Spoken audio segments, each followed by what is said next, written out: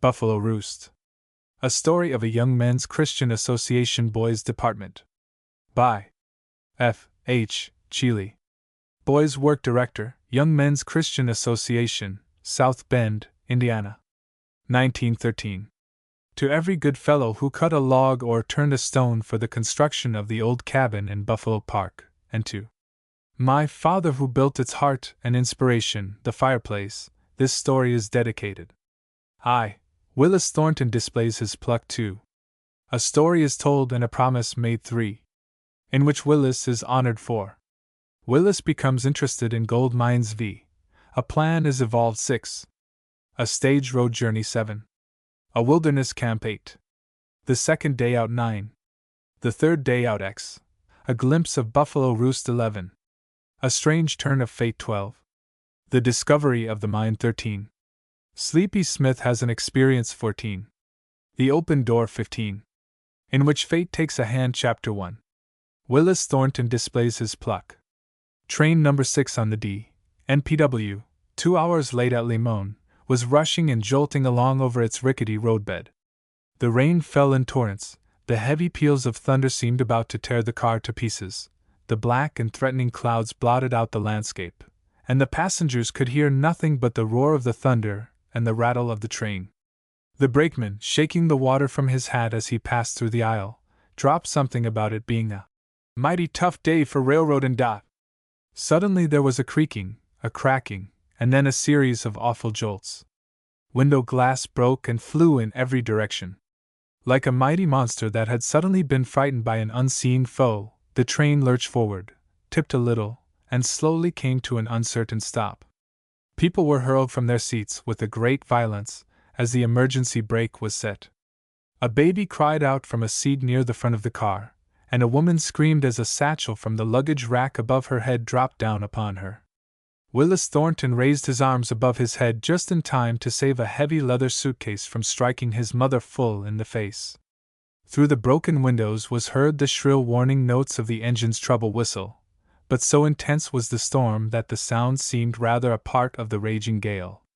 The brakeman rushed through the car, and as he passed Willis heard him exclaim half aloud, "The freight!" Then in a loud, shaky voice, not meant to betray excitement, he shouted, "All out! Train off the track!" He need not have spoken, however, for the people who had not already gotten out were close upon him. First in the rush was the mother of the babe that had screamed when the first jolts came. She was wild-eyed and hysterical. A piece of flying glass had struck her on the face, and the warm, trickling blood had frightened her. She rushed up to the nearest man and shouted, "Is my husband safe?" Just then a sickly, dudish little man, with a lighted cigar in his mouth, rushed toward her. "By Jove, my dear, you are hurt," he said as she hurried toward him and fainted in his arms. The word had been passed around that a heavy freight was expected at any moment. The passenger whistle blew in long, shrill tones, while the brakeman hurried up the hill in the direction of the expected freight to give the danger signal. Hardly had he reached the top when there came the faint sound of a whistle. He heard the 3 blasts. The train had left Eastonville. Could he save a wreck? Lantern in hand, he hurried down the track as fast as he could with the wind and rain beating him back. Suddenly a black form loomed up in the mist ahead. Full blast she came, the black smoke from her stack running ahead as if to coax her on to greater speed. The brakeman waved his red lantern frantically in the air. There was a screeching sound of brake shoes on the wheels, a long, shrill whistle, and the train sped past him, a misty dull serpent in the storm. He turned and followed as fast as he could. Women with disheveled hair stood and wrung their hands. Men cursed and swore as they ran back and forth about the derailed passenger. The wind lulled for a second, and in the momentary silence there came the half-smothered cry of a little child from one direction, answered from somewhere in the fog by the rushing of wheels and the faint, weird sigh of a whistle. Willis's head went up, his eyes flashed, his muscles tightened, then, turning to his mother, he cried, "The baby!" and in an instant was gone. It all happened so quickly there was no time for Mrs. Thornton to think. She saw Willis hasten away and enter the front door of the car they had been occupying. At the same instant she became aware of the approaching train. There was a shrill, angry hiss, and the freight swung into the cut with a terrible roar. Then came a crashing of glass and breaking of timbers. The engineer had opened the whistle valve with such a jerk that it had stuck fast, and the whistle did its utmost. It was a doleful sound, pulsating its strange, sharp cry into the storm. Mrs. Thornton sank to her knees in an attitude of prayer, her head dropped to her breast. The mother that had fainted roused a little and called for her child. The passengers rushed back and forth in a perfect frenzy, shouting, "The baby! The baby!" Women cried and begged and implored someone to save it, but it was all over before any one could act or before the Englishman realized that it was his child that was in danger. The engines had telescoped. The freight was derailed and the first 3 cars completely demolished. The crew had all jumped and were uninjured, except the fireman, who had a badly broken leg and some bruises. 2 men came around the end of the Pullman with a boy supported between them. His head hung limp and the blood trickled slowly from nasty cuts on his head and face. Following them came the brakeman with a very frightened but unharmed baby, wrapped in an overcoat. Everyone made a rush for the little group. The Englishman was first in line. His eyes opened wide and his cigar fell from his lips. "By Jove, Chauncey!" he exclaimed. "They came near getting you that time." Then began to cry like a child. The danger was past. There was no one killed, and only a few injured. Several people were cut by broken glass and bruised by bumps. The fireman of the freight had broken his leg and cut his shoulder badly in his jump. Willis had reached the opposite platform, with the baby in his arms, just as the trains collided. The jar had thrown him from his feet and broken the glass in the door behind him. The jolt threw him, baby and all, out against the side of the cut into the wet sand. Outside of the ugly cuts and bad bruises he was unharmed, but was the hero of the day. Mrs. Thornton sat by her boy, tenderly caring for his every need. He had swooned at the sight of his own blood and had not yet returned to consciousness. In the next seat the injured fireman was propped up on pillows, watching the boy. "There's a piece of real stuff," he said to the engineer as they sat talking together. "Looks just like my old pard. It took real pluck to go after that baby. If Bill'd been here he would have gotten enthusiastic over that lad." Chapter 2. A story is told, and a promise made.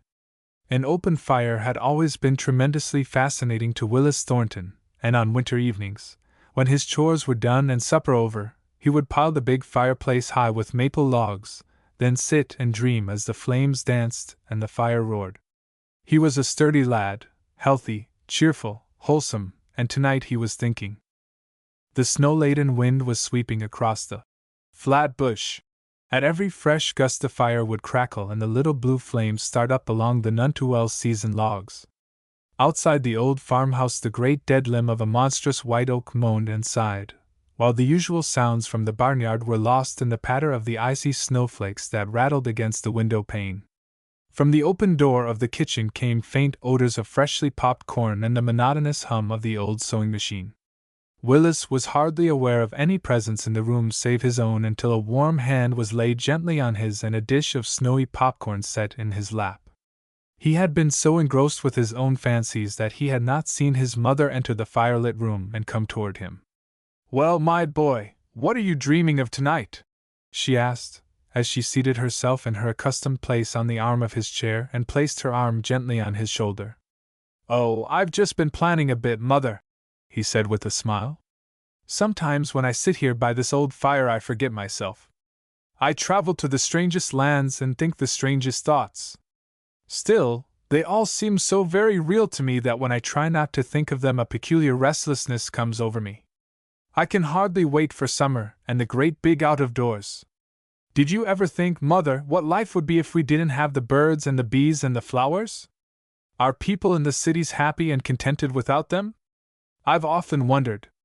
I suppose someday I'll be going to the city to live, as all the other boys have done, but when I think of it, it makes me sad. I don't believe I'd ever be happy in the city, Mother, unless—" He paused long enough to stir up the fire and put on another log. "Unless what, Willis?" his mother inquired. "Unless—" he hesitated as if thinking. "I could go west to where Father was." His mother listened as he went on. The schoolmaster was telling us today about the wonderful Rocky Mountains. He was there last summer on his vacation, you know.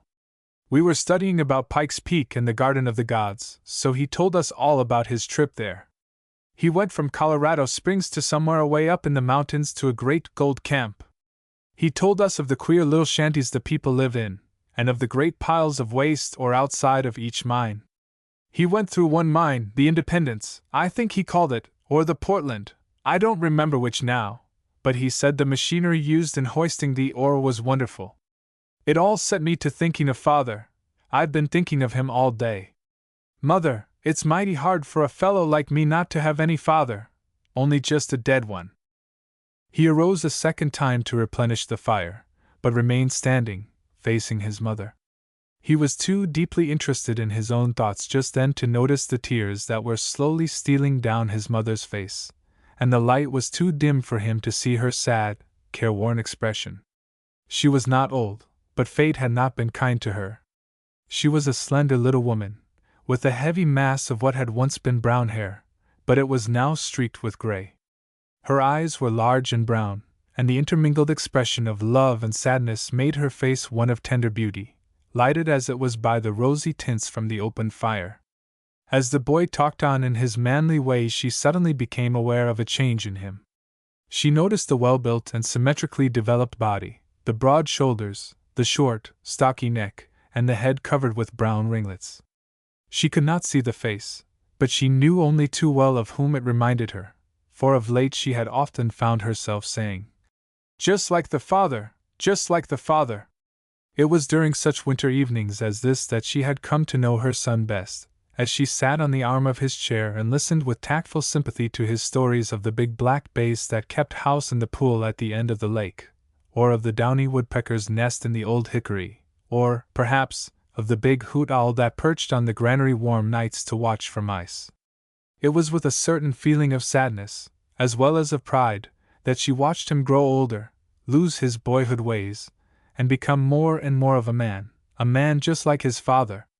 "I get so lonely for someone to teach me things, and go with me into the big woods, and help me skin my rats in season," he was saying, "and to teach me to use tools and to understand the books and—" "Yes, my son," she replied. "But haven't you me? Won't I do to read with you and help you find new wild flowers and gather strange caterpillars in the spring?" "Yes, Mother, of course you will, and you know how I do care for you. I couldn't begin to do without you even for a day, but some way you don't understand. It's because you are a woman. Sometimes I feel as if I would be the happiest boy in the Clear Creek school if I just had a father I could look up to and be proud of him." "Oh, but Willis, be careful." Her voice was low and full of feeling. "You can do all that, my boy, and more. I know you miss him, but you must not forget we had him once, both of us, and that he was the very best father in all the world." She stopped, for now the tears were coming fast. "The only trouble is that he was taken away before you were lad enough to know him and love him as you would if we had him now. But that is all the more reason why you should grow into a worthy man, my boy, for his sake and mine. He loved you dearly, and I've often thought it was that love and ambition for you that made him determined to make money, so that you might have the future he planned for you. He left you, my boy, something better than money, a heritage of clean, noble blood and character. You aren't old enough just yet to know all that means, but some day you will be truly thankful. You are right, always right, but you know what I mean, don't you? You have never told me all about him, have you, Mother? Won't you tell me now? I never wanted to know so badly as I do tonight. He seems to come near to me sometimes, even if I can't see him, and I want to know more about him." The fire burned low. The storm had increased in its fury. It seemed as if each gust would lift the house from its foundations. Still, to these two, opening their hearts to each other in the kindly glow of the firelight, the storm was forgotten.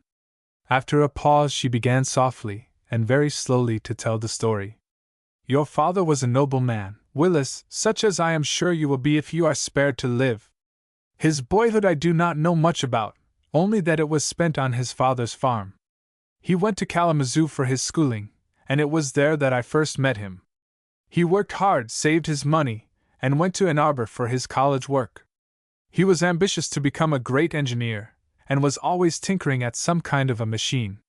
He used to joke with me about becoming a great inventor, and after we were married he did try his hand at a patent coupler and a backfiring device for a gas engine. He was just like you, my boy, always dreaming and seeing things in the out-of-doors. I can remember the delight he found in rising early on summer mornings to search for caterpillars, moths, and worms in the nearby woods, and he would put a strange bug in every bottle I had in the house. After our marriage we moved to Lansing, and he became superintendent in an electrical manufacturing company. He had a little shop of his own in the basement at home, and during the long winter evenings of the first year that we were there he built furniture for our little home. The chair we are sitting in, Willis, is one of his first pieces.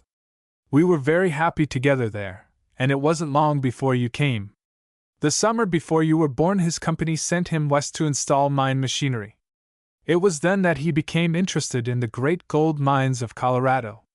Everybody seemed to be prospecting and staking gold claims. He thought he saw his chance to get rich quickly, so he, too, began prospecting.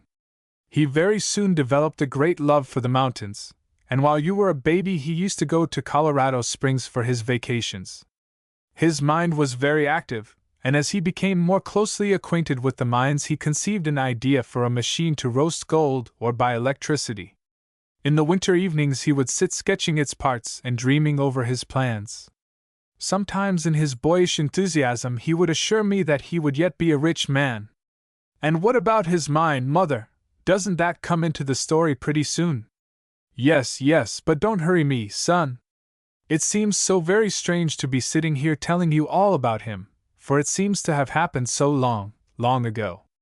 On one of his trips west he fell in with an old mountaineer named Keyser, Tad Keyser. Tad became interested in his roasting machine, and they decided to locate claims together. Tad was to put up the grub stakes, as they called it, for your father had no money except his salary. All one fall, when he was not installing machinery, they explored the mountains south of Colorado Springs, especially along the old stage road to Cripple Creek, looking for suitable claims. The old stage road was a steep, rocky mountain road over which they hauled provisions and passengers into the Cripple Creek district. Several miles from the city there was an old log hostelry, Wright's Roadhouse they called it. Here lived a strange old man, a mountaineer of the oldest type. Daddy Wright they called him. He and Tad were old friends, so your father became very well acquainted with him. The stages to and from the gold camp always stopped at Dad's, sometimes for a meal and sometimes for all night. It was one of the delights of your father's business trips to spend an evening with this old man in his rough mountain cabin, sitting before his crude stone fireplace smoking and listening to stories of the days of '49, when Dad had hunted for gold in the mountains of California. Your father and Tad were both in the old roadhouse the night it was burned and barely escaped with their lives. He didn't tell me about it until long afterwards. Tad and your father finally filed on 2 claims. One was on Cheyenne Mountain, near Dad's claims, and the other was somewhere near a mountain called Cookstove. Your father thought that valley was the most beautiful spot he had ever seen. He used to write me long letters describing the beautiful canyon and the falls, which was just a ribbon of water that trickled down the face of a monstrous granite boulder hundreds of feet in height. He called it St. Mary's Falls. Here, somewhere in a hidden spot of this canyon, they found a strange outcropping of black rock which your father believed would lead to an extensive gold vein in the interior of the mountain. I remember he called the vein an iron dike, and said that a compass revolted when placed on it.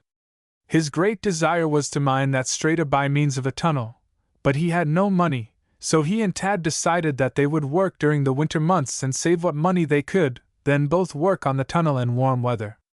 They chose a spot down in the canyon that was high, but still near the stream, and there built a log shanty to live in while they worked the claim. He wrote me how they cut the great spruce on the side of the mountain far above the chosen spot and rolled them in.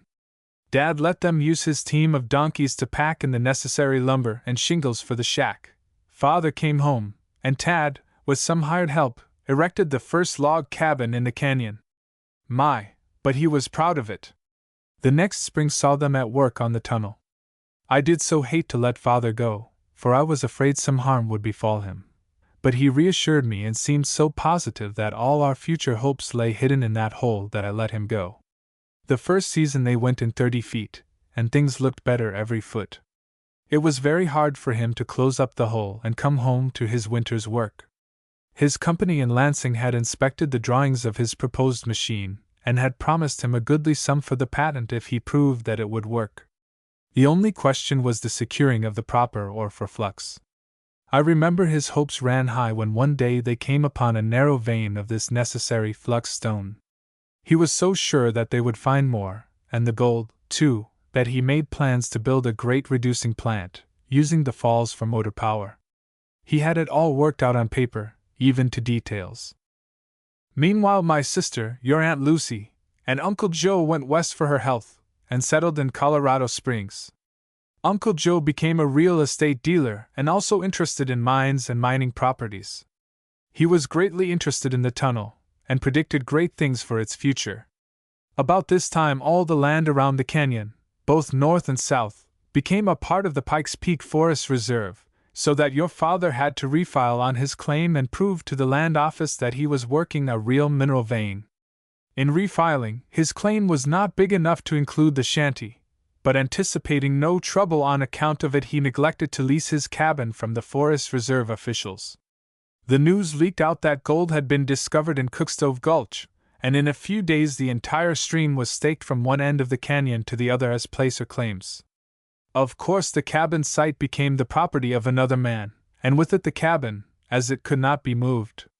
The new owner was a little, short, pudgy man with an ever-ready eye for business, so Father and Tad were forced to rent the cabin they had built and paid for. That winter was the one your sister Mabel was taken from us, and the last year we were all together. She stopped and gazed into the fire, seemingly forgetting the boy who sat by her side. Then she reached forward and placed the last stick on the slowly dying embers. As it caught, and the flames leaped into the chimney in response to the wind outside, she continued. The next summer was the last. I never knew just how it happened exactly, but some way, while making a new side drift in the tunnel, a blast went off prematurely, and he was caught in the falling rocks and crushed to death. Uncle Joe wrote me the particulars, all that I ever had. He was too badly mangled to be recognized, so even before I knew of the accident his poor, broken body was laid to rest under the pines in Evergreen Cemetery. The tunnel was closed and locked, and your uncle packed Father's few belongings in the little old trunk I gave you last spring for your own and sent it home, all that I ever saw again of your father. Then followed the terrible fever that nearly took my life. How I prayed, my boy, that I might die, so great was my sorrow and utter loneliness. But the great Father saw fit to keep me here, and now I am thankful. He needed me to help you become a man. When I was so sick, Grandfather came and brought us home, and here we have been ever since. But Mother, have you never wanted to go to Colorado? Yes, son, I've often thought I would be happier there, but Father has never thought so. I've often promised Aunt Lucy we'd come. I'm afraid she won't be long for this world, for she has a very serious tubercular trouble.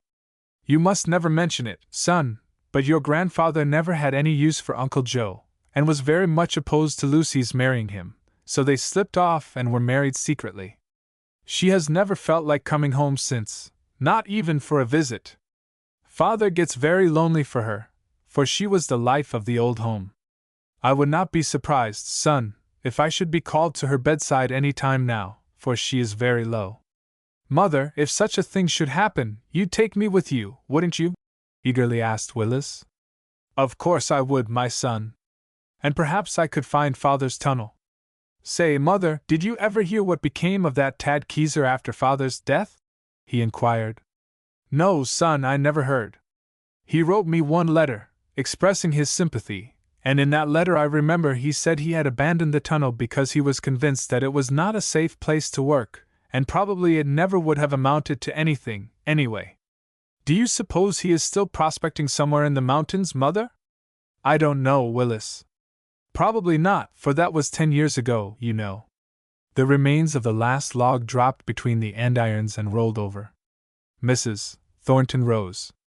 It's time we were in bed, son, long ago. With that she gently bent, kissed him on the forehead, and slipped off to her own room, leaving him with the dying fire. He sat still a long time, his eyes wide open and his fists clenched. "If I only could," he was saying. "If I only could." Chapter 3, in which Willis is honored.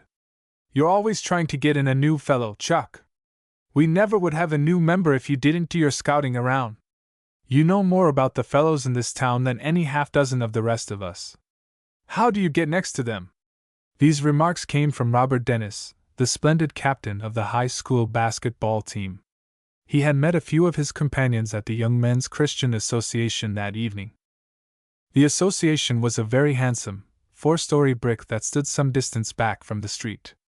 Of all the places in the community for young fellows to hang out, the association was the most popular.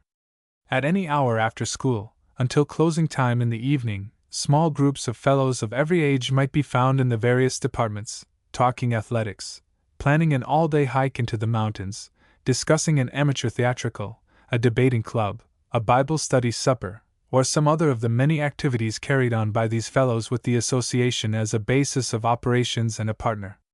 It appealed to the best fellows in the school, and even in the entire community, for it had very early in its history made itself known as a clean, broad-minded, sympathetic, and constructive agency in the lives of boys and young men. It appealed to the fellows because they could have a hand in its operations and a voice in its government, because it stood for clean sport, clean bodies, clean minds, healthy spirits, and a type of social life that had all the appearances of being powerfully masculine, and yet clean and gentlemanly.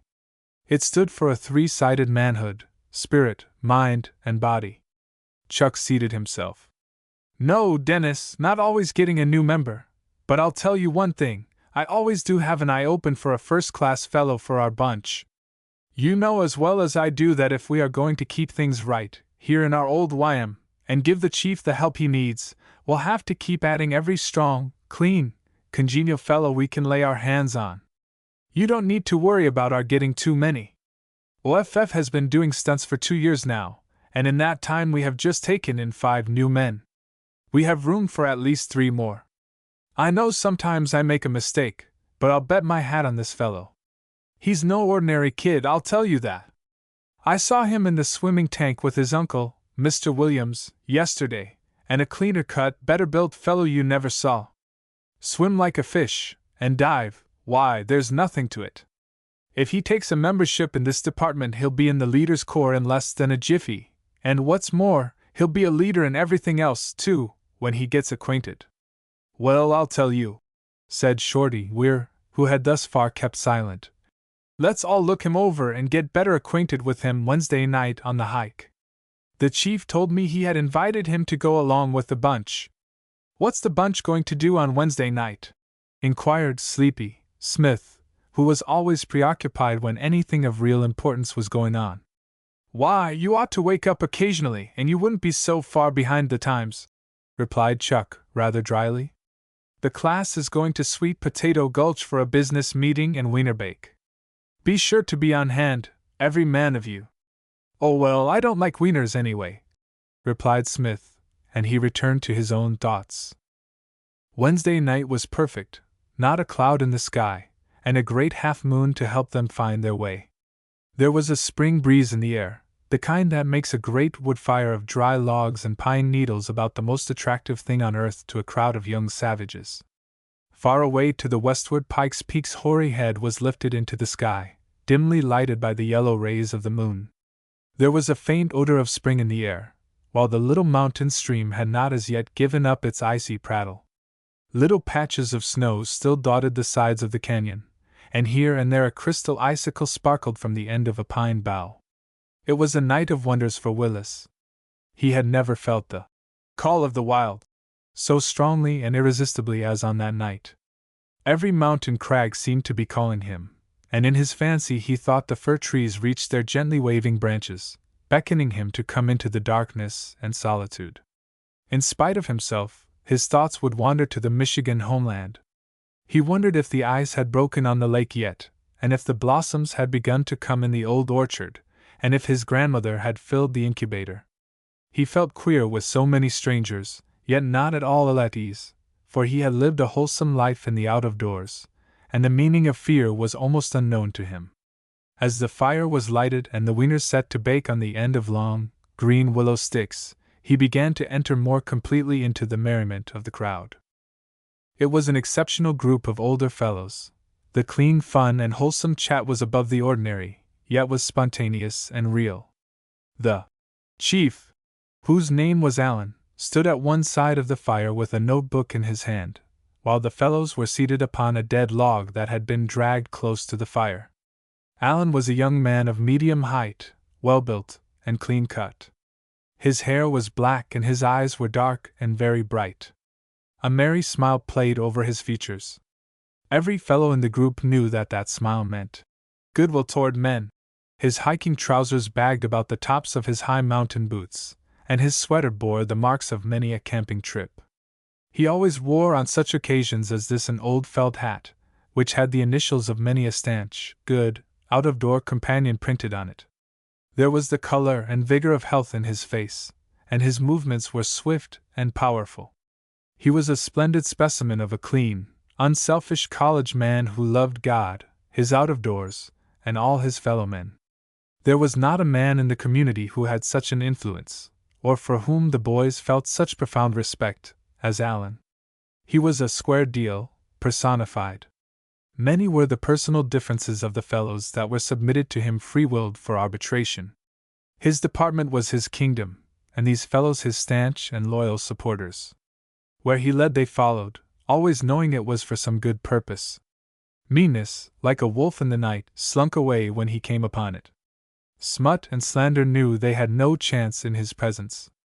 To these fellows, and many more who knew him, he stood as a confidential friend and counselor, and was as a father to many a boy in the time of trouble. Many were the fathers who would have given a good deal to have held the place in their sons' estimations that Mr. Allen did. The trip that night did several things for Willis. It told him plainly that he was going to be an ardent lover of the mountains and life in them, just as he had dreamed and hoped he might. Several weeks later, when Willis came home one evening, he found his mother waiting for him at the door with an envelope in her hand. Willis had told his mother all about his trip to the Gulch, and had confessed to her how proud he would be to become a member of OFF. A warm friendship had sprung up between Chuck and himself, and he was learning to be happy in the companionship of that crowd. He eagerly reached for the envelope, and opening it, read aloud. Next Friday evening OFF will hold an outing meeting in Williams Canyon. We will first take you through Huckacoat Cave, then we will have supper on Pinyon Crag. We will hold our meeting about the council fire, at which time we will be very pleased to extend to you the right hand of fellowship, and make you a full-fledged member of OFF. Robt. Dennis, President. Isn't that great, Mother? I'm really to be a member of the very best Bible group at the association. It's a club, too, you know, and holds every member to a clean standard of life and work and play. Every Saturday night they meet at the association for supper and a half-hour of Bible study. Mr. Allen is teacher, but they all do a lot of talking. Oh, it's great! I'm tickled to death. I want you to know every one of those fellows, Mother. Sleepy is the poorest man, besides me, of course. I can't say I like him so well. He's a little sneaky, I think. Chuck told me they took him in because Mr. Allen wanted them to. The chief says he has a pile of good in him, if we can just get it out. He has been awfully nice to me, though. He talks camera to me almost every time I see him. I showed him the pictures I made last spring of the thrush's nest, and he was crazy over them. I'm going to teach him how to photograph flowers and birds and nature.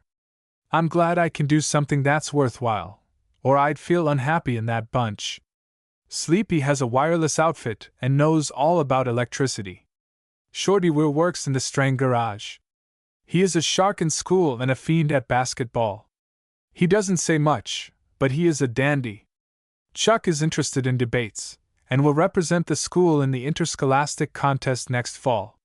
He can talk about anything and has pep, I tell you.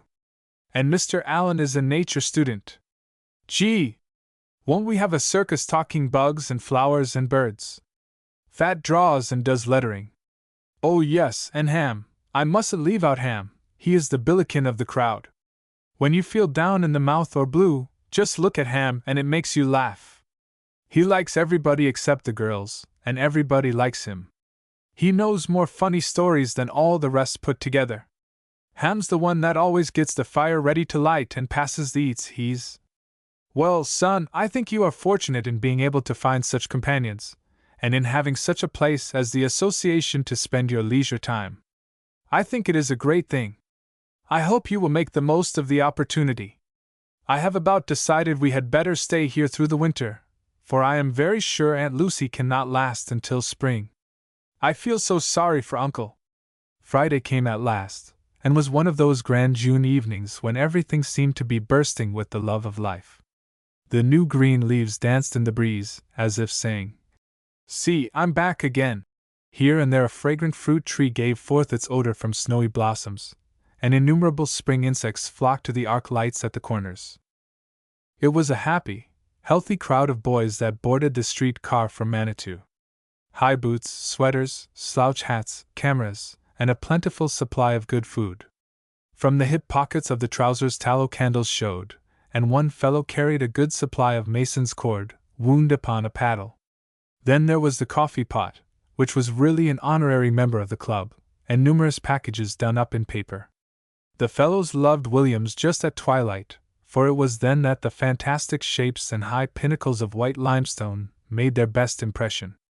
The long, irregular shadows that were thrown across the canyon by the setting sun, the cool pine-scented breeze that carried every sound down the narrow crevice, the echoing of every laugh and halloo added much to the enjoyment and comradeship of the little group.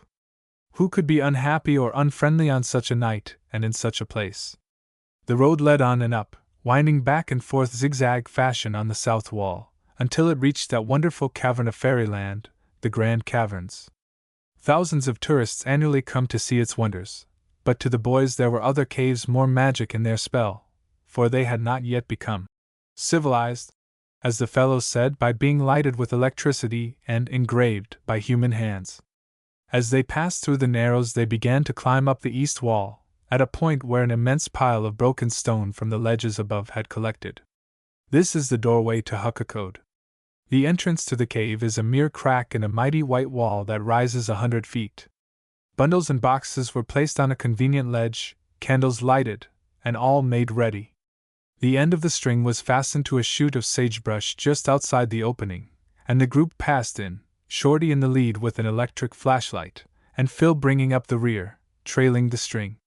Far back in this wonderful cave there is a joining of passages, and parties entering without a string have often become lost, and have traveled several times around in a great circle before finding the lead out.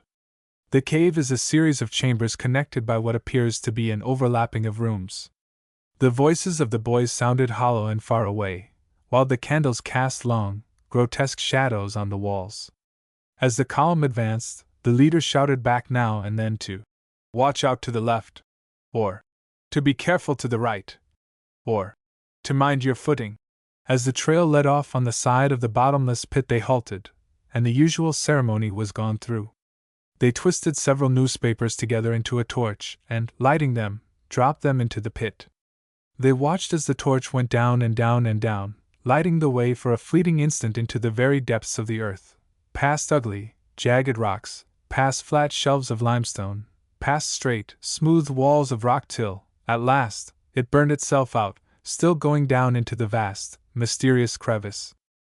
"It's a strange sight, to be sure," remarked Mr. Allen. "I have seen it a good many times now, and I have no trouble in believing the old Indian legend about it." "I have never heard it," said Willis. "Won't you tell it to us? This would be such a good time. Let's put out all the lights except mine. I'll stick it here on this projection and we'll sit in the end of this big room while you talk." The crowd suited the action to the word. Mr. Allen pulled his hat far down over his eyes, picked up several little white pebbles from the ground and put them into his mouth to disguise his voice, then began. Eaglefoot had been for many years the mighty medicine man of the great Utah Indians, who were probably the strongest and most warlike of all the mountain tribes. Their home was in the middle park at the north base of Pike's Peak, shut in from the other tribes in a fertile and absolutely safe valley, which could be guarded by a few men at a certain point. Here in this mountain valley the Utes grew into a strong Indian state. During the hunting season large parties of them would ride to the plains to hunt buffalo, returning after several weeks with immense supplies of jerked meat, which is the choice steak sun-cured, and with a goodly number of buffalo hides. Now, Eaglefoot was a great doctor. He knew all about the mountain herbs and the medicinal properties of certain mineral waters as well as of the ancient sweating of disease out of the body by mud baths, a method used by the Indians of the South. He was so successful that the Indians began to believe him infallible as a doctor and medicine man. Well, one season, following a great buffalo hunt on the plains, a strange itching skin disease broke out among the hunters, causing a great number of them to die. Eaglefoot could not find a satisfactory remedy, although he tried many mixtures. At last they held long fasts, and prayed the Great Spirit to remove the curse from them. But the next season it was worse than ever. The big chief himself lost his favorite son, Megaleep, and Eaglefoot began to lose his influence among the people. Some thought the Great Spirit was punishing them for stealing the buffalo from their brothers of the plains. Others said that the evil spirit had come back from the great desert to haunt them with disease and famine. Eaglefoot remained silent and downcast, spending much time alone in the mountains fasting. One day as the warriors returned from the burying ground they found Eaglefoot awaiting them at the camp, decked in his full regalia, his face painted as if for a great occasion, all his feathers hanging from his belt. He told the chief that the Great Spirit had at last spoken to him, and that he was going on a long quest into the limestone canyons. There the Great Spirit would reveal to him a cure for the dread disease. He called for the swiftest runner to go with him. Huckqueen, the night voice, volunteered, and so they started, all the warriors accompanying them to Sentinel Point, chanting prayers to the Great Spirit. Several days later Huckqueen returned to camp, haggard and weak and hungry, bearing the medicine wand of Eaglefoot. He took it straight to the chief, and on bended knee told him the strange tale. How Eaglefoot had left him in the morning at the entrance to a mighty cavern and told him to follow in at high Sunday. This he did, and when he reached this spot, the bottomless pit, he found Eaglefoot's sacred medicine wand stuck in the mud, his belt of sacred feathers fastened to the end of it, dangling down into the mouth of the pit. From the depths he heard strange sounds, but Eaglefoot was gone. As he lay looking into the blackness, he seemed to realize suddenly that the wand was the promised cure, and that Eaglefoot had given his own life in the bottomless pit that the sacred feathers might become a saving potion for his people. It was the old idea of a blood sacrifice. Every season since that the great medicine man of the Utes came here to receive the mystic cure, bringing with him Eaglefoot's staff and belt. Long strips of cedar bark were bound together into a rope. This was soaked in deer's grease, one end lighted, and dropped into the pit, the other fastened to the staff, which was stuck into the ground near the edge. The spirit of Eaglefoot thus returned, using the flaming bark rope as a ladder, to bless the feathers of his brother, the medicine man of the Utes. "Do you suppose there are really bodies there at the bottom?" asked Sleepy, as the candles were relighted and the group passed on into the depths of the cave. "I wouldn't be surprised," replied the chief. Finally the first flight of rickety wooden steps was reached, and the boys descended, one at a time. Then came the Fat Man's Misery, where the ceiling of the cave almost met the floor, leaving only a small opening. There was much laughing as Fat squeezed his body through. In the bridal chamber, every fellow traced his initials on the white stone with his smoking candle. Then came the Auger Hole, which is a round opening, not more than 20 inches in diameter and about 15 feet long, through a solid wall of rock. About the middle of the passage there is a sharp turn, and the remainder of the passage slopes down into the next room. Each one stretched himself out at full length, taking hold of the leg of the man in front of him. In this way they worked themselves through, like a great serpent. A very peculiar sensation came to Willis, who was second in the line, as he worked himself along the dark passage. If the roof should cave in just a little, what a death! He was busy with such thoughts when Chuck, who was just ahead of him, suddenly backed into him and whispered, "Look!" He looked ahead, and there, somewhere in the darkness, he saw two small yellow-green lights. Willis clutched Chuck by the arm and whispered hoarsely, "It's an animal!" Word was passed from one to the other as they emerged from the auger hole that there was a wild cat in the mud room. Mr. Allen always carried a gun on these trips, unknown to the fellows. As he took in this situation, he quietly drew the revolver from his pocket and took a few steps forward. He began to think what the possible results of shooting might be. He had often heard of mines caving in as the result of a loud report, and of the vibrations from shouts closing the entrance to caves. It would be unwise to shoot, but perhaps more unwise to go away and leave the animal there. Some unarmed party might fall upon it. Many things were suggested, many possibilities talked over, but there seemed to be some objection to all. The eyes seemed to go out now and then, and occasionally there was a sad, low whine that made the cold chills run up and down each fellow's back. Sleepy had made sure of his safety by returning through the auger hole. Mr. Allen made no reply to their many inquiries. He seemed to have lost his power of speech. He stood with muscles taut and gun ready. He despised indecision, yet what should he do? He thought of the mountain lion that had been killed on the carriage road to the peak the spring before. Could this be its mate? He tried to think what the characteristics of a bobcat were. He wondered if perhaps it had already attacked someone, perhaps killed him, and even now was guarding the dead body, perhaps not dead yet. His arm twitched nervously. He was losing his self-control. There was absolute silence now except for the whine of the beast. Did a lion whine? He could not think. They could not have told how long they stood there silent. Presently Shorty Weir pushed himself to the head of the group and, without a moment's warning, flashed his electric spotlight and began advancing slowly toward the animal. Allen caught him by the sleeve and followed, gun in hand. The eyes seemed to dilate, and there was a low growl that seemed to be a warning. In an instant it flashed into Allen's mind. A mad dog! A bobcat could not growl, and a lion did not sound like a dog. Shorty turned and looked Allen in the eye. Don't be a fool. Put up your gun and get out your pocket axe, he said in a low, steady voice. Then he began talking in a coaxing tone. There, dog, there, poor fellow, no one will hurt you, nice pup, what's the matter, dog? His light he cast straight at the eyes. Don't strike till I say, he whispered to Mr. Allen. In a moment they were close enough to see that it was a dog, a collie pup, wild-eyed and half-starved. Shorty stepped nearer and put his hand out to pat the dog's head, but the animal only trembled and shrank back, then whined a pitiful whine. They could see now that the dog was fast in a steel trap, held securely by his hind leg. Shorty reached down and released the bruised and swollen leg from the trap, and as the dog felt himself free he gave a cry of relief. If ever a dog expressed his gratitude in actions it was that pup. When they reached the mouth of the cave the dog collar was carefully examined, bringing to light the fact that the dog belonged to a Beverly H. Pembroke. Shorty would have the reward.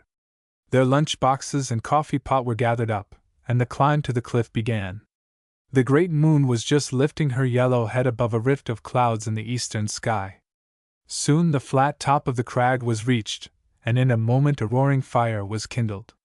They had filled the coffee pot with water before leaving the stream in the canyon, and it was now swung on a cross pole over the fire.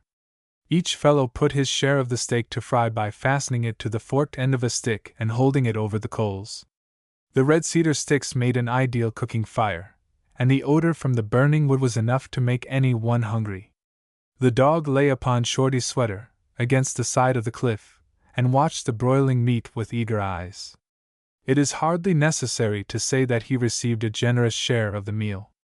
Mr. Allen stood with his back to the fire, looking off over the tops of the mountains and down into the moonlit spots of the canyon below, absorbing as much as he could of its beauty and inspiration. Far away to the west was the same old peak that he had seen from every conceivable angle, and he had learned to love so well. It was a scene like this that he loved better than anything else in the world, and it was at such times that he almost wished that he was one of God's wild things living a carefree life, looking to Mother Earth and his own wits to care for all his needs. Willis came around the fire and stood by his side, silently taking in the beauties of the picture. Mr. Allen turned, and placing his arm on the boy's shoulder, said, "It's great, isn't it, boy? It takes a night like this to make a man realize what the psalmist meant when he said, 'I will lift up mine eyes unto the hills whence cometh my help.' Do you ever think of it when you look at these old mountains? After supper was finished, the group gathered about the fire, and the business meeting, for which the trip had been planned, began. More cedar sticks were piled upon the fire, while the fellows settled themselves comfortably.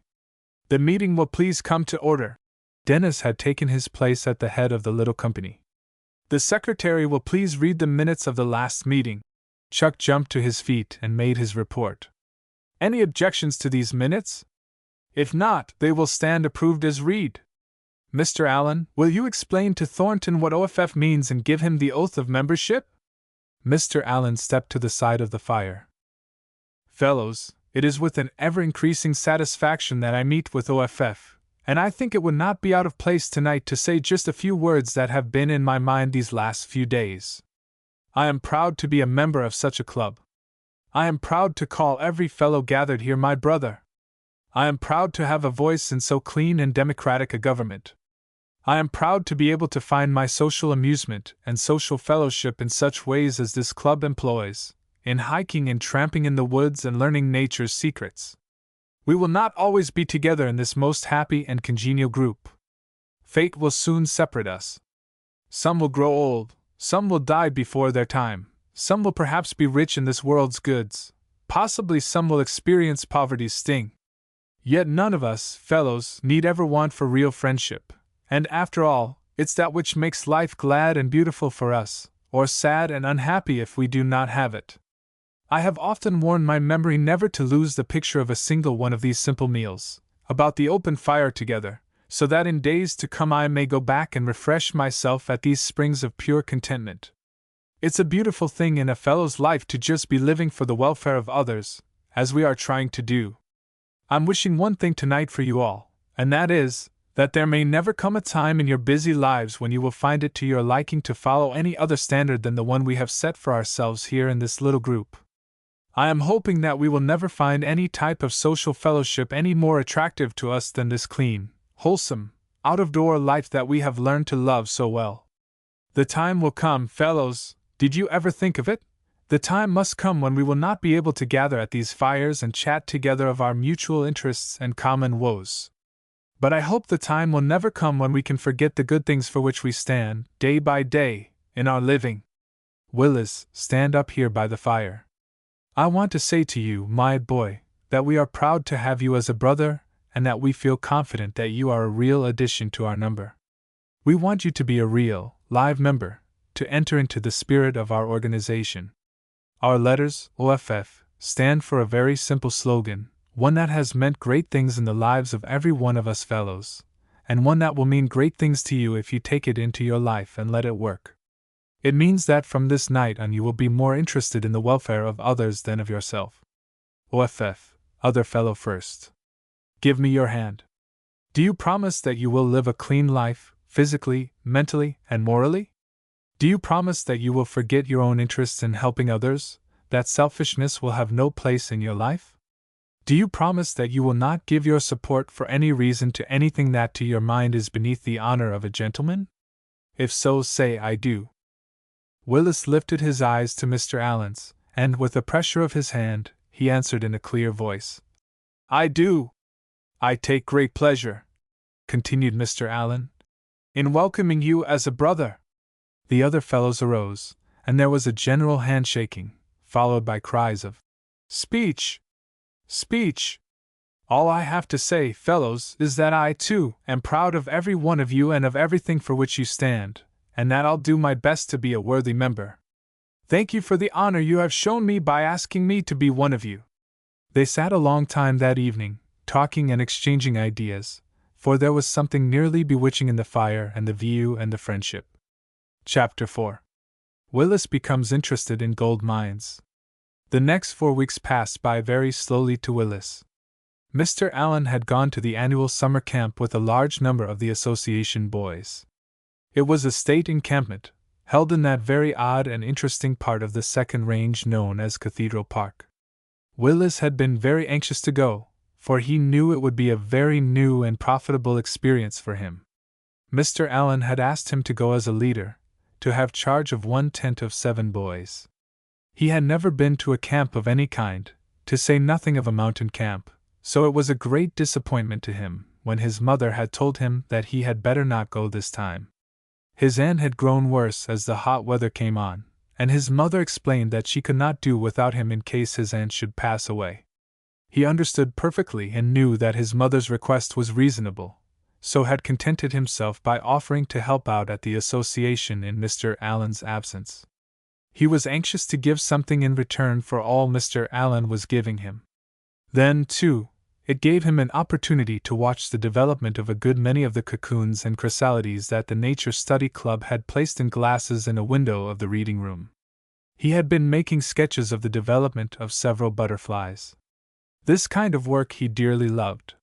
He would spend hours, sometimes, watching a delicate insect emerge from its cocoon and slowly dry its dainty, crumpled wings until it was able to fly. One day he sat sketching an immense ichneumon fly that had just emerged from a tawny admiral chrysalis. "You can't always tell," he was saying to the little group that were watching him. "Nature fools you sometimes. Mr. Caterpillar, who built that clean, cozy little house, and he was a fine, big, healthy fellow, too, expected to be somebody one of these days, a beautiful butterfly like the frontispiece of that nature book, but he got into bad company and got stung. Now, instead of hatching a butterfly, out comes this robber fly, a long, lean, sleek-looking fellow that has been living for weeks on the body of that poor caterpillar.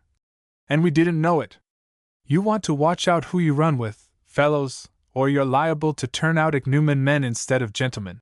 He laughed as he returned the glass to the shelf and closed his sketch book. "What in the world? Pots and kettles, frying pans, French toast, hot cakes, chef's the man. We'll wash our hair and comb our face. Camp Tech, S.A., that's the place." The crowd made a break for the door, and in a moment more they were inside, laughing and shouting. 5 minutes later they might all have been found splashing around in the swimming pool, making up for the lost swims of the past few days, their bodies brown as berries, and as healthy as free camp life and mountain air could make them. Mr. Allen shook Willis by the hand. "I never had a better time in my life, and such a gang of royal good fellows. Willis, old man, I always want to be a boy if age takes such real pleasures away from man. I missed you, boy, every day, and needed you so often. How's the aunt, and how's the department? Say, Willis, while I take a little swim, will you phone to all the cabinet members and tell them it's brewin' in for supper on Saturday night? A very important meeting. Meet here at 5 o'clock. And say, I want you to go along with us. I have decided to add an out-of-door committee to the cabinet, and I want you to represent that phase of the work, will you?" Camp was the favorite topic of conversation on Saturday night as the little group of older fellows walked up the canyon road. Mr. Allen was telling one group about some of the funny things fond mothers had sent to camp with their boys, while just behind another group were listening to an exciting tale of how the only nightshirt in camp, together with the leader's razor strop, were hung on the topmost branch of a great spike-topped pine that stood just in the middle of the camp. So the talk ran on, from one thing to another. The stars twinkled in countless numbers above, giving just enough light so that they could see the mighty column of granite on either side, and to silhouette the gently murmuring pines against the canyon wall. The air was chill and faintly scented by the bursting wild cherry blossoms that grew in great profusion along the stream. Here and there, in a moist crevice, a glowworm shed forth its greenish-yellow glow, to let you know it was night time and summer. Far away in the distance Phantom Falls was tumbling and splashing over a great pile of drift logs. As the little company crossed the bridge and rounded a turn in the road, a campfire, built in a little sheltered nook back from the road, came into view. It cast long beams of light and grotesque shadows in every direction, while the odor of cherry blossoms changed to the aroma of good coffee. "I hope old Ben has as good a pot of coffee on the fire at the inn," said one. Presently, Old Nightcap loomed up against the sky. "This is as far as we could come a year or two ago," said Mr. Allen to Willis. "Before the railroad and the inn were built we used to think it was a long way even up here to the old mine. Did I ever tell you about the old Negro that owned this mine? Well, he came here in the early days and found a strange yellow outcropping here.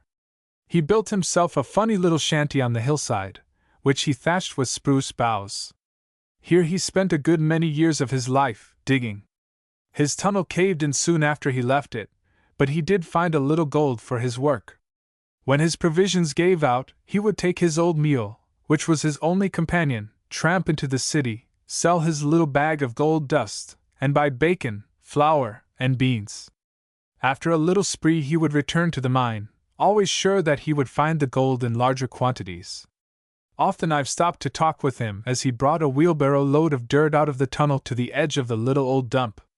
"Yep, I see 'bout to fin heaps and heaps o' Joel," he'd say as he pulled at his stubby gray whiskers. "Moss spruce tree yonda, he done told me to jest keep a diggin' and I'd show fin Joel. When I see jest 'bout to give up, and I does sometimes, yes, sah, I does, ol' moss spruce tree he jest stand up yonda on the hillside and laugh and say, 'Why, Rufus, yours is altogether wuffless.' Ol' Brer Rabbit, he nod he hate and spress hisself same way. 'Jest keep a diggin' UNC Rufus,' he say. 'Jest keep a diggin' dot. They show is Joel in this year ol' world if he jest keeps a diggin' dot.' He'd sing all day as he worked, and never seemed to lose faith. But when the canyon road was extended, and the inn built, it took away the quiet and solitude from the place. The old man just picked up his belongings and went farther back into the mountains, no one knew where, but somewhere, I suspect, he is still talking aloud to the trees and making friends with the wild things, still giving his life to digging up dreams and living for hopes that will never be realized.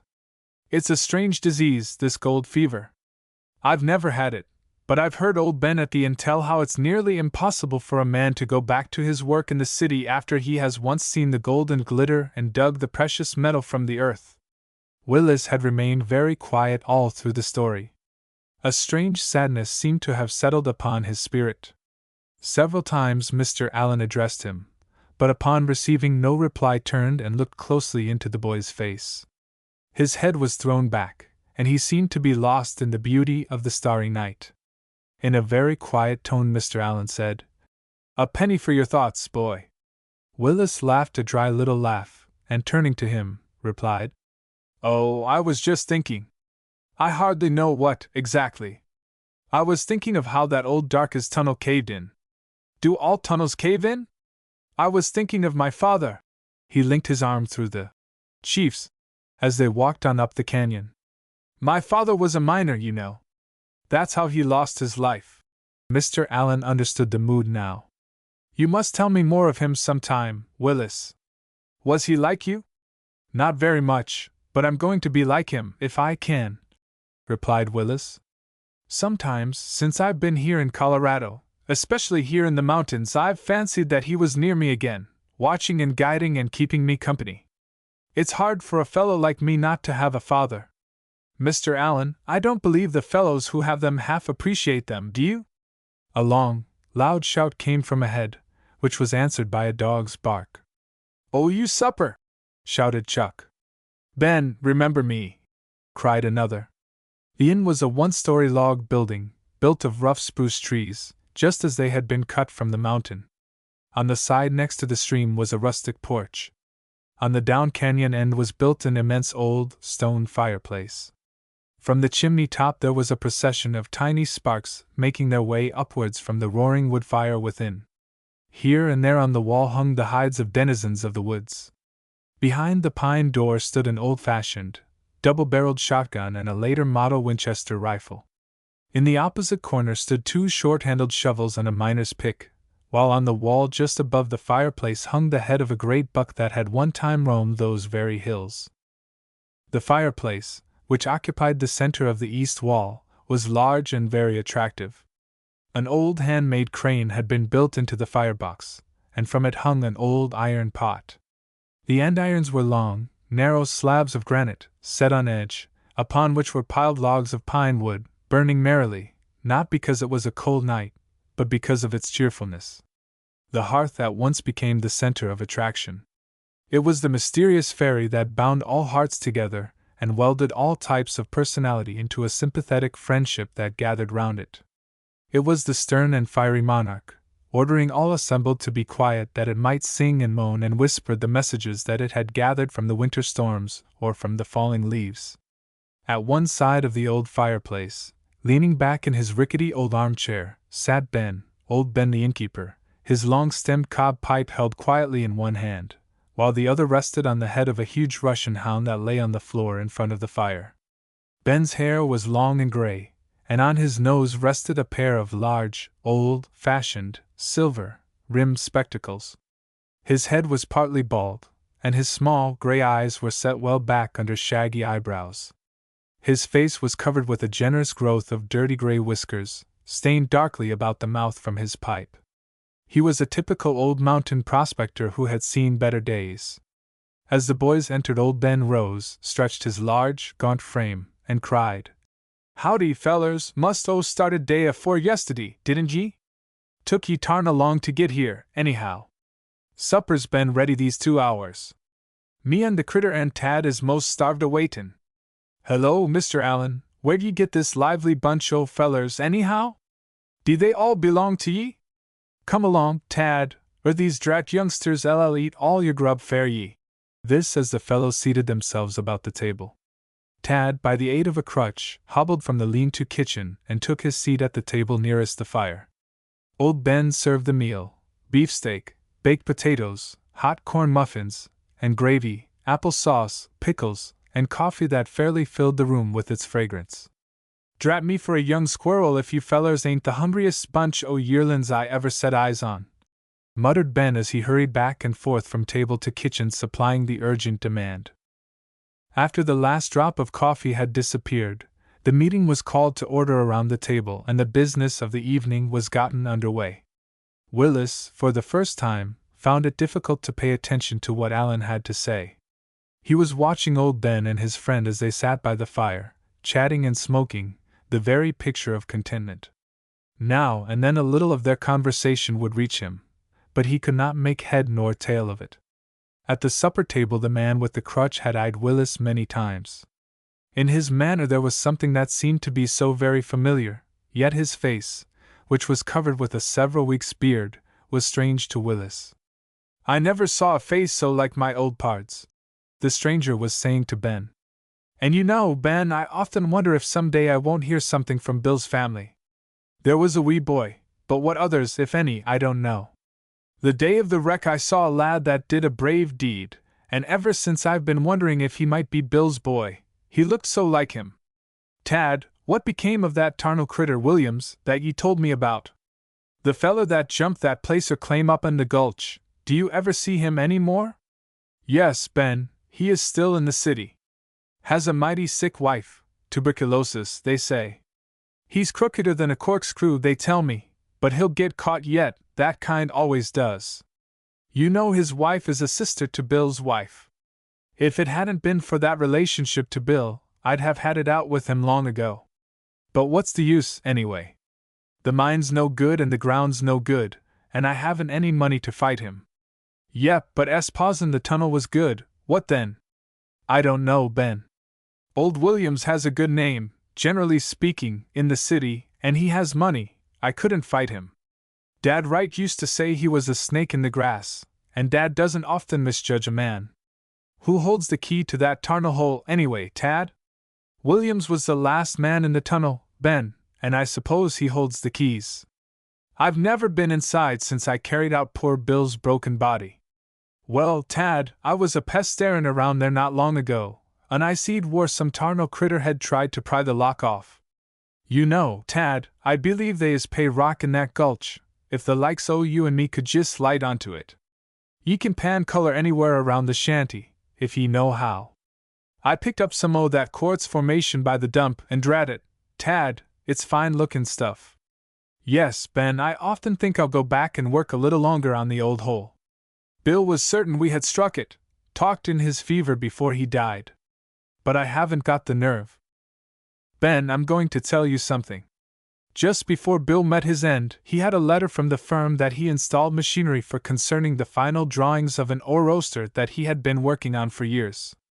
I have often wondered if he sent those drawings to the firm before his death, or if Williams got them and the letters. I've never seen a roaster like his was to be. Some way, I've thought Williams sold those drawings. If he did, Ben, I'd kill him, I believe. That's what makes me keep a-thinking of the boy. Those drawings would have brought enough then to have educated him, and perhaps he's poor, Poor like you and me, and can't go to school, while that rascal, Williams, rides around in an automobile. Some way, I feel like I'll find out, and then I'll. Is that a fact? Well, that tarnal critter! Ben puffed meditatively at his pipe and gazed into the fire. I have decided to go back, Ben, and work the other claim up in the gulch by Dad's. If I could get enough money ahead, I'd get a detective and put him on the case. I'm kind of a father to that boy, Ben, wherever he is, and I ought to be finding him. The meeting at the table was over, and the fellows crowded around the fire before starting home, and perhaps to hear one of Ben's stories of the early days. The stranger watched Willis closely for some minutes, then he called to him. Lad, ain't you the boy that was in the wreck of the Rocky Mountain Limited early in the spring? I've been watching you, and you sure remind me of him. Willis's face brightened. In a flash he recognized the fireman. He advanced with extended hand. Why, yes, sir, I am the boy, and you are the fireman. I have been looking at you all evening and wondering where I had ever seen you before. It's the whiskers that threw me off. How is the broken leg? The stranger held the boy's hand in his own and looked into his face. We got out lucky, didn't we, lad? Have you ever seen the little Englishman since that day? He was a dandy, wasn't he? Chuck had been listening to the foregoing conversation. What wreck? What Englishman? Who is your friend? He questioned. The stranger spoke. Why, don't you know about the wreck? Has he never told any of you? In answer to a chorus of no's, the stranger drew his chair closer to the fire and began to tell the story. So the lad has never told you, eh? He is a splendid fellow, this lad. I want to tell you boys there is no yellow in his system. He has cool, true nerve, like my old friend, that never thought of himself if there was trouble, always of the other folks that might suffer. That's the reason he slid off this mortal globe so soon. The lad here came near doing the same thing. Then he never told you about it. Well, well. I'll see you again, called the stranger as Willis passed out into the night. Chapter 5. A plan is evolved. Well, by the great horn spoon, you are the laziest bunch of fellows I've seen in many a long day. What's all this scheming and planning about that's going on here? Are one of you fellows trying to get a presidential nomination? Ham seated himself on a chair facing the fellows. They were lounging on a big window seat in a corner of the game room, talking earnestly in low tones. Come now, let's hear about it. What's the game? Say, fellows, I just heard a rattling good story. Well, now, Ham, let up on your stories for about 2 shakes and give us your attention. We have an idea, a real, first-class scheme, if you please, and we want you to give us your expert opinion on it, said Shorty Weir, as he went and closed the door. All aboard, let her go! What do you want me to do? When are you going to do it? Hurry, I'm getting awfully excited. Well, continued Shorty, Fat originated this idea, or at least he suggested it, and we have just been talking it over. How fine it would be if we owned a cabin, a good-sized log cabin, big enough to take care of at least 20 fellows overnight. A place far enough from the city to keep it from being continually broken into by rowdies, and still within a couple of hours' walking distance from the car line.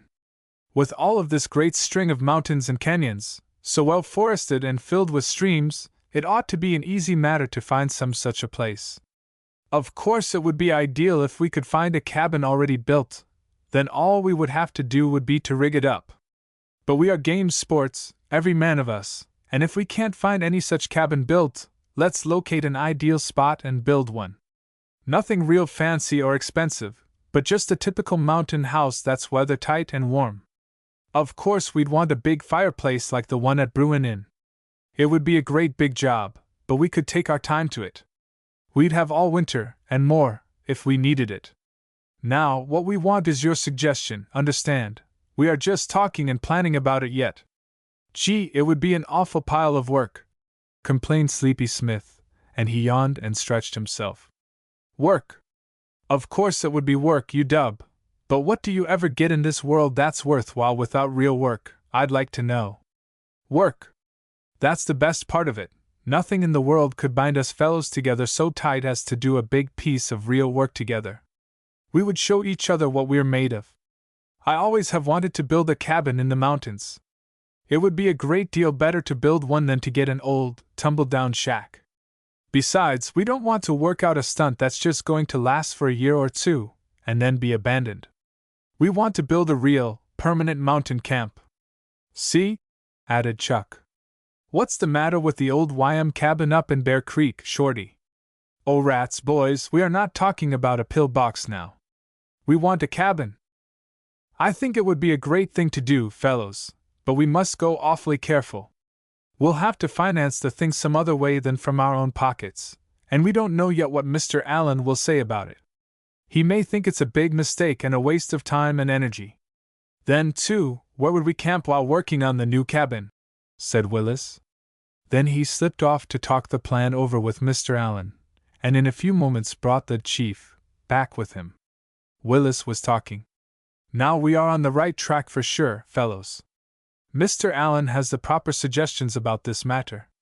No telling what fool stunts we fellows would do if we didn't have Mr. Allen to keep our feet on the earth.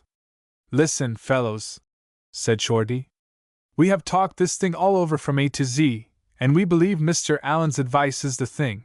Only before we decide to do anything definite we ought to have Mr. Dean's opinion. He has been in the army, you know. Mr. Dean, the physical director, been in the army? Why, I didn't know that, said Sleepy. Yes, and he's a mighty practical fellow. Fat, go out to his office and ask him to come in here a few minutes, will you? In a moment they came in together, Fat explaining their plans for a cabin. When everyone was seated, Shorty continued. This is a very serious matter, fellows, and we don't want to make a mistake by being in too big a hurry. There are a few things that seem very clear after talking with Mr. Allen. First, we must make our cabin stunt an association enterprise, so we can have their help and backing. Let's make it a high school boys' enterprise. Next, we must find an ideal place, where the work will have all the natural advantages possible, not too far away, not too close, near good water and a good supply of dead wood. It would be best to get somewhere on the old Cripple Creek stage road. Mr. Allen has suggested that we might help finance it in two ways. Organize a cabin company and sell stock at so much a share, all stockholders being privileged to use the shack, or we might give a circus in the gymnasium and use the money thus earned. He thinks the latter the better plan. The greatest trouble seems to be to find the ideal place. Mr. Dean, what do you think of the whole plan? It's a capital idea, fellows, only it means real business. If you tackle a job like that, you want to finish it. I'd sure be in with you on any such a deal. Here's a suggestion. Why don't 6 or 7 of you fellows take a week just before school opens, pack your grub and blankets, take a gun or two and a good camera, and make a trip on foot, looking over the possible locations. For instance, start up the old stage road, go as far as Daddy writes, then to the top of Cheyenne Mountain through that valley. There is a beautiful park there that might be suitable, then down Rock Creek, up around Black Mountain, back around St. Peter's Dome, then study the canyons along the railroad. They say there's a good cabin somewhere near Daniels Pass, and several around Fairview. Get into all of those canyons that run into North Cheyenne, because that would be the handiest location for us to get to. It would be great if we could find an old prospector's cabin that we could remodel and add to. You see, we'd have a place to camp as we work that way. Then, too, it would have this decided advantage. It would be a state claim and not the open forest reserve. You would have to pay for all lumber you cut on the reserve, but on a claim you are entitled to a certain amount for building purposes. You see, we could probably show mineral anywhere near a prospector's cabin. I am convinced there are many such cabins that would be almost ideal, if we could only find them. My father built a cabin in these mountains years ago, said Willis. A miner's cabin, but I've never seen it. I don't know where it is, but it's near Cookstove Mountain. Someone has jumped the claim, though, now, so Mother said.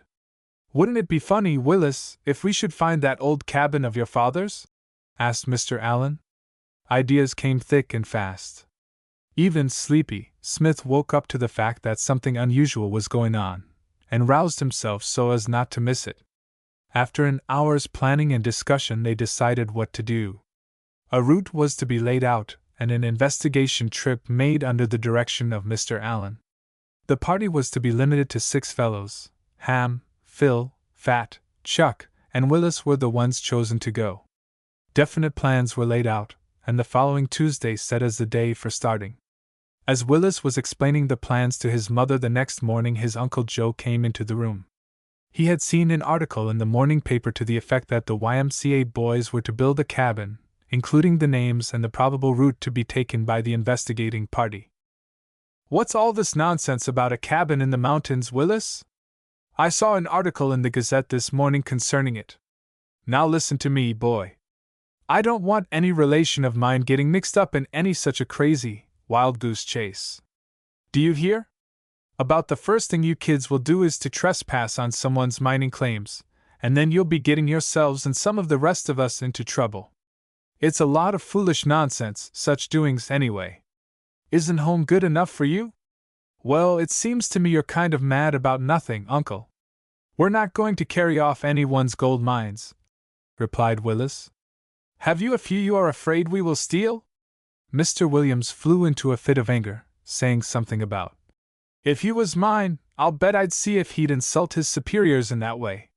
The next thing we know you will be off on a mountain picnic on Sunday, bringing disgrace on your respectable relatives," snapped Mr. Williams. "There are enough enemies now to a man's good name, without adding any more by foolish kids like you, with heads full of nonsense." Mr. Williams stalked angrily out of the room, slamming the door behind him. "Of all the strange men on earth, I think he is the strangest of them all," remarked Mrs. Thornton.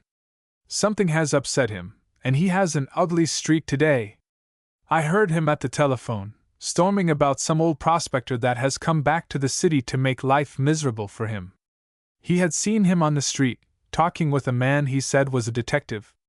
Lucy told me just the other day that Uncle Joe took awful chances on mining stock very often, and that she believed he would sell his very soul for a gold mine. It seems so strange. He has been angry at me every time I have let you go into the mountains. He works hard, and I suppose he thinks you ought to be doing something too, and if we stay here through the winter, my boy, I think it would be well for you to look about for something to do after school." As Willis left the house the next morning and started for the association to complete plans for the trip, he met 2 men coming in at his front gate. They asked for Mr. Williams. Willis directed them, then hurried on, rejoicing in his heart that he was to have a real gypsy trip in the mountains with his gang. He spent the day getting his things together for the trip. He was to carry a small individual frying pan, a small granite bucket, knife, fork, and spoon, 8 small cans of condensed milk, a little cloth sack of tea, 1 of sugar, 1 of oatmeal, and 1 of rice, 2 boxes of raisins, a loaf of rye bread, and butter packed in a small tin can with a cover. He was to wrap these things, and whatever else he wanted to take along, including a first aid packet, in his blanket, army style. His pack must not exceed 20 pounds in weight, not counting gun or camera. His tin cup was to be fastened to his belt, and his safety axe carried in his hip pocket. They would sleep on spruce boughs at night, and each man would cook his own meals from his own store. The mountain raspberries were just ripe, and there were great quantities of them. They would have them with cream, and count on killing a few squirrels now and then, or perhaps some turtle doves for a change. Mr. Allen took a trout line and a few flies, in case they had a chance to have mountain trout to break the monotony of the diet. By Monday evening all was in readiness for the start. The news of the proposed cabin scheme had spread all through the department, and many were the suggestions offered by interested fellows for making the trip an entire success in every way. "Remember, shelter and drainage and wood supply, along with good water and big trees, are what you are looking for, boys," was the advice of Mr. Dean, as he left them. "I wish I were going along with you. Here's hoping you'll find the very best spot, and that soon." Chapter 6. A Stage Road Journey.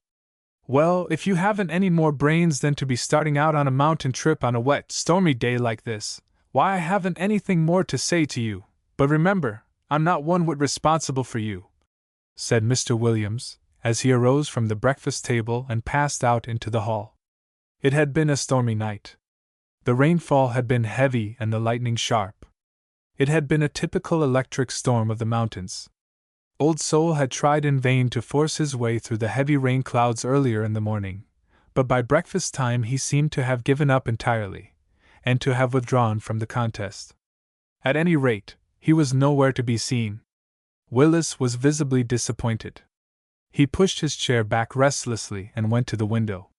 The heavy, black clouds hung low on the ridge, and Pike's Peak was entirely hidden in the mists. Willis was thinking of the conversation he had had with his uncle that morning at the breakfast table. "Mother," he turned to Mrs. Thornton, who was still seated at the breakfast table. "Why is Uncle Joe so positive about it being a mistake for me to take this trip? Either he just wants to show his authority, or he has some special reason. According to his talk, there isn't a more dangerous place on this earth of ours than around an old prospector's cabin. Rats?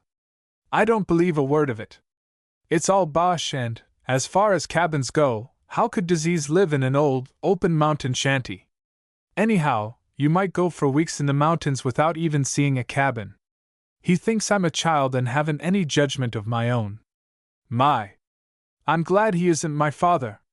He's just a blamed old hypocrite, that's what I think about him, anyway." "Well, you won't be going if it stays so stormy, will you?" asked his mother. "No, but it's going to clear up, Mother. This is just a little summer shower. We weren't counting on starting until after dinner, though, anyway," replied Willis. Toward noon the clouds broke and melted away as if by magic. Their lifting was like the raising of some majestic curtain on a wonderful stage. The moisture from the recent storm still glistened on every twig and leaf, and the fresh-bathed air was as clear as crystal. The summit of Pike's Peak was decked in a new covering of snow which sparkled like beautiful gems. The robins chirped gaily as they fed on the worms that had come to the surface during the night's rain. Was there ever such a happy crowd of fellows setting forth on any expedition? High boots, slouch hats, soft shirts, a rifle, a shotgun, 2 cameras, and a plenteous supply of food. Each fellow was equipped with a haversack, in which were his eating tools and other necessary articles, such as bachelor buttons, cartridges, films, and other things. They carried their frying pans, small buckets, and tin cups suspended from their belts. The handles of their safety axes extended from hip pockets, making their pockets bulge suspiciously.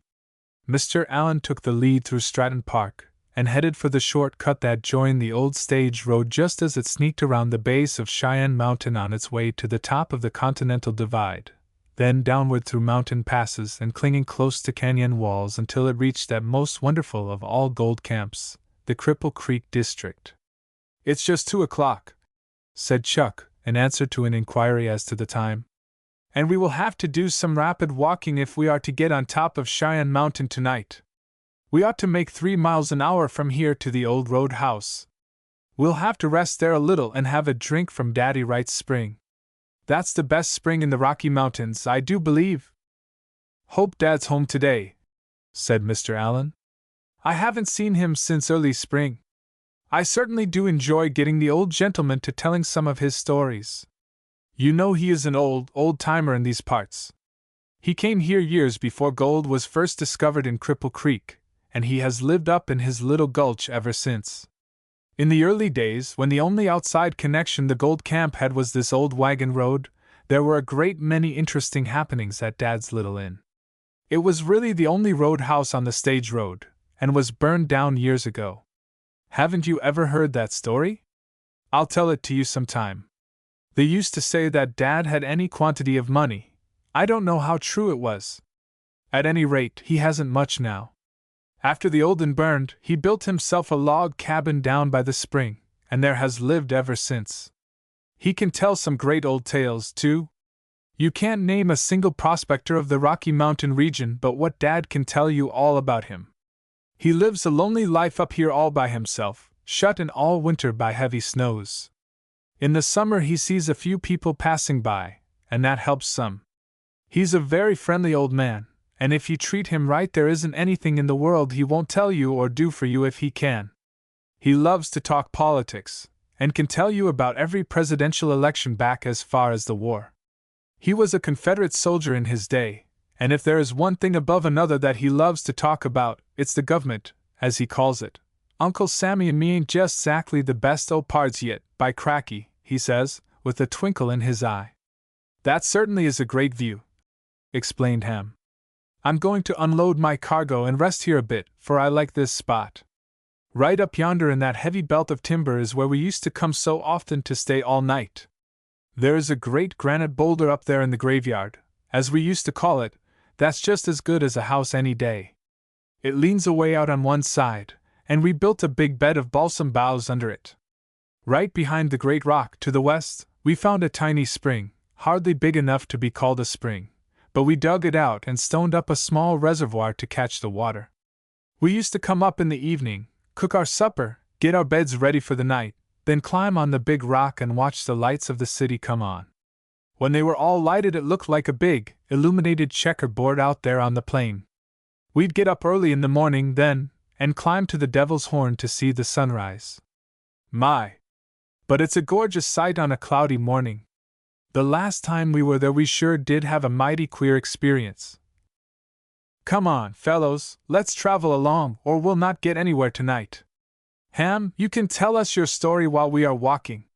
We've got to reach Dad's by 4 o'clock, or we'll never get to the park by night," said Phil, as he arose and adjusted his blanket roll preparatory to starting. "Go on, Ham," urged Fat, who was always ready for a story, especially a mountain story. "Let's have that tale of yours. I expect we'll need a little salt with it, won't we?" "There isn't much to it, after all, when you tell it, for it was the night and the surroundings that made it so impressive. We had just finished supper and were all sitting up on the big rock looking out over the lighted city. As we sat there, every now and then we would hear the strangest sound. It came from the timber away up behind the camp. At first it sounded like a human voice, a kind of a long, sad sob. The night was as dark as pitch, and as we sat listening the cold shivers began to run up and down our backs. Sometimes the sound seemed to be answered from far out in the dark valley. We speculated a good deal as to what it could be, for it was such a sad, wailing call. Then suddenly way down the valley a light appeared, not a large one, just a tiny, flickering, ever-moving light. It seemed to me to be in the air just over the center of the canyon, but the rest declared it was on the road below us. Then the sad call came again and again. It seemed to be nearer this time. Then came a far-away, dull, muffled sound, such as a horse would make on stony road. The light came directly toward us, now, up the canyon. It resembled a lantern being swung by someone, as if to give signals. We sat and watched it for a long time, everybody talking in low whispers, and many were the opinions as to what it really was. No one noticed just when, but sometime, without a second's notice, the light disappeared.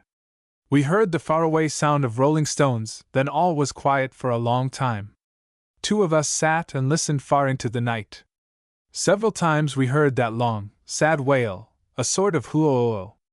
A night breeze had risen, and you fellows know how the wind moans in these pines. It was a mighty lonesome night, just sitting there with your every nerve alert and as wide awake as you could ever get, just listening and watching. As soon as it was light enough to see, we started for the summit of Cheyenne, up through that mountain of granite boulders and mighty crags. I think we were about halfway up, when someone noticed an immense black bird, swinging in great circles high in the air. Soon we smelled smoke, so hurried on. The first long rays of light began to streak the sky, and we knew we would have to hustle if we reached the summit by sunrise. The crowd was pretty well strung out down the side of the mountain. Keller and I were in the lead. The smell of smoke grew stronger and stronger. The air was heavy that morning, and so forced the smoke down to us, from somewhere on the summit. At last we came to a little plot of ground surrounded on 3 sides with great rocks. From this pit-like nook the smoke was slowly rising into the morning air. We climbed one side of the great crags, then cautiously peered over. I was pretty excited, for I was thinking just then of the awful tragedy that had occurred on Mount Cutler the year before. What if we should find a dead man? Well, what do you suppose we did find? I was dumbfounded. There below us were the dying embers of a log fire. The flames had long since died, and now it was just smoldering and smoking. On either side of the fire lay a man, well wrapped in his blanket. A gun that for some reason looked very familiar to me was leaning against the rock near their heads. We could not see their faces from where we were, but like a flash I remembered the gun by the leather-covered stock. The two men were old Ben and a young fellow who often went with him into the mountains. I never shall forget how they looked when we waked them by dropping small pebbles from above. As soon as they would stir a little, we would drop back out of sight and listen. At last the young fellow muttered something and reached for his gun. Then old Ben awoke, sat up, and asked what was the trouble. "I'd bet $1 that rock just dropped on me from above." Then he turned his head and looked up into the sky. "Great Scott, man, what a place to sleep! A stone might have tumbled on us any minute." Then he scrambled to his feet and cried out, "Man alive! Take a look at that eagle! What an immense bird!" We boys had forgotten the eagle on finding the men, but we, too, looked upward, and there, not more than 100 feet in the air, directly over us, was the biggest bird I ever hoped to see. He seemed to be fixed, motionless, in the air, with wings outstretched. Just then some of the rest of the boys came shouting up to where we were. Ben heard them and shouted back. In a few minutes we were all up on the rocks watching the bird. Ben wanted to shoot, but the other man wouldn't let him, for he declared he was going to find the nest. It must have been the smoke from the fire that first attracted the bird, for it seemed to keep circling directly above the column of smoke. To this day we never told who dropped the stones. I suppose they think the eagle did it. Well, as we sat there watching the eagle, the sun came up. There never was such a sunrise before, I don't believe. There was a layer of fluffy, fuzzy clouds, stretched out over the city as far as we could see. Then the sun came slowly up, a great crimson ball of fire, the long, yellow rays lighting up that sea of clouds and the pale blue sky above, until the scene looked like a great, boiling pot of gold.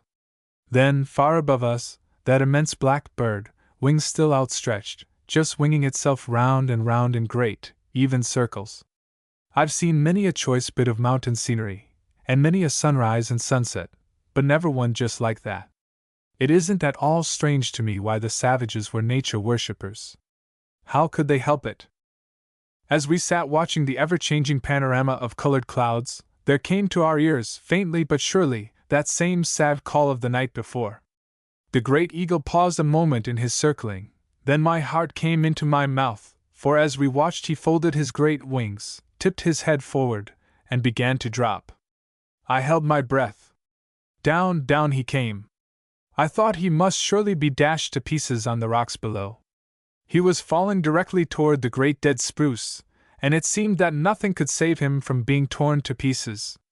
As suddenly as he had begun to drop, he spread his mighty black wings and swooped down to the very tree we thought must be his death. He perched for a second on a dead limb, then flew into a Douglas spruce, emerging in a second with something in his talons. As he began to rise again, in long spiral flights, we heard the cry of distress from the unfortunate bird in his claws. It was the same cry that we had heard in the night. What was the light in the night? Did you ever find out? Ventured Phil. Oh yes, I forgot to tell you. It was Daddy Wright on horseback, swinging a lantern. He had been to the city, and was returning home. He passed Ben and his friend and nearly frightened them to death. He was singing as he came up the road, and was keeping time to his song with the lighted lantern. 25 minutes to reach Dad's. Come, you fellows, loosen up your joints. The climb up the gulch to the park is a real one, and there isn't a place in the canyon to camp, called Mr. Allen, as he started forward at a more rapid gait. When they reached the farthest point of the big horseshoe bend, they stopped to rest a moment before starting up the last long incline to Daddy Wright's. Isn't it really wonderful when you think of the obstacles men have overcome just to accomplish their desired ends? Asked Mr. Allen as he stood gazing out over the mountains. Men have risked their very lives just for the privilege of climbing into these old hills to look for gold. Many were the narrow escapes from death by starvation or wild beasts that these hills could tell of if they could speak. Did you ever stop to think that if it hadn't been for the gold that God hid away here in this continental divide, that perhaps the men in the old eastern colonies would never have crossed over and taken possession of the wonderful Westland? It was the gold that was hidden under the snow and ice of Alaska that beckoned men northward. This has always been true. The prospectors of the nation have always been its best explorers. Certainly they were its real frontiersmen. They led and civilization followed. Think of the thousands of people who endured hardships of which we cannot even imagine just to follow westward that trail, blazed by such sturdy old men as Dad Wright and others like him. I've heard Dad tell many a time of that caravan of 49ers, all their earthly possessions packed in one of those old prairie schooners, drawn by slow, patient oxen. I've heard him tell of the time gold was discovered in Cripple Creek. Cripple Creek was just a part of the great wilderness, and was only accessible by a series of uncertain trails. Yes, gold is a precious metal, to be sure, but it is magical, too, for no sooner is it discovered than a wave of industry is created. Upon a bleak and barren spot a city is built in a week, a miracle of human energy. The Midland Railroad kept great gangs of men working day and night, in order to connect that great gold field with the outer world. Before long there was a tremendous demand for a common wagon road to civilization, as they put it, and this very road that we are walking on came into being, an outlet, if you please, for some of that wonderful, teeming, bubbling life and industry created by the mere discovery of gold. Soon this very road became the most important highway in the state. Great wagon loads of food and tools went up, and bags of precious ore came back. Stores were opened, schools were built, churches erected, and homes founded. Civilization had found another desolate mountain wilderness, and with her magic wand added it to her ever-widening domain, all because someone had discovered gold. Then came the first stagecoach. Daddy has often told me all about it. A great, cumbersome affair, rolling and pitching on its leathers as it came lunging and bumping along the rough, stony, mountain road. The driver was seated high above the dashboard, nearly buried in boxes, bags, and bundles, while the baggage till behind resembled a railroad truck piled high with every kind and description of trunks. As it came to a sudden stop in front of the little post office, its great, swinging side doors opened and the passengers scrambled out, each one handing the jovial and loquacious driver a $5 note. Soon it took 4 stages to satisfy the demand, one going each way night and morning. It was at this stage of the game that Daddy built the famous roadhouse. Here the horses were relayed, and here the passengers stepped out to stretch their cramped limbs or, perhaps, to drink at Dad's spring. Sometimes, on stormy nights, both stages, the one going up and the one coming down, would be tied up for the night at Dad's. Then such times as there would be in that old log house. Prospectors from every gold camp on earth, promoters and mining brokers, surveyors and engineers, old-timers and tenderfeet, all brought together by one single impulse, the craze for gold. Many were the mining claims that passed over the poker table there. Many were the conspiracies that were talked over and determined upon. Many were the stories of the old Santa Fe Trail and of the Pony Express, or perhaps strange tales of Kit Carson as he roamed the great Westland from Texas to Wyoming, trapping for fur and killing every treacherous Indian that crossed his trail. You know old Ben at Bruin Inn was for many years a stage driver for Dad on this very road, and he is chock full of stories. When are you going to tell us the story of the burning of the roadhouse? Interrupted Ham. Well, replied Mr. Allen, if I don't succeed in getting Dad to tell it to you himself, I'll tell it when we stop on top of that hog's back to rest, pointing to a great, round hill in the canyon. Do you think Dad will really tell us any of his stories? Queried Willis. My father used to know him, and he has stopped at this very place. I'm sure he made many trips to Cripple Creek in those old stages. Turning to Mr. Allen, he continued, wouldn't Father think it awfully strange if he knew I was tramping over the very road he used to travel so often? Mr. Allen and Willis dropped to the rear of the line, and Willis went on. I've been thinking I'd ask Daddy Wright if he remembered my father, and he might know where the mine is, and oh, I'd so like to see it. I never want to be a miner, but I'd just like to know all about mines, so I could understand Father better. Well, it all depends on how Dad is feeling, returned Mr. Allen. If he is well, he will be as glad to see us and as loquacious as a happy child, but if not, he will hardly notice us at all. Leave the talking all to me. He and I are old friends, and I always have some little treat in my pocket for him. He will be looking for it if he is home, but sometimes he is up at the mine. Oh, he doesn't work a mine now, does he? Exclaimed Willis. No, he doesn't exactly work it, but he owns one up in the gulch here behind his cabin, and sometimes there is a man up there at work. I don't know who he is. As they rounded a great boulder that jutted out into the road, the little cabin of Daddy Wright came into view. A dog began to bark loudly, and somewhere up in the canyon that runs at right angles to the road there came the deep, muffled boom of a mine blast. Guess they must be working the mine, after all. Still, it might be one of the others. There are half a dozen in this canyon, all of which have been worked more or less. The owners work in the city until they can get enough money to buy powder and grub stakes, then they work the mine for a season on their earnings, remarked Mr. Allen. He was carefully surveying the cabin and hill behind it. The dog had now come out from its shelter and stood in the middle of the road, doing his utmost to wake the dead. He evidently disliked visitors. Dad can't be very far away, for Nep is always at his heels. He is nearly as old a timer as Dad himself, and as harmless. Hold on there, you fellows up ahead, called Mr. Allen. Let me do the introducing of this party. The cabin was a little log affair, well banked around the base with dirt and moss to keep out the cold. To all appearances the only two openings in it were the front door and a double window. One of the window panes was covered over with the end of an old egg crate, and another, which was not so badly shattered, was repaired by a burlap sack, wadded into the opening. A big pine stood just outside the door and cast its shade over the roofless veranda. At one side of the house stood an ancient, moss-covered, hollow pine log, into which a pipe ran from the spring, a few paces back in the gulch. This was the old stage watering trough, made by Dad himself when the big cabin was built. Directly up the road 100 paces stood the old stone chimney, a famous landmark of the region. Mr. Allen went to the watering trough and, filling his cup, called out, "Here, you fellows, do you want a drink of the greatest ale in the world? It's the purest of Mother Nature's brews." The old pine door squeaked on its rusty hinges as it slowly opened. "Well, sir, I'll be dummed. Howdy, young UNS. Where do ye hail from? Huntin' bar, or just a roundin' up a bunch o' jaybirds? Haw, haw, haw! You're 'bout the fightin'est bunch o' young dandies I've seen since the war." Daddy Wright stood in the doorway, taking in every detail of the group. He was a little, shriveled-up man, with small, watery eyes set well back under shaggy white eyebrows.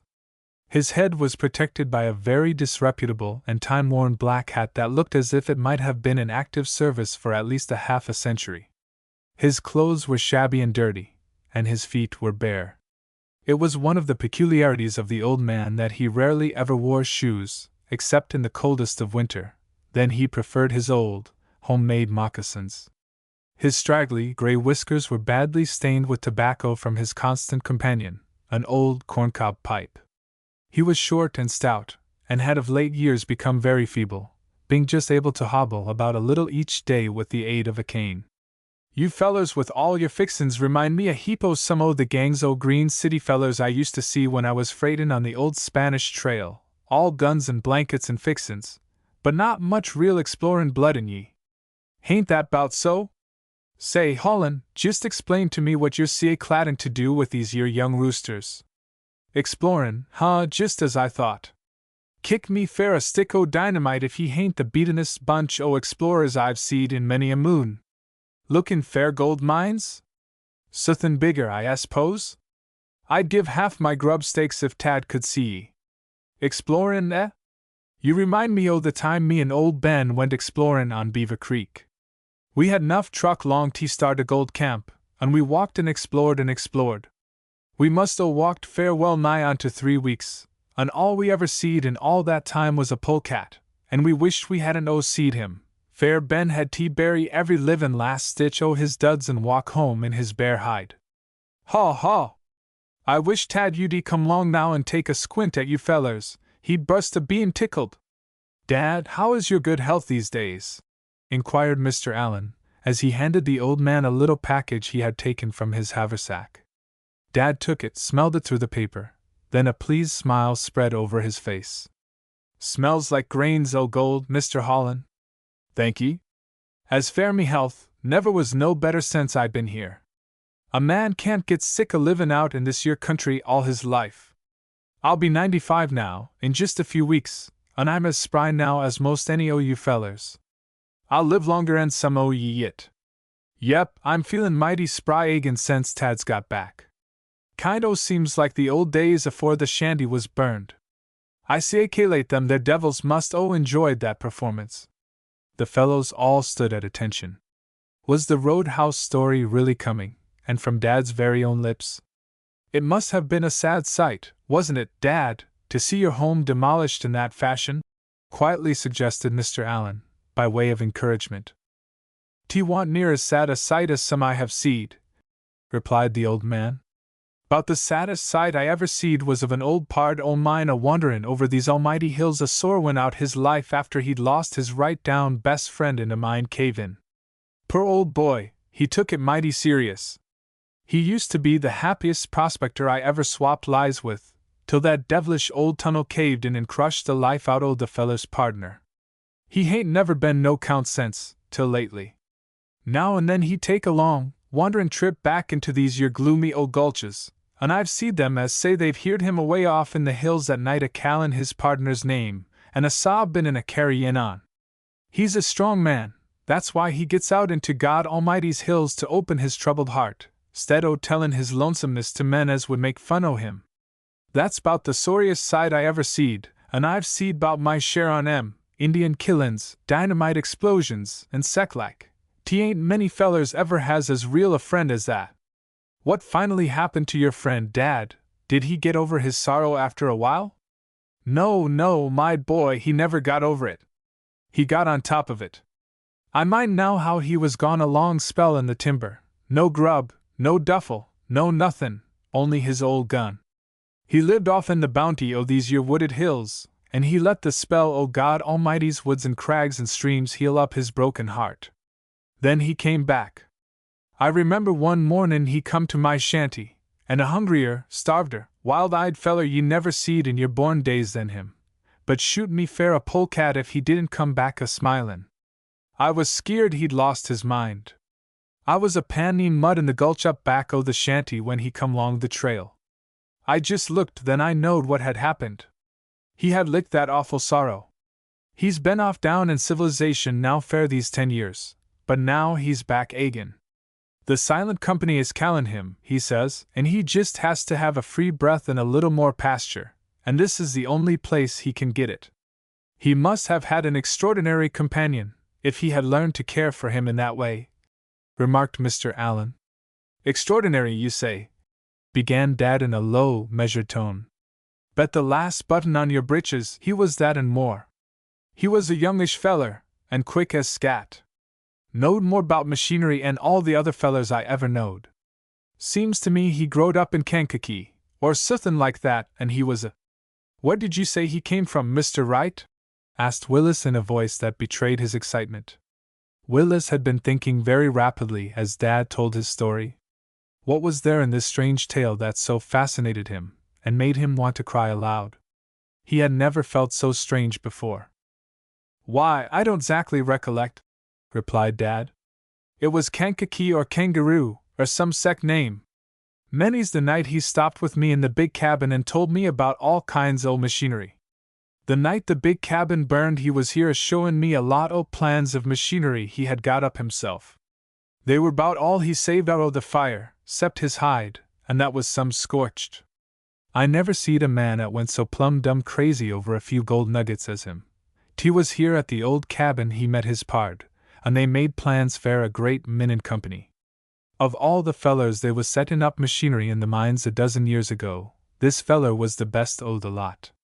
Why, oncet he rigged up a—" "Oh, Mr. Wright, were there lots of different men installing mine machinery here in the early days?" inquired Willis. A note of anxiety had crept into his voice. "More'n one, d'ye mean, lad? Well, I should snicker. I mind oncet they was 5 o' them at the cabin one night, and every feller could prove that his machinery was the best. Secca jamborees o' Arguiton I never heerd. I had to send 'em all to their bunks to keep 'em from fightin'. Laws, yes, plenty o' 'em, boy, but this one feller, I forget his name, now, my pard could say it quicker and scat, was with all the rest o' the bunch put together. He was a reg'lar genius with machinery. Dad had been filling his pipe from the package Mr. Allen had given him. He now lighted it and began to smoke. Mr. Allen knew that there would be no more stories that day, so, bidding goodbye to the old man, he suggested to the boys that they make a start for the park. After a last drink from the cool, bubbling spring, they turned up the gulch, and were soon lost from view. "Well, I hope you'll find explorin' a plenty, young fellers," called Dad. "Keep your eye peeled, fair polecats. They's powerful friendly to strangers in these parts." Chapter 7. A Wilderness Camp. As the little party climbed upward on the gulch trail, they were discussing Dad and what they knew of his life. Each boy telling little stories and incidents that he had heard concerning the old man. Willis lagged behind, and did not seem to be particularly interested in the conversation. "Well, old man, what are you so glum about?" inquired Ham. "One would think you had been to a funeral instead of chatting with the most humorous of old mountaineers. You aren't getting weak in the knees already, are you?" Mr. Allen came to the rescue. "No, Ham, he's just like me, busy thinking of the really admirable qualities of the old man. You would have to hunt a long time these days before you would find another such old-timer as Dad. He has lived a rough life all his days. He has been knocked about from pillar to post for 90 long years. Just think of the store of experience that is gathered into that one life: frontiersman, cattleman, freighter, prospector, businessman, soldier, and philosopher. Through all his disappointments, hardships, and discouragements he has still remained a decided optimist, always happy and cheerful, and is a veritable sage when it comes to good common horse sense. I'd rather take Dad's opinion of a man than any ones I know of in this world. It wouldn't be in polished English, but it would be shrewd and just." From up the valley there came several long, heavy thuds. They soon reached the point where the valley widened out, and the underbrush disappeared to give place to a splendid growth of tall, clean Douglas spruce. Somewhere back in the timber a woodsman was chopping. As the trail wound in and out among the great tree trunks, the party soon came to a little clearing on which was pitched a small tent. Close beside it a little spring trickled out of a fissure in the rocks. At the far side of the tent, with his back to the approaching group, worked a man. He was engaged in chopping young spruce logs into lengths for mine props. Fat called out in his cheeriest voice, "Hello, there, must be going to build a cabin." The man turned and a broad smile crossed his face. "Yes, an underground one," he said. Then, in a surprised tone, he continued, Well, aren't you the fellows I saw over at Ben's place the other evening?" Without waiting for a reply, he went on, "Why, yes, there's my friend of the wreck. How do you do, lad? It looks like you fellows are going to make somewhat of a journey, from the appearance of your traps. Where to, may I inquire? Looking for something definite, or just out, like myself, to get a little of the wilderness spirit into your systems?" "Well, I hardly expected to see you up here in the mountains," said Willis. "It seems we have met a good many times since spring. What are you doing up here, anyway?" He turned and surveyed the valley. "Well, I'll tell you," replied the man, as he leaned on his axe handle. "It's like this. When I was a young man, like yourself, I developed a great love for life in the wilderness. My father was a mountain ranchman in the Sierra Nevadas, so I had ample opportunity to satisfy my greatest desire, to roam the hills and valleys and to learn firsthand the art of getting along well in the wilderness by utilizing nature's storehouse. As I have grown older, I have found out that it is the only place where I am permanently happy. Years ago my partner and myself located this mine, along with some others, but because of lack of capital, this one was never developed." He pointed his finger to a pile of loose, freshly mined rock just up the hill from his tent. "I've been railroading for the last 10 years, but was awfully unlucky, so after the last smash-up I decided I would come back and see what this old mine held for me. It's a funny thing about mines, boys, you can dig and work and dig, and be more or less contented as long as you find nothing but prospects. But when you dig up a little of the real gold, you get terribly impatient until you find it in paying quantities. I've had the gold fever for 20 years. Do you think there is anything in any of these mines on Cheyenne Mountain? Inquired Willis. My father owned a mine somewhere on this mountain, but I expect that it was a good deal like your mine, never developed. I'd love to find it, though, just because it was his. He was killed in a mine accident, somewhere in these hills, when I was a small boy. The miner's face went suddenly white. His eyes partially closed and his hands shook, as he muttered something about just as I thought. Then continued, Well, He changed his mind, and turning to his woodpile, chopped vigorously for some moments. When he spoke again, Mr. Allen noticed that his voice was husky and that he was scrutinizing Willis with special care. I can't tell you to whom all these holes belong, but some of them I know. That one over there was located by old Ben at Bruin Inn. That one with a dump of black rock, pointing up the opposite side of the canyon, belongs to a real estate firm in Colorado Springs, Williams and somebody. He never took his eyes from the boy's face as he spoke. Williams, why, my uncle Williams is a real estate man, but I didn't know that he. The miner, still eyeing the boy carefully, interrupted him by adding, And the hole directly to one side, and on the same property, belonged to a young engineer, and was located many years ago. The Williams shaft has been sunk in the last few years. That hole has the very best prospects of being something of any on the mountain. The Williams outfit restaked the claim because the assessment work had not been kept up by the original owner. What was the original owner's name? Do you know? You say he was a young engineer? Yes, his name was Thornton. The man dropped his head and worked the heel of his boot nervously in the dirt. I used to know him quite well years ago. Then he added, in a slow, hesitating tone, I haven't seen anything of him for nearly a dozen years. The corners of Willis's mouth twitched nervously. He tried to speak, but couldn't. He came a couple of paces nearer to the miner, stopped, picked up a slender twig, and began to whittle it thoughtfully. Would you mind telling me all about him, all you know? Asked Willis. The miner looked at him curiously a minute, then asked, in a quiet, well-controlled voice, Did you know the man, lad? Not so well as I would like to have known him, sir, but perhaps I may get better acquainted with him now. He was my father, but I hardly remember him, except for the stories and pictures that Mother has told me about. I've always wanted to know more about him. I can't tell you much, my boy, returned the miner in a kind, friendly voice. Only that he was the best man that ever set a hoisting plant in this region, and the finest, cleanest young fellow that ever came into these hills. Every man was his friend. Did you ever know a Mr. Keyser who was a friend of my father's? Asked Willis, after a moment's thought. Seems like I did, replied the miner. A great many years ago, but he disappeared from this region long since. Did you say the mine which once belonged to my father seemed to be the best in the canyon? Broke in Willis. Yes, it did, the last I knew of it, but nothing ever came of it, except that there have been 2 men there today, preparing to do this season's assessment work. You can never tell, you know, about a gold mine, for most of them have just been holes full of hope, and the hope usually leaked out sooner or later.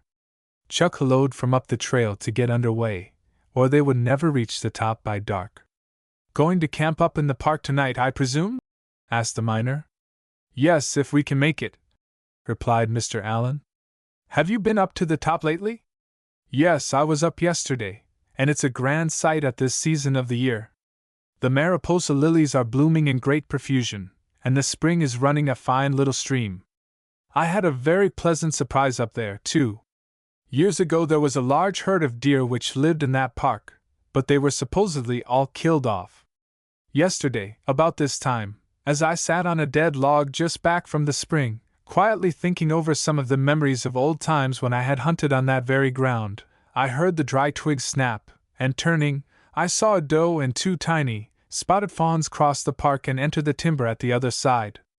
If you build a fire tonight, you may get a glimpse of them. I'm coming to have a long talk with you some of these days, called Willis as they started off. At last the entrance to the park was reached, and they came upon a stretch of level ground. The entire country changed. Instead of the stony talus of the canyon, there was soft, black soil underfoot. Instead of the great spruces and firs scenting the air, There were only tall, stately aspens on every side, their leafy tops lost in the deepening shadows. Instead of the ground cedar and berry bushes, wild grass grew in rank profusion. The air was tinged with a faint fragrance, and somewhere in the distance came the sound of gently splashing waters, like a voice half sobbing and half laughing under the shadows. The party halted and turned to the right of the trail, where a great, lone pine tree stood on a little rise of ground, directly above the tiny spring. This was to be the camping spot for the night. Packs were quickly removed and unfolded, dry sticks gathered for the fire, and sweet-scented balsam boughs were cut and brought to the tree.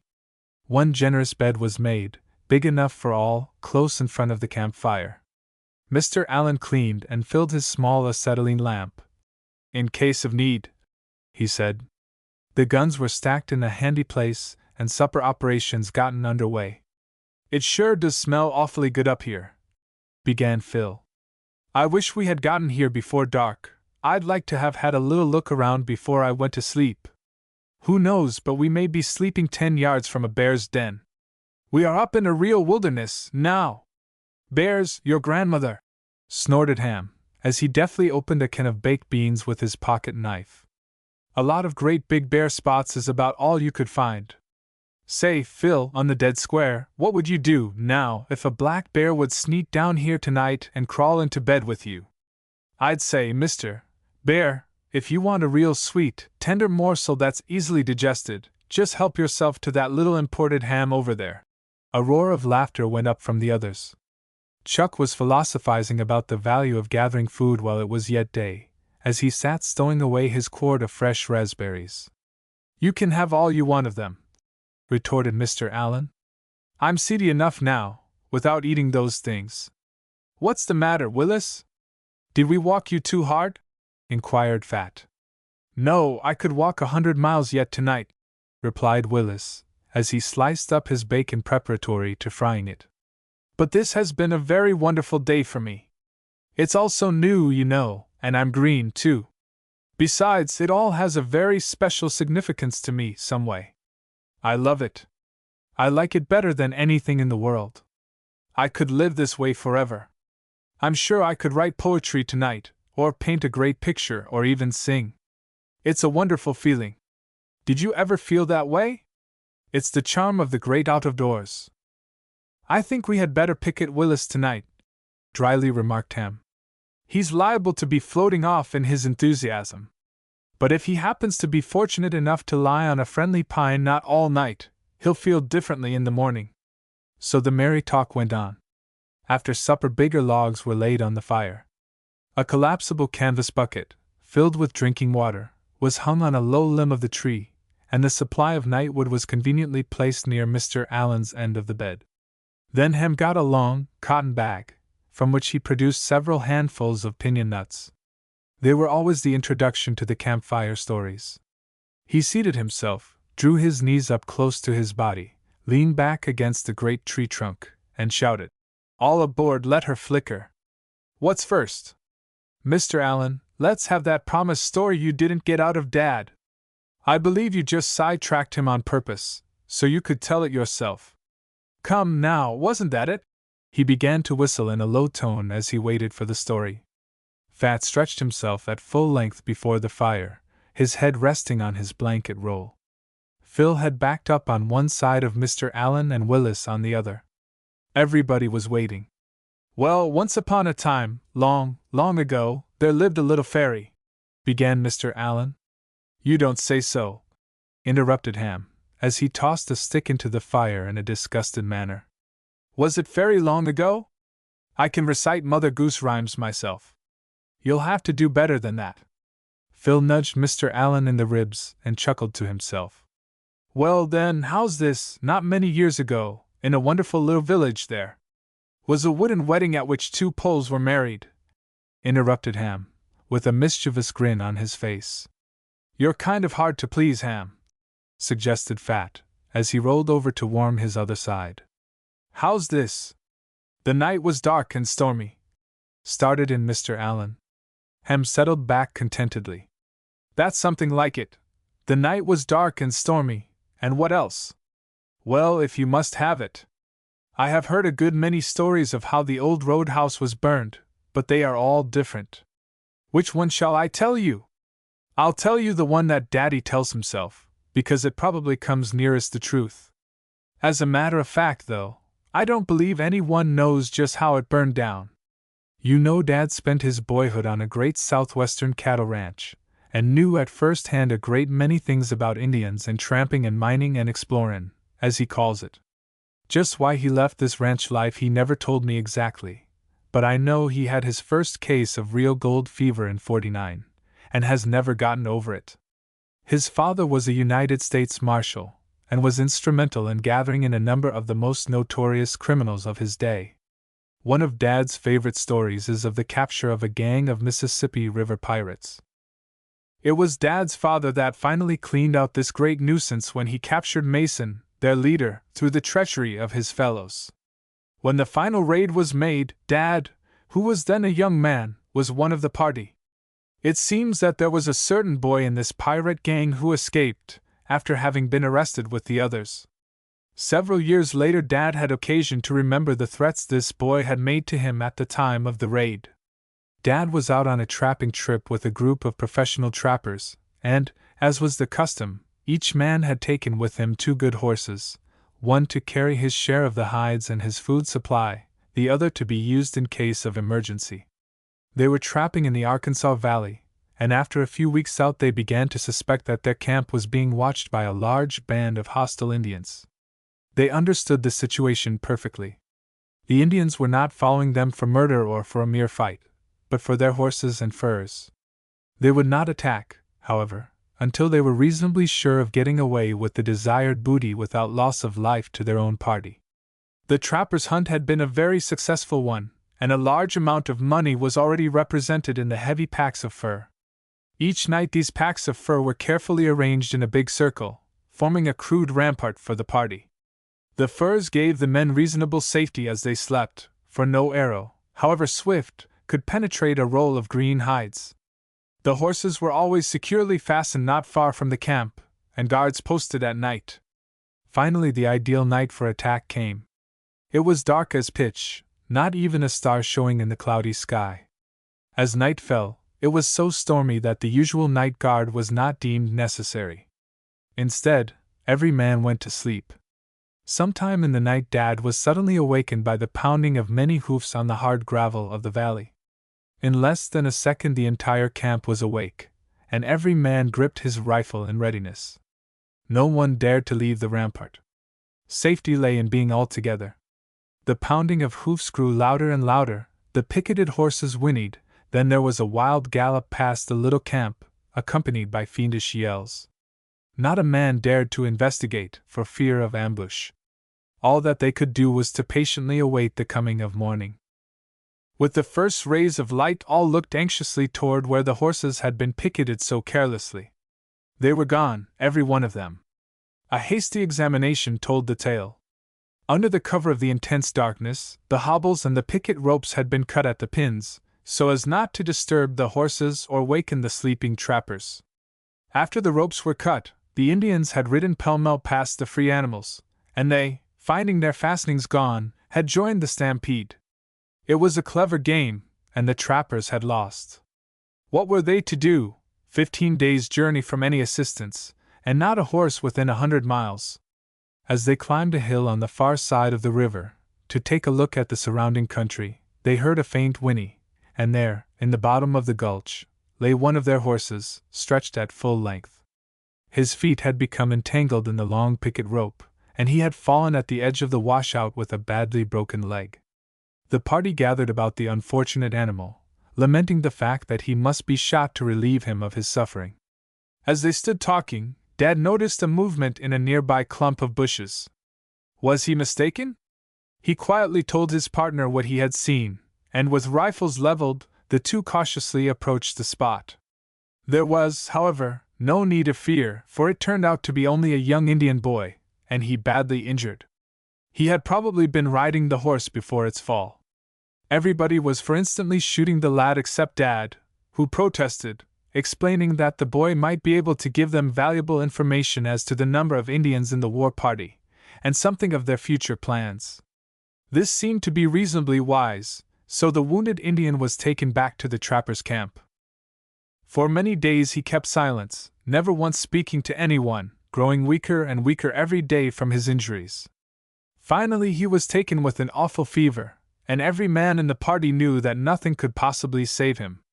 Dad nursed him and cared for him as patiently as if he had been one of their own party. When the Indian learned that he was to be treated kindly for the present, at least, he called for Dad, making feeble signs that he wanted to talk to him secretly. After a long and painful effort he made Dad understand who was with the band of Indians, and why they had watched the trappers so long and so closely. There was a certain pale-face with them who was their leader, and who had been a heap big robber on the big river. He had offered a reward for Dad's life to every Indian in the party. He had invented the stampede, and when the men were faint with hunger and watching, they would be back to kill them all. Dad was to be hung in honor of the occasion, to celebrate the day the pirate had made his escape from Dad's father. In a few hours the Indian died. Dad kept his secret to himself, although he was greatly disturbed over it. He was being hunted by a savage worse than any red man that ever shot a bow or took a scalp. He remembered now that many of his comrades of that memorable raid had since mysteriously disappeared. The truth flashed upon him in an instant. Shorty Thunder, the river pirate, was taking his revenge. Slowly but surely he was hunting down every man that had sought his life that day. In a few days the trapping party was picked up by another hunting party. "What's the matter, Ham? Are you getting sleepy?" called Mr. Allen as he arose to replenish the fire. Ham had sprawled out on the ground and was looking off into the dark woods, all alert. "SHH-U," he whispered as he motioned them not to move. "I saw something move out there in those bushes just now. I'll bet my hat on it." "Oh, sugar," said Phil. "Something moved, did it? What do you suppose it was, an elephant?" Just then Fat raised his finger cautiously. "Quiet there, a second, you rubes. Use your eyes more instead of your mouths, and you'll see more. Can't you see that light spot right over there?" Pointing into the darkness with a very crooked stick he had been fooling with. All sat quietly listening and watching, but to no avail. They could see nothing. "Go on with your story, Mr. Allen," urged Ham. "What's river pirates got to do with the destruction of the old roadhouse? That's what I'd like to know." The crowd settled themselves again for the rest of the story. "Well, it's like this, Ham," continued Mr. Allen. "Every great story has a preface, and I've been telling you the preface so far." Ham let out a few long, extra well-developed snores. "Say, Fat, wake me when he gets to the beginning of the first chapter, will you?" Finally Dad came to Colorado. Just why, I don't know, but he prospected hereabouts a good deal in the early days, and when gold was discovered in Cripple Creek he was right on hand. In 1873, I think it was, the county built the Cripple Creek stage road. Dad was a pretty old man then, but not too old to see his opportunity. With a little outside capital, he constructed that famous mountain inn, the Roadhouse. In a short time after it opened for business it became a very popular place, and was soon producing a nice little revenue for Dad. The night the house was burned, you remember, I said was dark and stormy. It was in the summer, and a typical mountain storm was in full blast. The thunder and lightning were terrific. When the downstage pulled up at the inn, just before dark, they decided to stay for the night, fearing a possible cloudburst. It happened that the stage was full of passengers that night. There was a little Irishman who had just discovered a fine ledge of onyx out north of Cripple Creek, and a couple of engineers who had been surveying for a mine over in Cookstove Gulch. Besides these there was a hard-looking old scalawag, who kept his business all to himself. As they sat at supper, Dad noticed that the old-timer eyed him very closely, yet had nothing to say, and as he looked back on that night, long after the fire, he remembered a lot of little incidents that gave evidence to his own theory. For instance, several times during the evening the old stranger rose from his seat and went out into the night. He seemed very nervous about something. He did not mingle with the other men, but sat well back in the corner by himself. When it became time to go to bed, the old man insisted on sleeping on a couch near the fireplace. Old Ben, Who was there at the time? Said afterward he remembered someone moving about the cabin in the night. The storm was at its worst. Suddenly out of the raging storm Dad's dog let out a long, fierce yelp, followed by several low growls. Dad shouted down to him to be quiet, supposing he had smelled a coyote or a polecat outside. He was quiet for a few moments, then a second time he howled and scratched at the door. There was a loud cursing, that was nearly lost in a peal of thunder, then the cry of fire. The smoke of the burning logs was already streaming up the open stairway. The outside door opened and shut, yet the dog was left inside. Almost before the sleeping guests could grab their clothes, the whole house was a sheet of flame. There was a wild scramble for the back stairway. Dad hurried down the front way, stumbling through the smoke to the door. The dog gave a joyous bark and sprang toward him. As he opened the door, he stumbled over a large oil can that always stood just under the stairway. He didn't think of it at the time because of his excitement, but later, as he puzzled over the real cause of the fire, he remembered with startling distinctness his stumbling over the empty oil can, which he knew had been full the day before. As months went by he put this with other little bits of information, and he believed he understood, yet he had no proof. The old man who had slept downstairs had oiled the entire first floor, then set it afire. But why? That was the question. He remembered how the old man had insisted that the house had been struck by lightning. Dad never saw him again after that night, but a few months afterwards he recognized him in a description of one of the robbers of a stage coach, held up at Duffield's. Then, like a flash, it came to Dad. The old-timer was his enemy of the river pirates, Old Shorty Thunder. He had accidentally stumbled onto Dad here in these mountains, and had determined to settle scores once for all. He had meant by setting fire to the cabin to burn Dad alive, and if it hadn't been for the dog he probably would have succeeded. Great old tale, sighed Phil, as he arose and stretched himself. Let's turn in, suggested Fat, for you know we have some walking ahead of us tomorrow. Second the motion, joined in Ham. Me for a good, big drink though, to wash that fairy tale down. How about it? The little party gathered close about the fire after all final arrangements had been made for the night. Boots were pulled off and set away from the fire. Watches were wound and trousers unbuckled. They had all instinctively looked toward the chief. He had drawn close to the fire, and was turning over the leaves of a pocket testament. What will you have tonight, fellows, from the Great Spirit's message before we sleep? The one about the lilies, said Hem thoughtfully. There are several big ones in bloom just at the head of my bed, the chief began to read in low, reverent tones. And why take ye thought for raiment? Consider the lilies of the field, how they grow, they toil not neither do they spin, and yet I say unto you, that even Solomon in all his glory was not arrayed like one of these. So he went on reading till he came to the end of the chapter, after which there was a short, reverent prayer, and they were ready for bed.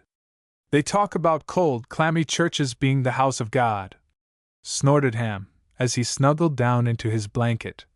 But they aren't in it with a night like this spent in the open in such a country. There's a good deal of the primitive man in ye yet, Ham, said Mr. Allen, as he spread out his blanket before the fire. How do you make that out? Asked Ham. Well, you're just like all the primitive people of long ago. You love nature and the out-of-doors. All these things appeal to you tremendously, but you love them more than the great power of which they are just an expression. The only difference between our religion and that of the nature worshippers is that they worship the manifestations of nature, but we go beyond that and worship the Great Spirit that is able to create such a nature. Too deep for me, I'm no philosopher, grunted Ham, as he rolled over and settled himself for a good night's sleep. Tad Keyser stood watching the little group as they climbed up the winding trail, then he slowly returned to his chopping. Shoot me for a polecat, as Dad would say, he remarked half aloud, as he spat on his hands and raised the heavy axe over his head. He's the very spit and image of Bill, now that's dead sure, and there's one thing more that's certain. He was interrupted in his thoughts by the loud report of a gun somewhere up on the mountain side. Turning his head toward the Williams claim, he saw the two men who had gone up the trail to the mine late that morning shooting at a great hawk that was circling in the sky far above them. That mine belongs to the boy, but how's he going to get it? He busied himself about his camp the rest of the afternoon. Then in the early evening he strolled down the trail to chat with Dad a little before bedtime. Many an evening he had spent with Dad, sitting with him in front of his cabin, talking over old times and bygone years. As Tad came down the trail, the smell of Dad's simple supper came floating up to him. He had forgotten to eat, but perhaps Dad would share his meal with him. He pulled open the old pine door and entered. Dad sat at his little table eating, his faithful dog at his feet, patiently waiting for his share of the meal, for he had learned from years of experience that it would be something. "Howdy, Tad, strike it rich today? I s'pose you just been a-shovelin' out nuggets all day long, till you're tired o' seein' 'em, hain't ye? Tad, I seed the beatin'est bunch o' young uns today ye ever seed in your life, all on a explorin' trip o' some kind." "That's so," replied Tad. "Must have been the same party I saw. Did you see that tall, slender lad with the brown eyes and dark hair?" "Yep, believe I did, come to think on it, only I didn't pay much pertic'lar attention to none of 'em." Tad helped himself to an old chair, and, leaning back against the wall, lighted his pipe. He was quiet for a long time, then he spoke in a slow, thoughtful manner, his pipe held firmly between his teeth, his eyes fixed on a spot far away down the mountain. "Dad, the boy has come. He's come to me, and he's just like his father, tall and straight and clean-cut. Dad, he needs a father, and perhaps I'll have to act in that capacity yet, who knows, for that uncle of his is a rascal and will bear a good deal of watching." "What? You don't mean the young feller you was a-tellin' me about the other evenin'? Bill's boy really come to the mountains?" asked Dad, becoming interested at once. "Yes, he's here, Dad, as sure as I'm a living man. He went up this trail this afternoon, and I talked with him. He asked about his father the first thing, said his father owned a mine up here somewhere, and asked me if I knew Tad Keyser. Shoot me fair a polecat. Well, I'll be dumb swizzled, course ye told him yep, ye knowed him a little, didn't ye?" "No, Dad, I didn't, and that's just what I've come down to talk to you about this evening. You see, it's like this. If I had told him who I was, that would have been the end of it, but if he doesn't really find out who I am for a while yet, perhaps I can locate a paying gold mine for him. I always have felt that I owed him at least that much." "So you didn't tell him?" pondered Dad. "Well, Tad, your head is a sight longer 'n mine is, and I s'pose ye know what's best. But my boy, let me give ye a little advice. If ye wait till ye find a real gold mine in these here parts, the boy's likely as not to die o' old age 'fore ye find it." "Perhaps so, Dad. Perhaps you're right, but then, if I don't ever find it, I won't tell him who I am, because he'd be disappointed. He thinks his father owned a real mine in these mountains somewhere, and he's looking for it. Do you know, I've been wondering, no, it can't be though, I suppose I'm foolish, but someway, I've always felt that I ought to have been man enough to have worked the old tunnel just a little farther. Bill was so certain that things looked better, and Tad, hain't ye ever been in the old hole since that day, honest Injun? I used to think that's where you went when you'd go off fair a week or 10 days in the hills all by yourself."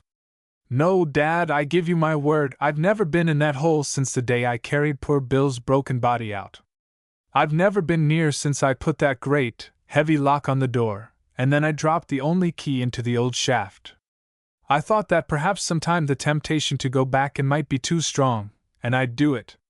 Both smoked silently for a long time, then Dad spoke. "S'posin' somebody would jump ye over yonder, Tad. What's to hinder 'em a breakin' in and startin' operations? I've heerd tell that old Williams claimed that property, but course it's a dern lie. He couldn't jump it, Dad, because I hold the deed to it.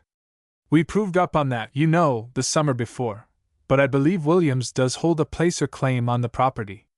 You know placers can run into regular load claims. He could claim the tunnel, all right, too, I suppose, if the owner couldn't be found. Especially since he seems to be the only relative Bill had, except his wife. What do ye s'pose ever possessed that old polecat to stake a placer claim just there, 'stead o' somewhere else? The dirt won't pan color, will it?" asked Dad. "That's just what has bothered me, Dad. The only way that I can figure it out is that Williams got some inkling of the prospects of the tunnel from some of Bill's papers or letters. It wasn't 2 weeks after Bill died till that old skinflint went tramping up there and staked that placer claim. He's worked assessments on it every year since. One year he repaired the cabin, and one year he built a dam. At other times he built a bridge and a trail, and dug an assessment hole or two, most anything to get in the required $100 worth of working. It's that, more than anything else, that has set me to wondering just what was in the old hole, after all, that made him so interested. Bill was conscious long enough to talk a little before he died, and I never believed that Williams told me the truth about what he said. It's taken me a long time to think it all out, but I believe there is something I don't know about the deal. Well, who knows, Tad, who knows? Maybe we're a-sittin' on a pile o' gold nuggets this minute, but we'll never see 'em. Mark my words, boy, we'll never see 'em. God Almighty's a savon 'em fair somethin', if there is any, and if we ain't to have 'em, we'll never get 'em, that's sure. After a few vigorous puffs, Dad lapsed into a long silence, and soon Tad arose to go. "Good night, Dad, good night," he said in an absent-minded way, as he started through the old door and up the trail. Sometime in the night the clouds broke and the stars came out clear and shining. A warm current of air came gently up from the valley, softly shaking the ever-responsive leaves of the stately aspens. The night was absolutely still, and the fire had burned down till all that remained of it was a rounded heap of brightly glowing embers. Far, far away a turtle dove was calling so softly that it almost seemed to be imagination. Now and then a katydid would lift its tiny voice for a few seconds. Willis rose cautiously on one shoulder and looked about him. He placed his hand to his ear and gazed intently out into the darkness. What was that? He shut his eyes that he might hear the better. He could not be mistaken, he had heard a dry twig snap, 1, 2, 3 little dry, rasping sounds. Perhaps it was just a rabbit or a squirrel. Again he raised himself cautiously on his shoulder and peered out into the shadows. There! Another snap, this time nearer and more distinct. The night breeze gently fanned the dying embers. Suddenly there was a series of gentle little patters on the dead leaves just outside the circle of light. Would he awaken Mr. Allen, or would he watch by himself? Hardly had the thought entered his head when, without a sound, and without being conscious that another was watching, Mr. Allen slowly arose to a sitting posture and stared out into the forest in the same direction. "What is it, Mr. Allen?" softly whispered Willis. Mr. Allen jumped a trifle. "Oh, I don't know. I heard it a couple of hours ago. I'd like to see a wild animal, wouldn't you? I think it must be the fire that attracts it. I'd like to light my dark lantern, but I hate to strike a match." He leaned over to the fire, picked up a dry pine needle, and lighted it in the fire, applying the tiny flame to his opened lantern. Quietly Mr. Allen opened the shield, and a long, bright gleam swept noiselessly out into the darkness, revealing with almost painful distinctness the outlines of every stem of grass and flower. Then, far at the end of the path of light, something moved. There were 2 small, luminous spots, then in an instant 2 more, a little larger. Slowly the shifting lights and shadows took shape, and there, before them, stood 2 deer, a doe and a tiny fawn. "Oh, aren't they beautiful?" whispered Willis. Just then the fawn left its mother's side and came fearlessly down the path of light, 1, 2, 6 steps, staring into the wonderful, dazzling beam. There was a gentle call from the mother, and in an instant they had disappeared into the shadows from whence they had come. There was a bound, a broken twig, a rustle of dead leaves, and all was quiet again.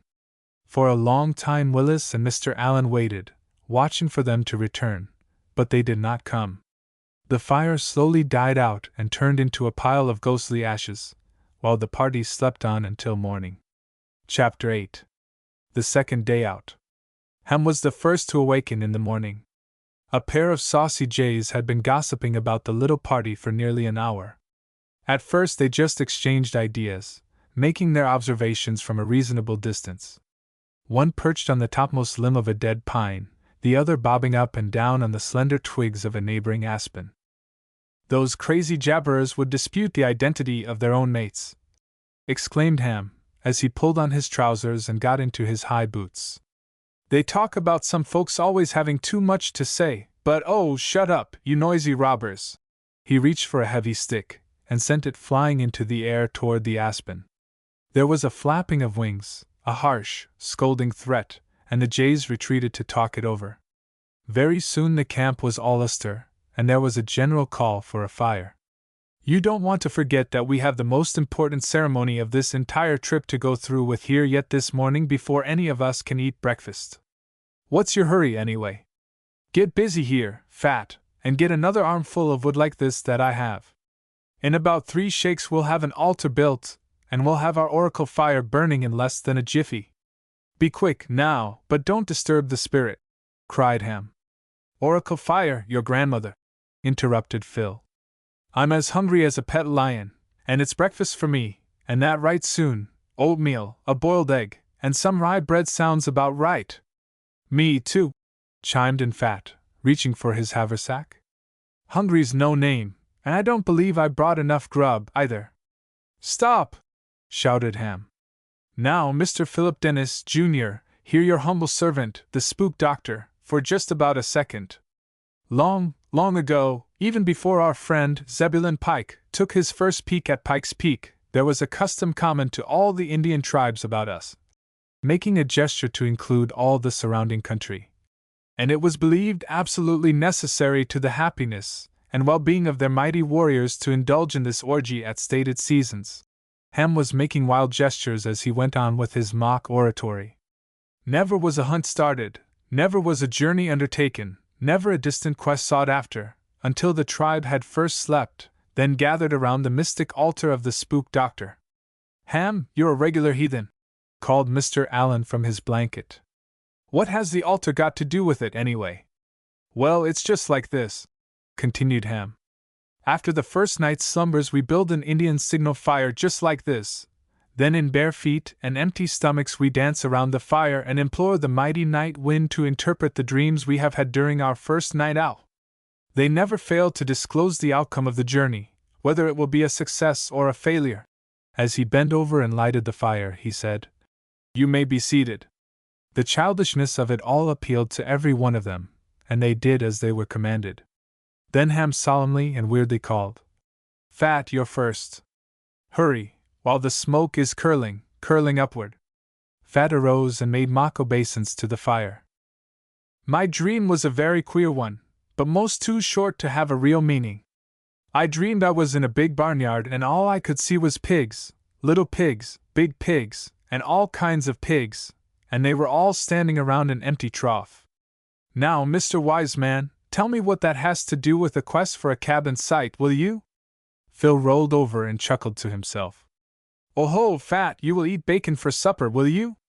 While your poor fellow travelers sup on a rare and expensive can of beans. Ha ha ha! Eat pork and you dream of pigs. Ham looked long into the fire, then, turning, cried out, I have it, the spirit speaks. Fat, you will run out of provisions long before this journey is over. You will eat all you have by tomorrow, and never think of the days to follow. Beware, for so the spirit tells me. A roar of laughter went up from the others. Mr. Allen, your dream next, called Ham mystically. Well, I dreamed of beautiful autumn days spent in a splendid grove of trees, cutting choice timbers for a cabin, and then I dreamed of a crowd of old men, sitting before an open fireplace, telling about how they had built a cabin long years before, when they were boys. That needs no interpreter. Phil, your dream is now demanded. Tell it truly, lie and you will live to suffer. Careful, now, and do not hurry. Well, I dreamed a dandy, cried Phil.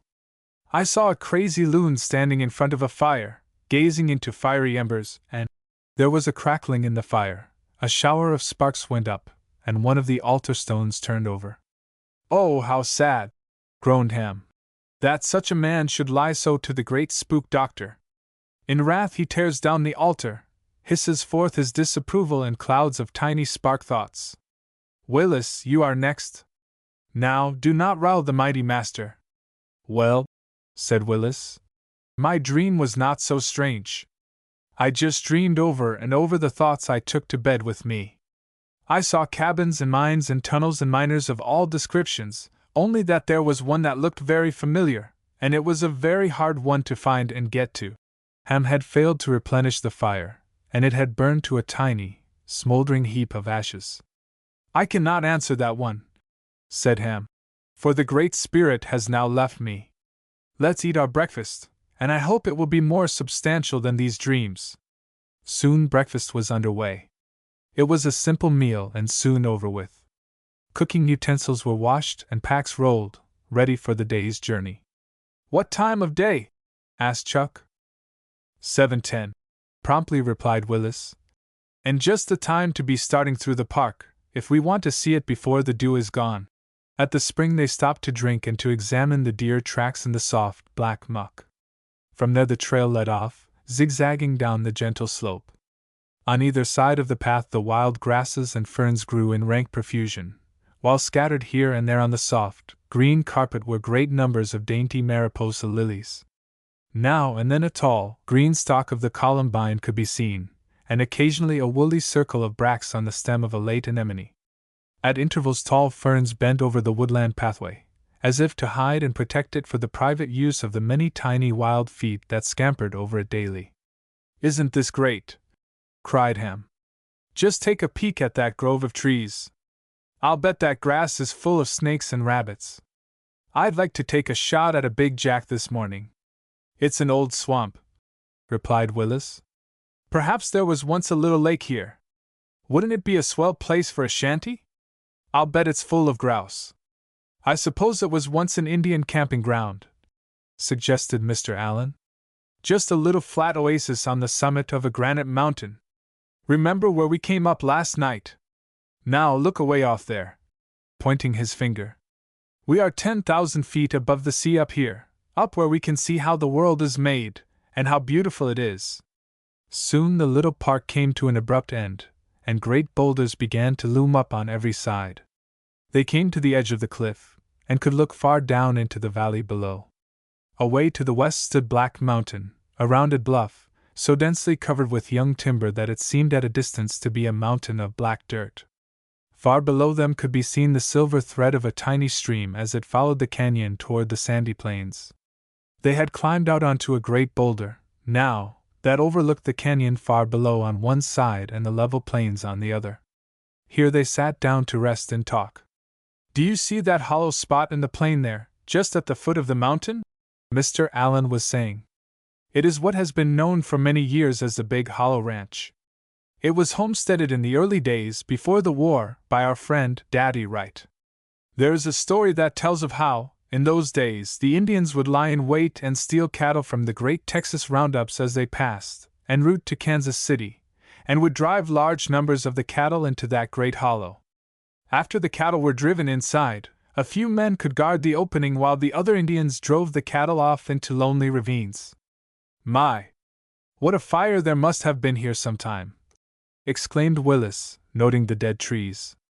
"I have always wanted to see a forest fire. It must be a grand sight." "Yes, if you're far enough away to be safe," joined in Chuck. "I saw one once, but it was several miles away. It looked fine from there. It was the year we camped at the old hatcheries up in the Middle Park. Mount Deception was very much like Black Mountain then, very heavily timbered with fine, large trees. As the years went by, a very large slab pile began to accumulate back of the mill. Some way, no one ever knew just how, those slab piles got afire. It was on a very windy summer night, when everything was as dry as chips and the hills were covered with heaps of dry toppings and pine slash. Well, the fire got into a few piles of toppings, and before the men at the mill realized that there was a fire, it was running over the hills like a wild thing. The dry pine needles are just like turpentine to burn, so in less than 2 hours there were several square miles of timberland afire. The mill and hundreds of thousands of feet of sawed lumber were burned, and an area of many square miles stripped of every stick of wood, so far as value was concerned." "Did you see them fight it?" asked Phil. "No, I didn't see them, but I've heard them tell how they did it. I was in a forest fire once," said Mr. Allen. "It wasn't such an awfully big one, but there was plenty of excitement while it did last, I tell you that." "Tell us about it," came in a chorus. "It's pretty hard to describe a forest fire, but it was a very exciting experience. It was up not many miles from Mount Deception, while I was stopping with a friend at Manitou Park. We were eating our Sunday dinner, when suddenly the door opened and in rushed a man from the adjoining farm. "Fire, boys," he called. "I'm sorry to disturb you, but we need you, and you know the law. I'll have the buggy ready in a shake, and you be ready." As he left, my friend cried, "Come quick, Alan, into your old clothes." "Why," I said, "we don't have to fight the forest fire, do we?" He laughed aloud. "Well, you just bet we do," he cried. "The law says that every able-bodied man in reach of a forest fire must give his services. If a fire starts on government land and burns onto private land, Uncle Sam has to pay for all the private loss. But if it starts on private land and burns onto government land, the landowner is responsible." I jumped into some old clothes, and was ready just as the buggy drove up to the door. The man handed me a big brown jug and told me to fill it with drinking water. Off to the north we saw a great cloud of gray smoke rising from the forest, but no flame. The farmer handed my friend the lines, told us to take the shortest route, and not to stop for anything, that he would follow on horseback in a few moments. I never shall forget how the little mare did go that day. We drove north on a county road until we got even with the smoke, then we turned in directly toward it through a very large potato field. After an hour's hard driving, we came to the entrance of a narrow canyon. We tied the horse, and with as many shovels as I could carry on my shoulder, and with the jug, I followed my friend, who had taken a couple of shovels and 2 heavy axes. It was a sultry midsummer day, and how I did sweat! We hurried on, the smoke getting thicker and thicker, and still we could see no flames. We went up a long, narrow canyon in which there was a tiny stream, and about every 100 yards we stopped to drink. By and by we came to the top of a low ridge, and the farmer met us. "Hurry, fellows, hurry!" he shouted. "Give me a couple of those axes. Report to the first man you meet, and come home in the buggy when you can." He swung his horse round, and in a moment was gone. I was tired out already, and the jug of water was very heavy to carry by so small a handle. As we got near the top of the ridge, we came to an old prospect hole. An idea struck me. I would leave the jug there by the hole, and it would be easy to find when I wanted it, and I would hurry on with the shovels. As we reached the top of the ridge, the fire came into full view. My, what a sight! A great sea of burning, crackling trees below, and above an ocean of heavy smoke, floating upward in great billows. Far away, at least it seemed so to me, I heard chopping. I don't know how long I stood there wondering at the sight, but presently an old man, he looked to me like a wild man, came toward me, eyeing me with a scornful look. "Well, ye going to stand there all day with them implements, son?" He mopped away the great beads of perspiration from his forehead with a big blue bandana handkerchief. A large Russian hound stood, panting, by his side. Nearly a year afterwards I learned that the old man was no other than old Ben himself. "Where's that jug of water that Jim said you was a bring in?" he howled as he snatched the best shovel from my hands. I don't know what I said, but I know that he cursed me roundly and I started for the prospect hole to get the jug. I was excited to the limit. I came to the prospect hole, and the jug was gone. I was starting back when I came to another hole, then a third, then a fourth. I raised my eyes and surveyed the hillside. There were at least 100 prospect holes. Which one did I leave the jug by? Was it lost, that precious jug of water? Would I ever find it? The great clouds of smoke drifted past me and darkened the landscape. Then I began to hunt for the jug, one hole at a time. But I could find no jug. While I was searching all over the hill, up rode the farmer. He called for me to follow him. I tried to explain to him that I was looking for the water, but I couldn't make him understand. When we got back to the east of the fire, he handed me an axe and showed me what to do. They were cutting an aisle down the south ridge. There were great trees cracking and crashing to the ground all along the line and all around me. I could not see more than 100 feet ahead, but I worked like a Turk. Oh, but I thought my axe was dull and the tree hard. It seemed that I could never cut it through. I struck a heavy blow, there was a singing noise in the air, and the head of my axe went flying somewhere into the brush. I heard the farmer, chopping near me, yelled something about a fool and a greenhorn. Go, bring the water, he yelled. I asked what water, and he yelled back, the jug, the brown jug. I started again to find it. I don't know how long I looked, but by accident I stumbled onto it. I raised it to my lips to drink, but the water was warm and insipid. It made me feel faint. My head began to get dizzy and everything looked burned. I straightened up and went back toward the fire. When I reached the farmer, he gave me his axe and started off with the jug. I chose my tree and began to work. I had cut but one, and was started on another, when a dozen rugged, sweating men passed me on the run and shouted, "Look out for the blast!" I dropped my axe and followed them. The earth shook under my feet, as one after the other I saw mighty pine trees rise into the air a few feet, then crash headlong down the mountain into the flames. The fire was coming nearer. Oh, such a sight! The heat was intense, but the coloring was beautiful. I followed the men, but one man tripped and fell, the others hurriedly picked him up, and we went on to a safe place. Then a hurried conference was held, and orders given to cut the underbrush in a great circle around the fire. By and by the wind changed, and soon the smoke cleared away from where we were working. To my surprise, there were at least 50 sturdy men, mountain ranchmen, most of them, cutting the underbrush ahead of me, and just next to me worked Ben. We worked on until dark. My friend found me, and we started for the buggy.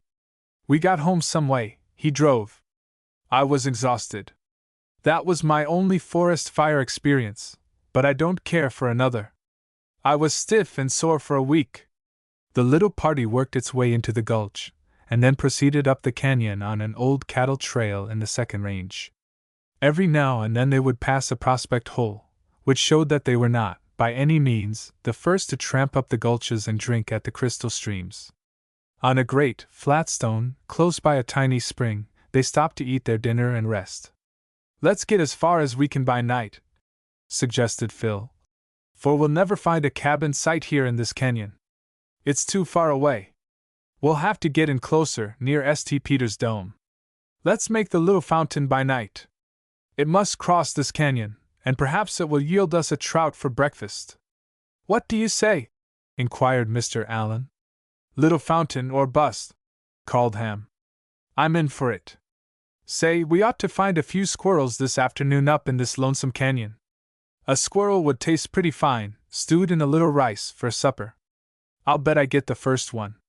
"Got some salt in your pocket?" asked Willis. "Salt? What do I want with salt? Just keep your eye on me. I'm dead shot at squirrels." "Hello here, what's this?" called out Mr. Allen about the middle of the afternoon. "This looks interesting to me. See here, I've found a few small pieces of aspen that have been cut by beaver." He held them up for inspection. Sure enough, on the ends were the marks of the tiny chiseled teeth of the little water workman. "I'd certainly like to see a real beaver dam. I've seen pieces of dams and old, wrecked dams, but never a real good one. Keep your eyes open for more sticks like this, and for stumps along the stream. This ought to be good beaver country, because it's wild and quiet."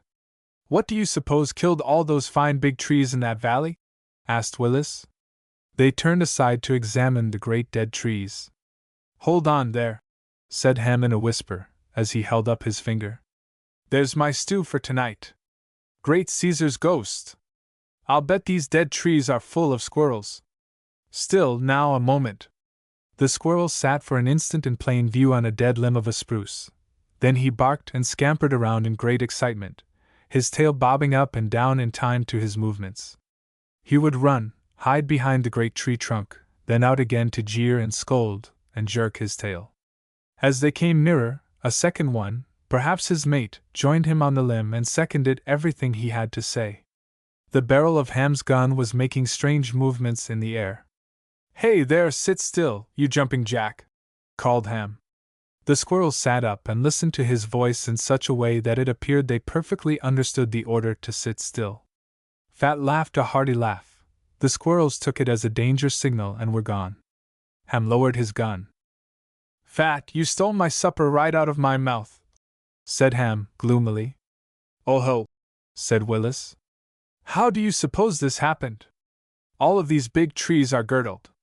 See, the bark has been cut clear around the trunk with an axe, so as to cut off the supply of sap. Mr. Allen, what is your explanation? Well, I'm not just sure about it, Willis. Someone may have killed them for timber, or someone may have girdled them so as to be able to start a big fire. It might have been the work of timber pirates. A man would get a mighty severe punishment for that, if he were caught. A little farther up the canyon they found traces of an old placer sluice, and what remained of some of the old, homemade cradles for panning out the gold. Gold, gold, gold! You find traces of it everywhere, and traces of the men who sought it. A sight like that always makes me sorry for some old, forlorn, disappointed miner, said Mr. Allen. Of all the dilapidated, blue-producing sights that I have ever seen, it's one of these old, deserted mining camps, for they come as near representing a forlorn hope as anything you can find. One time I was with a crowd of boys, and we made a detour to look over a deserted mining camp. They called it Old North Cripple Creek. Years before, shrewd individuals had salted prospect holes at that point, then discovered their own gold. Of course there was a grand rush, and a boom town resulted. Crude houses were built, stores and saloons erected, and mining operations begun. A real, substantial log hotel was erected, and I've heard that their charge was upwards of $10 a night, payable in advance. But the camp died as quickly as it had been born, and the people, mostly men, pushed on to other fields. It was a good many years after the place was deserted that I was there, but it made a tremendous impression upon me. I had the blues for days afterward. Old, tumble-down houses, the windows knocked out and the doors hanging on leather hinges. I remember one building that had been a saloon. The great mirrors back of the bar had never been removed, and the rains of many seasons had peeled the mercury from the plate glass, and the gilt frames were faded. We entered the old hotel, and were surprised to find some of the fittings still there. In the attic we found an old chest of letters, and speaking of strange coincidences, a large number of those letters were written and signed by Daddy Wright. Away up in the back corner of the attic sat an old owl. He looked down on us from his perch in a reproving manner, to think we would disturb the haunts of the past in that crude way. He was a weird-looking old fellow as he sat there, blinking his big yellow eyes, and I couldn't help thinking that the owl of wisdom perhaps a good many times might be found perched in the dark attics of the past, instead of spending his time in the sunlight of the great and active present. The afternoon passed, and soon the sun began to settle behind the western peaks. It was just 6 o'clock when the party came to the little fountain and chose their camping spot on a little green knoll of high ground, right by the water's edge. Someone suggested a dip, and so, in the quiet coolness of a perfect summer twilight, with a cheerful fire burning on the bank, clothes were stripped and a bath taken. Then came the evening meal, the usual round of stories, the message from the letter of the Great Spirit, then to sleep. As Willis and Mr. Allen lay watching the firelight and listening to the thousand sounds of the night breeze began to rise and to sing to them through the balsam boughs overhead. Do you know what I think of when I lie out in the woods on such a night, and listen to the gentle sighing of the night wind? Asked Mr. Allen. No, replied Willis. What do you think of?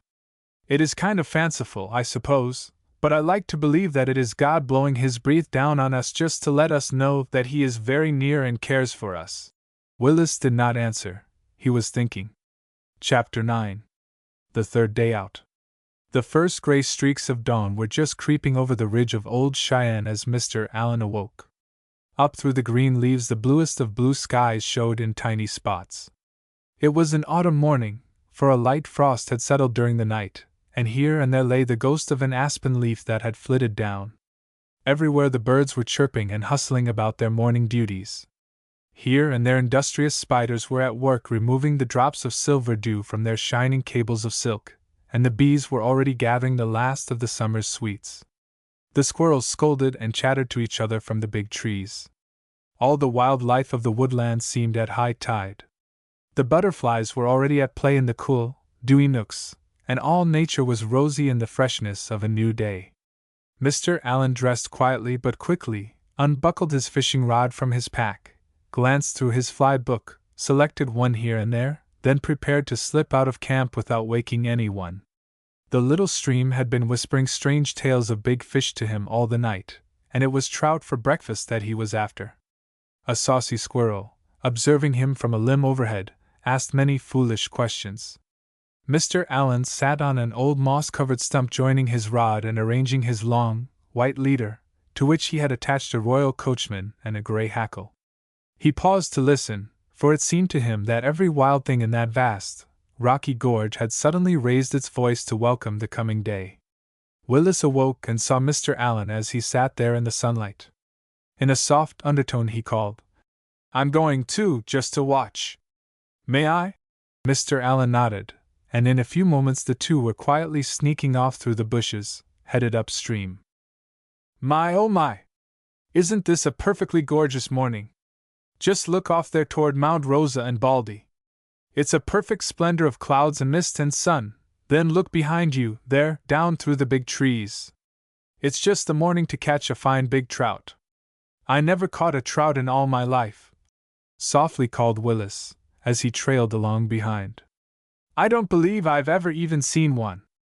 Many and many are the days I've fished in these old hills for a dozen, but a prouder fisherman never cast a fly than myself, when I could come home to camp, spread out my little catch of speckled beauties on the grass, and tell just how I caught each one.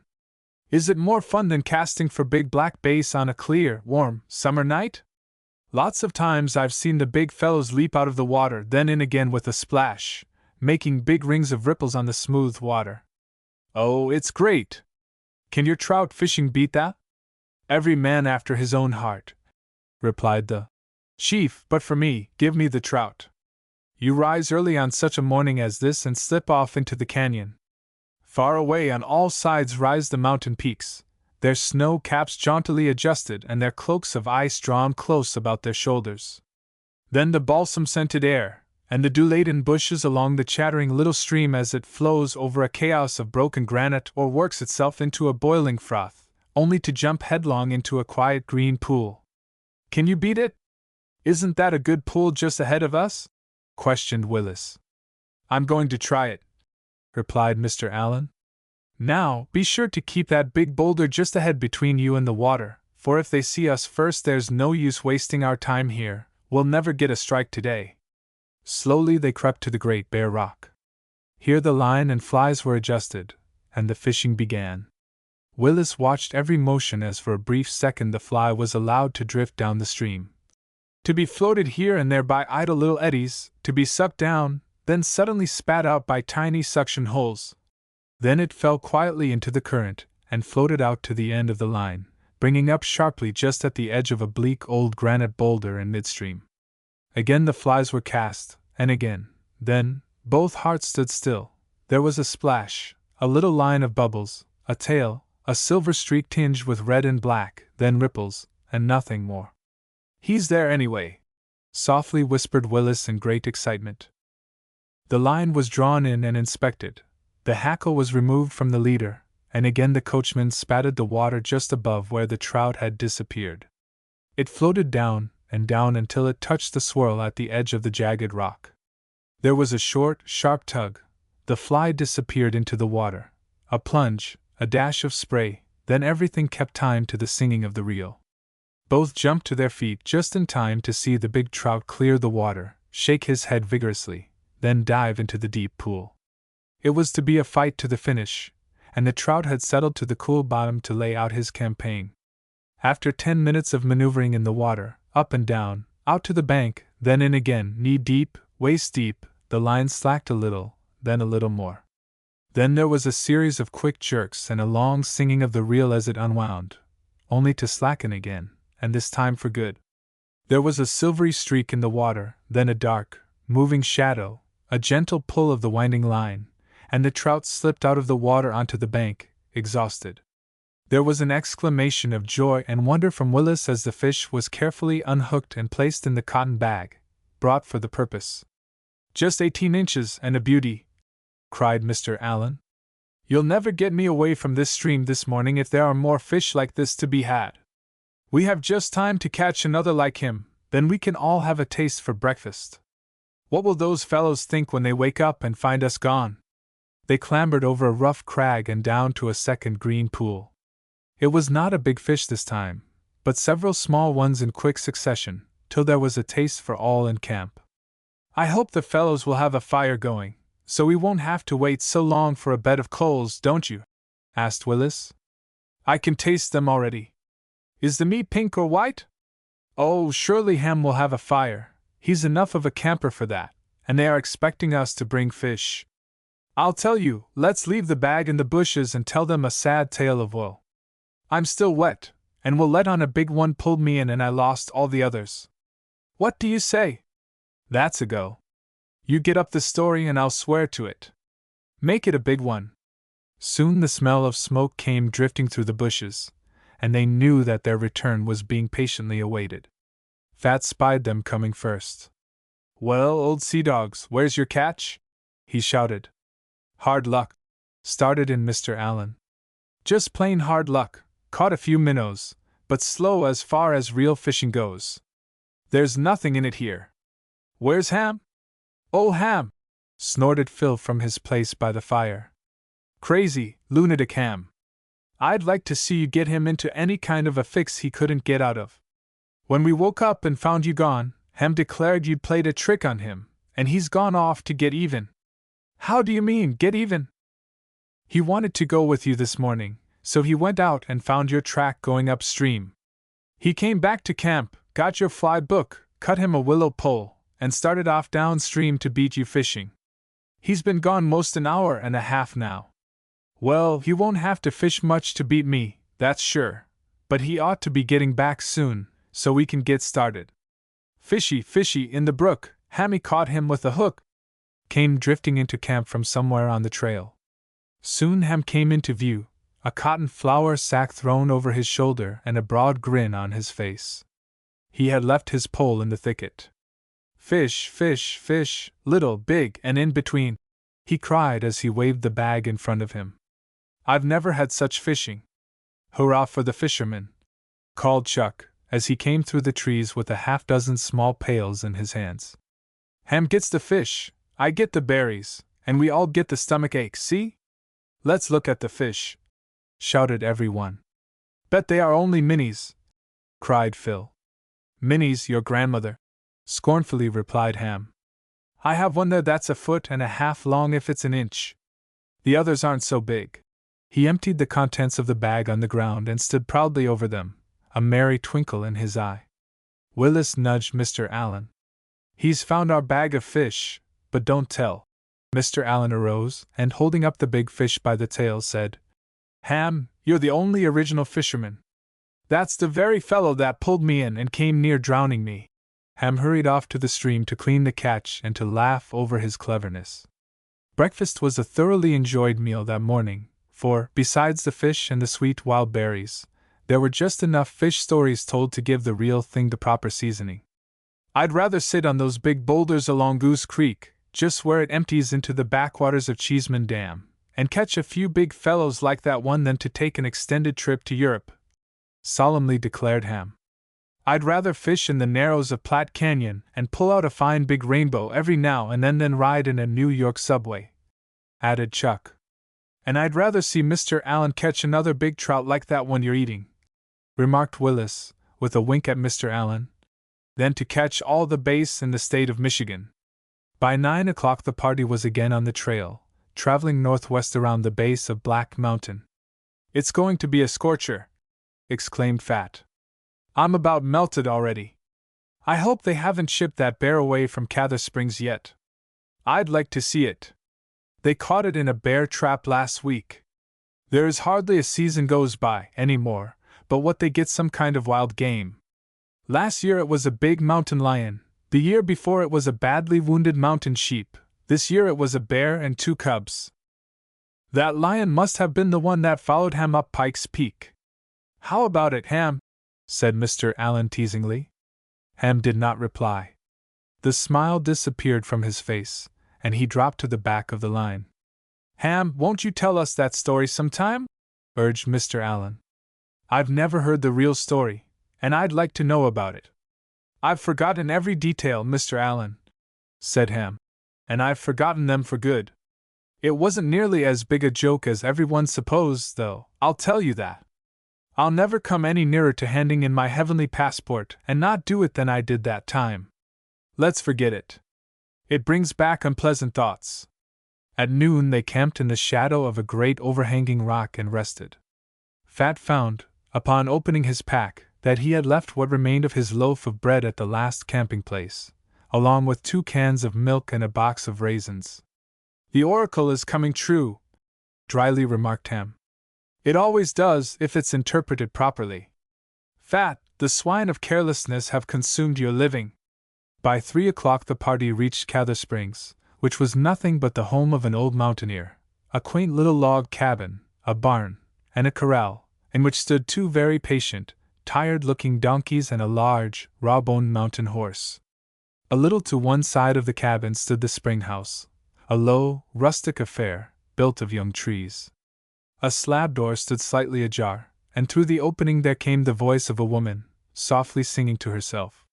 A thin column of gray smoke was curling gently from the rough stone chimney. At one side of the house, in the shade of a great pine tree, was nestled a little flower garden that gave every sign of having had careful attention each day. On the back stoop was stretched out, at full length, a husky collie dog. He was evidently asleep, for he did not stir as the boys came down the trail toward the picturesque little cabin. "Great Caesar's ghost!" exclaimed Ham. "Take a peep at a few of those jaybirds. I never saw so many in my life. I'll bet the lady feeds them. Watch me knock that saucy fellow off that dead limb." He raised his gun and shot. There was an awful scolding, jabbering, and flapping of wings, but no deaths, fortunately for Ham. The dog came to life in less than a second, and expressed himself freely on the imprudence of such an interruption to his midday nap. Likewise, the spring house door suddenly opened and out popped a funny, little old lady. "Boys, boys!" she called in a high, quavering voice. "Don't shoot the blue jays. It does beat all how right down destructive all boys are, anyway, shooting poor, harmless little birds for sport." The jays, on hearing the familiar voice of their benefactress, began to alight in 2s and 3s close by, and approved her every word with as much vigor as their tiny throats could command. The little old lady came straight toward Ham. "Young man," she cried, as she shook her long, bony finger in his face. "Young man, whoever gave you the right to come into this beautiful wilderness to maraud and murder and kill such beauties as them jays that God has put in these woods to be companions and friends to us lonely mountain folks? Who do you s'pose built this here canyon and that green meadow and this little spring and these hills, and all the little wild folks as lives in 'em? I should think you would hang your head and look like a whipped puppy if ye're little enough to shoot jaybirds, just to see the blue feathers a-flutterin' in the air. 'Pon my soul, you hunters is beyond my understandin'. S'pose that bird you shot has a nest, which, like as not, she has, and it's full o' little fuzzy balls o' bird flesh this minute, all mouths and stomachs, a-waitin' for their mother to bring supper, and they just keep a-waitin' and a-waitin' till they starve, 'cause you was mean enough to kill the mother bird just for fun." Ham's hat had long since come off, and he stood with downcast eyes, not knowing what to say. The old lady looked him up and down with a look of abject pity and scorn as she went on. "Didn't you ever stop to consider how many things the Almighty has put into these hills to love, young man, if you ain't too selfish and proud and mean to see 'em? I wonder what He thinks of a boy like you, anyway? You're like a demon sneakin' through a wonderful picture gallery a-cuttin' holes in the pictures just for fun. I know every jay in this valley, young man, every single one, and they know me. When food gets scarce, and cold nights come, and snow begins to fall, I feed 'em. They understand all I say to 'em, and they bring their young ones for me to see as quick as they're big enough. They tell me when it's going to storm, and when a hawk is flyin' over my chicken pen, and when berries is ripe, and when strangers is comin'. They're my little family. I care for 'em every day, and—" The floodgates were opened. The little old lady cried as if her heart would break, while the jays gossiped and chattered at the unusual uproar. Suddenly she turned and went into the house, and the boys, without a word, quietly passed up the trail and into the flat, green meadow ahead. Ham whistled softly to himself as he strode along. "Beats the Dutch," he said to Mr. Allen, as the two dropped back together. "How a fellow will forget himself now and then. I'd have done just what she did, only I would have gotten mad instead of just feeling bad. I'm mighty thankful I didn't kill that bird. What a great joy these simple out-of-doors people get out of nature, replied Mr. Allen. I'd give half my college education to be able to see and hear and understand the things that little old lady does in these old hills. Every time a bird chirps or a squirrel barks, she knows what it says. I think the master must have been thinking of some such a pure-hearted body as she when he told the people that the poor in spirit would inherit the earth. She doesn't go out in society much, nor she hasn't any party dresses, nor probably never saw a grand opera in her life. But see what she has that most people never get. In a few moments more they had crossed the little meadow, climbed up through a zigzag trail through the trees, and came out onto the railroad track, just where it crossed the stage road. Directly in front of them rose the crag-tipped cap of St. Peter's Dome. On one hand was the old wagon road, that first pathway of mountain civilization, winding down the canyon in long, graceful curves until it was lost in the distant haze, while on the other hand ran the steel rails of more modern civilization. As they stood resting for a few moments, they heard the rumble of heavy wheels, a wheezing and puffing, a shrill whistle, a cloud of black smoke, a shower of cinders, and the evening express passed upward into the cool, dark shadows, carrying its load of human necessities into the heart of the Rockies. It was 6 o'clock when the last one in the party reached the rickety wooden stairs that made the last ascent of 100 feet to the dome possible. Ham and Willis had been on top for some minutes, and were sitting on a huge boulder just at the foot of a lodge pole that had been erected on the very summit for a flagstaff. Certainly it was a sight to be remembered for many a day, a marvelous wonderland, stretching out in every direction. The detail of plants, trees, and winding trails was swallowed up, and only the vastness of the valleys and canyons could be seen, with here and there a silver ribbon of a stream. Far up in the blue vault 2 great eagles soared and circled. Here and there the last golden rays of sunlight fell on the distant ridges and lighted up the tree-tops with a beautiful iridescence. "What a sight!" exclaimed Willis. "Now, where is Cookstove Mountain, for I am especially interested in it?" "Oh yes, I see it. It's that great granite cliff that is so flat on the top. Wouldn't it be grand if we could build a cabin near St. Peter's Dome, so sometimes in the evening we could climb up here to sit and watch the stars come out? I want to be in the mountains and camp in them and hike in them. I am beginning to understand their charm more and more. I know now what it is that old Ben has, and Daddy Wright, and the little old lady we saw this afternoon that I have not. It is a big optimism, a love for everything that lives and is a part of the great creation. I don't know of anything that will take the selfishness and conceit out of a fellow like a few hours spent on a mountain top," said Mr. Allen. "It makes a fellow right down glad he's alive," remarked Ham. "I always get more out of a view like this than I do out of the best sermon I ever heard."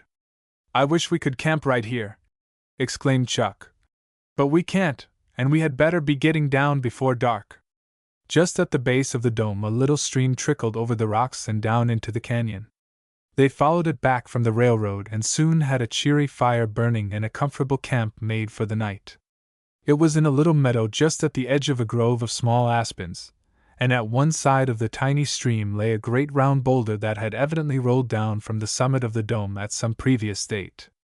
Beds were arranged in a row along the side of it, and a pile of dead sticks placed in a convenient position for the night's fire. The evening breezes were already beginning to play hide-and-seek in the valley, and the leaves on the trees were clapping their innumerable hands in applause at the brightly burning fire. The sparks flew upward and the shadows danced in and out of the illuminated circle like so many happy fairies. "Do you hear it, fellows? There, now, listen! Don't you hear it?" Ham was saying as he sat back from the fire. "There it is, calling, calling!" "What is calling?" asked Willis, straining his ear to catch the sound. "Mother Nature," answered Ham dryly. "Mother Nature's call, the call of the wild.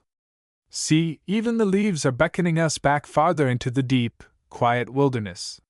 Some day I will part with my earthly possessions and answer that call, for, do you know, I believe that the Indian did come the nearest to living an ideal life of any of us." Everyone knew that Ham was in for a long, private soliloquy, and so began supper operations, for, although they had all heard the call of Mother Nature, as Ham put it, To some of them at least it was only an empty stomach calling to be fed. Mr. Allen and Willis were the last ones to take to their blankets, for they had many things to talk over between themselves. What can draw out the innermost thoughts of a fellow's heart more quickly than a chat with a sympathetic friend when both are seated before a fire in such a place and on such a night? If you really wish to know a fellow in a few days' time, you need to camp with him, to eat with him, and to sit with him before an open fire in the wilderness under a canopy of stars with the music of nature about you. Then man speaks with man, and all the conventionalities of life are forgotten. Yes, I have often wondered if I will ever find my father's partner, Willis was saying. I would rather see him than any man on earth sometimes. Wouldn't you be happier if you didn't ever find him, though? Questioned Mr. Allen. No, I wouldn't, Mr. Allen, because he could explain so many things to me that I have wondered about. I don't know that I ever told you, but it has always seemed so strange to me that my uncle, Mr. Williams, has never once mentioned my father's name to me. He was the last man that saw him alive, yet he has never spoken of him. I have been going to talk with him several times, but he is so gruff and absorbed I can't get up my nerve. There is one thing that has bothered me a lot lately, though, and I've never told you of it, but I'm going to now. I probably never would have thought much about it if it hadn't been for what the old prospector told me the other day over on Cheyenne. I've been wondering if there possibly could be any connection between his not wanting me to come on this trip and the fact that he was just then sending men to do his assessment work on the claim that once belonged to my father. There is another thing, too, Mr. Allen. I feel ashamed of even thinking of such things, yet the night we had our meeting at Bruin and I heard that same prospector discussing a Mr. Williams with old Ben. I heard him say that Williams was a thief and a sanctimonious old hypocrite. The thing that bothers me is, how much does Williams know of my father's affairs that he has not told my mother? Surely he would not dare to be crooked in such a thing as that. If you could locate Mr. Keyser, he probably could tell you some things. Slowly added Mr. Allen. Well, there's one thing sure, murder will out, and with the suspicion I now have, I'll keep quiet, keep my eyes open, and see what I can learn. That Cheyenne claim must be worth holding, or he wouldn't send men away up there to do that work. That costs money. Don't worry about it, anyway, boy. I wouldn't be building any air castles concerning that gold mine. It was, no doubt, just like thousands of others here in these mountains. I know that, but I want to see the mine that my father dug. Do you suppose I ever will? Who can tell but that you have already seen it on this trip? I don't know, but let's go to bed. Tomorrow we must find that cabin site, or go home empty-handed. I think we'll get over into these little canyons on the north, and work over to the railroad. If we don't find a place there, somewhere, then I'm afraid there is none. Most all of this land is forest reserve, and we'll have to get a 99 years lease if we locate on government land. But you know, I've been thinking we could build a dandy cabin of these large quaking aspens, if we could find a place in a good grove. Build a frame, then fit them in, standing them on end, and line with building paper, and perhaps boards. These aspens cut very easily in the winter when they are cold. What would you think of that idea? Willis was already nodding by the fire, and did not answer. Good night, said Mr. Allen, as he pulled his blanket up about him. Sleep tight, and no dreams, mind you. Chapter 10. A glimpse of Buffalo Roost. The little party gathered about the fire the next morning, cooking the last breakfast of the trip. Tomorrow they would be home again. Would they take back a glowing description of a cabin site, situated in some cool forest nook, in the shadow of some mighty crag, or would they be forced to disappoint the anxious crowd of fellows who would be waiting for their return? By 7 o'clock they were jogging down the railroad at a lively gait, keeping their eyes open for a canyon that would lead in back of Cookstove Mountain. They had come down the track at least 2 miles without finding any encouraging signs when they came upon a trail that seemed to lead from the railroad into an unknown canyon. Perhaps it was one of the many trails from the railroad back to the remains of some of the old construction camps. Perhaps it was a cow path that led into a fertile meadow where cattle loved to rest by cool springs. Might it not have been the connecting link between some old prospector's diggings and his point of supplies? Possibly it had been worn by the ever-watchful forest ranger as he rode over the reserve, watching for the fires of careless campers, the trespass of cattle, or, perhaps, to make a timber sale to some mountain ranchman. Perhaps it was one of these, but more likely it was a combination of them all. What strange stories it could tell if it could but speak! Had it been on the southern slope, it might have been lost in the cool shadows of the forest, or have disappeared in the leafy molds and decaying twigs of many autumns. But it was on the north slope, from which the hungry flames of a giant forest fire had snatched every tree and bush, leaving only the barren hillside. It was a very alluring trail, for it led to no one knew just where. Just at the point where it slipped over the rocky ridge and dropped down out of sight into the canyon beyond, there rose a group of great, tall pines, which seemed to be guarding the pathway. Just ahead stood Cookstove, its rocky crest bathed in the morning light, while far away to the north the sharper outlines were lost in a great army of evergreens, which seemed to be trooping restlessly up the hill and descending again into the great unknown of the valley. It led straight away down a gently curving aisle of beautiful large trees that had already begun to carpet the floor with dull pine needles, picked from their shaggy heads by the mischievous dryads of the valley. Away up on the shoulder of Cookstove could be seen a long silver ribbon of water, the lower end of which was lost in the treetops of the canyon. From somewhere down below the trail there came the gentle murmur of jubilant little dashes of mountain spray as they frolicked and chased each other in the happy play of a mountain stream. On the inside of the trail the trees dropped away rapidly until you could look into their topmost branches without raising your eyes, while on the other side they trooped noiselessly upward, like some great, silent army, showing only their weather-beaten bodies. As the boys hastened down this trail, deeper into the land of enchantment, their enthusiasm knew no bounds. "I've about changed my mind about the location of the Garden of Eden," Ham sung out. "That's the 20th time," announced Chuck.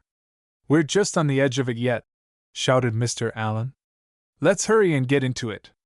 The trail began immediately to descend, and before they knew it the party found themselves beside a crystal stream that seemed to be lost in a narrow park of great trees and mighty boulders. The trail crossed the stream by an ancient corduroy bridge, then off it ran again up the opposite side of the canyon, penetrating deeper into the quiet forest. "This is the forest primeval, the murmuring pines and the hemlocks," quoted Ham. There was a perfume of the forest dampness in the air. Every tree seemed to shelter a bird family or a host of squirrels, to say nothing of the tiny creatures that made chorus together from their hiding places. Softly filtering through the trees came the constant melody of a waterfall, now far away, now just ahead, crying, laughing, sobbing, in a strange intermingling of feeling. The trail made a sharp turn to the left, the trees suddenly came to an end, and in their place were large piles of mossy, ragged boulders. The canyon ended in a perpendicular, moss-covered wall, hundreds of feet high, and from the top of this wrinkled old cliff leaped the stream into the canyon below. On an old tin sign, fastened to the stump of an immense tree, were the words, "St. Mary's."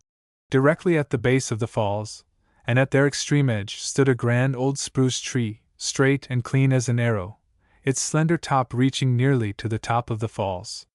They seemed to be happy comrades, for the tree was gently vibrating with the soft, half-wild music of the crystal stream. After every nook and cranny had been explored, the group began to retrace their steps down the canyon. "Isn't it a wonderful little spot?" asked Phil, as they sat down by the bridge to rest. "Who do you suppose ever built this trail away up here? See, it has been dug from the very mountainside in many places, and this bridge wasn't built as a mere footbridge, it was built to support heavy loads of something. Perhaps somewhere way up in those trees there is an old mine," suggested Fat. "I've been wondering if there was," slowly questioned Willis. "I'd like to go and look, for I'm not a bit tired." His eyes were big with the wonder of the place. "It surely is a treat to him, isn't it?" asked Mr. Allen. "Yes, and to us all," replied Ham. "I just wonder what some city people would think of it. When I get old, fellows, I'm going to find me such a little canyon as this and live out my life in it. I don't believe a fellow could ever think a mean thought out here, could he? He'd be almost afraid to." "It's an ideal place, all right," returned Mr. Allen. "Why, I believe I'd be an orator if I just had this valley for a class," went on Ham. It's a good thing such places can't be moved, suggested Phil. Or some of these wealthy fellows would be buying them all up and putting them in their art galleries. This view would create quite a sensation in New York City, don't you think? $50,000 is not much for a few feet of masterpiece, but this can be had for a few dollars an acre. Strange, isn't it? A man paints a little picture on a canvas and worries over it until his hair gets long and his face sad. He is then a genius. People go wild over a man that can copy a little scene. Yet those same people declare there is no creator. Account for a valley like this without him, can you? Declared Fat. The man that can deny him, standing here in this little bit of his handiwork, solemnly declared Ham, is blind, deaf, and dumb, besides having marked tendencies toward insanity. Halloo! Came in a clear shout from up on the hillside. By gracious, he's found a mine! Cried Ham, jumping up. Halloo! He shouted back. What did you find? 2 more trails, came the answer. Come up and look. One goes down the canyon on this side. A wild scramble up through the trees followed. Soon they were all traveling down one of the newly discovered trails. The other one began at an old log cabin, and ran zigzag up the mountain till it was lost in the gravel slopes. I've been trying to make up my mind where this canyon leads to, said Mr. Allen. I'm wondering if it can be Buffalo Park. A bridge was visible down the stream, and there was the sound of water splashing. An immense boulder that had rolled from the cliff above obstructed any further view. Ham and Willis were in the lead, the rest following as rapidly as possible. The 2 ahead disappeared, then came into view beyond the big boulder. A house! A cabin! Every one broke into a run. Just above the bridge a crude dam of logs had been built to back up a supply of water, and it was running over from the little pond behind in a happy, babbling waterfall. Then it turned to the south around the base of a patch of high ground. On this bit of high country, overlooking the stream on one side and the upper canyon on the other, stood the loudly announced cabin. It was a typical mountain log house, except for its roof, which was covered with cedar shingles instead of the customary split poles, thatched over with marsh hay. Its every line suggested age. In some places the mud chinking had dried and dropped out, yet, strange to say, the windows were all there, and even the door, which was of city manufacture, was not past repair. One corner of the roof had been slightly damaged by the falling of a monstrous pine log that was still lying where it had fallen several years before. The cabin had evidently been used as a summer home only, for there was no fireplace or a chimney of any kind, except a dilapidated old length of stovepipe that stuck through the gable at one end. It was this feature that made it look so completely forlorn and abandoned. Besides the door and 2 windows that opened on the trail side, there was a window on the up end and a door on the stream side which led out onto a crude back porch, built entirely of aspen poles. The floor was of pine boards, and had once been a marvel of beauty and convenience for a mountain cabin, but time had played strange pranks with it, till now it was uneven and sloped off in a jerky fashion toward the back door. On one wall was fastened a rude set of shelves, on which was perched a motley collection of pickle bottles and tin cans. Stretched along one wall stood a crude, homemade table, and in one corner stood the remains of a little, old-fashioned stove. A wooden chest stood under the shelves, and had probably been used for a grub box. It still contained a few pounds of yellow cornmeal, half a can of baking powder, a badly molded loaf of rye bread, and a surprisingly sturdy sample of butter. Hung on a nail in the corner above the chest was a once stylish skillet and the battered lower part of a double boiler. A rusty tin cup lay on the floor beside a powder can that had been used for a bucket, while just inside the south door stood a comical homemade shakedown. The frame was built of straight young aspen poles, while the springs were just a carefully woven layer of balsam boughs spread over a bottom of limber young saplings.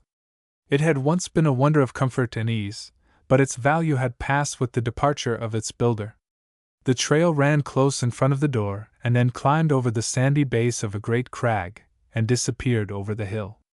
Just as it left the level of the house and started upward, there stood an immense Douglas spruce like some faithful guard, his proud green helmet stretched up into the sky so that he might be the more able to see any approaching danger. A great smoke-stained rock lay just at the end of the house, before which was built a primitive fireplace. An assortment of tin cans, lying in the little ravine, told the simple tale of bygone campfire suppers and of hunters and explorers and miners. "Well, this is what I call luck, pure, unadulterated luck, with sugar on it," drawled Ham as he surveyed the house. "Luck, your grandmother," said Phil. "Do you call something that you have been searching for 4 long days luck?" "Excuse me," answered Ham, in mock courtesy. "I forgot when I made that statement that there is no such thing as luck. It was my old friend, William Shakespeare, that wrote that famous line about luck. Luck is pluck in action, or something like that, wasn't it? That's what it was here, anyway." "Well, at any rate," said Mr. Allen, as he joined the group after his round of inspection, "the old shanty is chucked full of possibilities." "I'm glad something is full," interrupted Fat. "We certainly aren't in the same class, that cabin and I. It's been so long since I've fed that my floating ribs have run ashore. The worst of it is that all I have left is a can of condensed milk, about a teaspoon of sugar, and a little butter that's a second cousin to what's in that grub box yonder. I'm going to borrow a few possibilities from the cabin and beg for food. Let's have dinner. Right here by this old rock," called Willis. "Perhaps we can roast a little information out of these rocks." Chuck had gone downstream into a grove of large aspens, and at this moment came panting up the trail. "Bees, peach of a tree, honey galore, millions of them," he panted. "That sounds like something to eat," cried Fat. "Come along, Chuck, I'm with you. Do you know how to make that milk and honey that the good book speaks about?" "I've got the milk, let's get the honey." Ham, Chuck, and Fat started for the bee tree, Ham singing his favorite, "A preacher went a huntin' dot." "Better let up, Ham," shouted Phil. "The bees will be after the sweetness in that melody of yours." Phil stretched out at full length in the sun while Mr. Allen busily made figures and sketches in his notebook. Willis rose and started down the trail toward the bee tree. At the edge of the timber he stopped, and a curious smile spread over his face.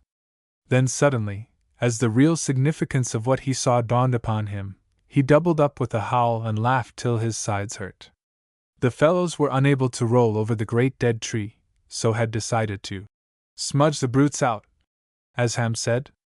Accordingly, they built a fire at the side where the bees had been seen to enter the tree.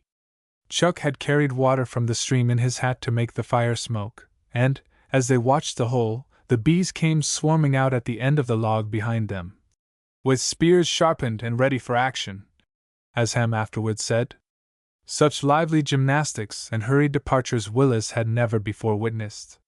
Fat completely forgot that he was hungry, and Ham took occasion to severely chastise himself, using his old felt hat for a paddle, while Chuck went plowing through the underbrush like a young bull moose, murmuring strange, inarticulate sentences. Fortunately for them all, the bee tree was nothing but a nest of marsh wasps, and there were nowhere near as many as Chuck declared there were. The damage was slight to all except Fat, and he had enough signs of battle to warrant a leather medal for bravery. The saddest thing was that the hope for milk and honey did not materialize. As the party sat together eating the last of their rations, Ham fell into one of his philosophical moods. "I like this kind of life," he began.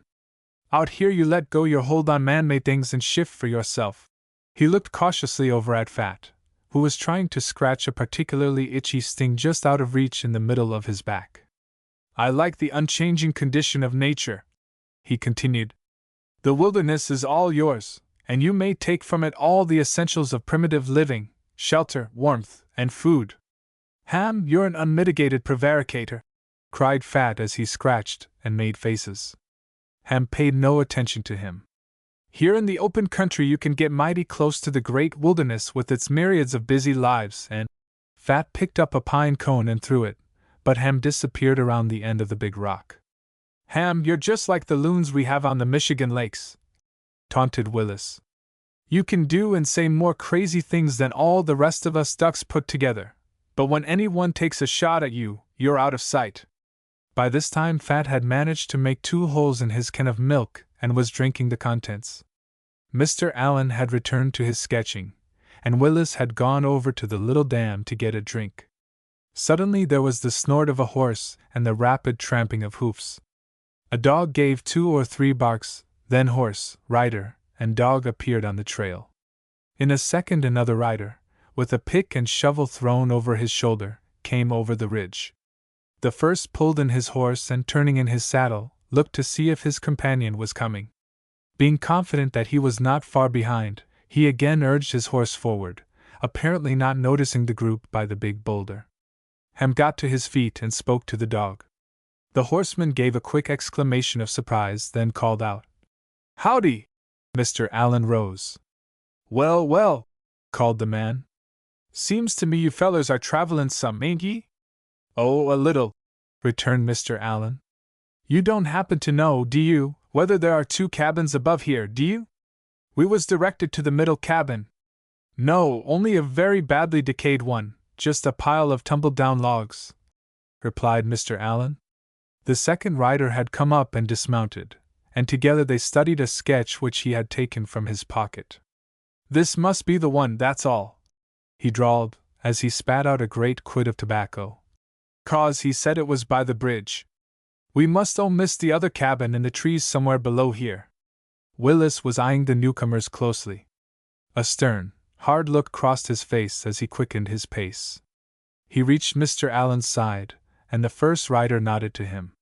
He drew nearer and observed the sketch very closely, listening intently to all the strangers had to say. His heart was beating fast, but just why he could not have told. "Well, Jim, I guess we'd better unsaddle and give the nags a drink and a rest," said the stranger, as he carefully folded up the sketch and put it in his pocket. "Seems strange as how we'd meet twice in these mountains in nearly as many days, don't it?" remarked the man, as he began to loosen the saddle girths and to untie the sacks of grub that were fastened on behind. "How is that?" queried Mr. Allen. "Why, wasn't it you that went up the trail to the top of Cheyenne the other day?" questioned the man. Then, without waiting for a reply, he went on. "We was doin' an assessment up there that day and seed you as you stood talkin' to that crusty old prospector that works that tunnel." "Oh, yes," said Mr. Allen. "So you are the men that were up there by that black dump?" "Yep, we're the fellers, Jim and me." "Are you going to do more assessment work here in this canyon?" questioned Ham. "Yep, we've got 2 assessments to do here somewhere," returned the stranger. "This canyon, or at least part of it, belongs to a real estate company in Colorado Springs. I don't believe there is any gold here, but they are holding the property as an investment. Seems like they expect sometime to open this canyon to tourist trade to see some swell falls that's up in it somewheres." "Oh, is that so?" returned Mr. Allen. "Then you don't think there is any gold here at all?" "Nope, I don't, and I'll tell you why. Gold, as it's found in these parts, runs in a strata of quartz. Now, there ain't no quartz in this range except on Cheyenne. The old-timer down at the inn says that there's gold up here, and he knows where it is, but you can't take no stock in these old fellers. They're daft on the gold question." Mr. Allen looked at his watch, then, turning to the fellows, he suggested that they had better start for home. After a little more conversation, the 2 parties separated, one to camp for the night in the cabin, the other to return to the city. Willis motioned Mr. Allen to the back of the line as they worked their way down the trail and into the park. "The plot thickens," began Willis, with a queer little smile on his face. Then with a slight chuckle he added, "To be more accurate, I suppose I should say the plot thins. Those are the 2 men that were at my uncle's house the morning we started on this trip, and my uncle drew that sketch, I'm sure of it. The heading was torn from the paper, but I feel it in my bones that he was the artist. Those are the men that were doing the assessment on my father's old claim on Cheyenne for my uncle. He never dreamed of my seeing them here and knowing they were in his employ. I understand now why he didn't want me to come on this trip. A coward is always suspicious. I never would have put the 2 together in the wide world if he hadn't made such a fuss about my coming. One thing is absolutely certain, my Uncle Williams is crooked, and that isn't all, either. My Uncle Williams owns that cabin, and will never get it for our use in this wide world. What will the fellows say when they know it belongs to my uncle and we can't get it? The cabin is ideal, and it could be repaired with very little cost. It is isolated and in a beautiful spot, and is the only thing we have found. Don't tell the fellows about it, please, until I see what I can do. I'll do my very best. Now look here, my boy, don't let that bother you, replied Mr. Allen. Wait. Don't trouble till trouble troubles you. He hasn't troubled you yet, he's just getting ready to. Let's beat him at his own game. There are more ways than one to skin a cat. But how? Inquired Willis. Well, the first thing to do is to get the exact location of the cabin, then go to the county recorder's office and see to whom the property belongs. If it ever belonged to your father, as you are now disposed to believe. Yes, I'd bet my hat, Mr. Allen, that this is the very cabin that my father and Tad Keyser built. Oh, how I'd like to have it all for my very own, Mr. Allen interrupted him. As I was saying, the records will show very plainly if it was ever transferred or if it was anything but a load claim. If your father owned it, that settles it. Williams has nothing to say about it. Placer claims can't be taken on deeded property. However, let's not worry about it, but let's count it ours and work toward that end. Oh my, if Tad were only here, we'd soon know a thing or two, exclaimed Willis. Now, boy, listen. Don't go home and spoil all this business. Keep still about it until tomorrow, when we can get at the records and find out for certain just what is what. Will you do that? Questioned Mr. Allen. I'll tell my mother, replied Willis. And tomorrow I'll go with you. The trail was winding back and forth through a great park of aspens. On every side were prospect holes, remains of old cabins, and places where the wilderness was again reclaiming her own after men had spent their time, money, and energy attempting to force her to give up her gold. At the top of the hogsback that overlooked Bruin and the fellows sat down to rest. They were back in familiar territory, now, and the cabin quest was nearly over. Of course, the very first thing to do, Ham was saying, is to get in stone and get our fireplace built before the frost comes. It will be a simple matter. Just throw down stones from the mountain. They are flat slabs and will lay up very easily. We'll use that big, flat stone at the end as a foundation, and run the chimney up outside the house, a real big, life-sized one, too. And we want a grand old-fashioned crane in the grate, and andirons of stone, and a big cement hearth. Going to do all your cooking in the fireplace? Asked Chuck. Not on your life, put in Fat. We'll bring up our old camp stove, the one we had on the trip last summer. It's a dandy. I've got the only stunt, though, said Ham. Let's build a great big bed on the rafters that run from wall to wall. We'll just cut a lot of saplings and lay them in close and support the bed from the roof. After it has about 2 feet of balsam boughs on it, it will be a choice roost, I tell you that. I'm going to be architect and boss carpenter of that job. Yes, said Mr. Allen gravely. But it's not a fireplace, an aerial bunk, or a place to eat that I'm thinking of. There is no use putting our time, effort, and money into this place unless we can take care of at least 20 fellows at a time. And how can we do it? The eating won't be any trouble, advised Fat. They will get enough to eat some way. I always do. We'll build an addition, suggested Phil. A bunkhouse addition. That will be easy. We can build it out where that old back porch is, can't we? And say, talk about great logs, what's the matter with those aspens right there ready for us? We could buy tin dishes, but where is the money coming from? That is the main question, said Mr. Allen. Money, snorted Ham. That will come if we're in earnest, dead earnest. How about that circus?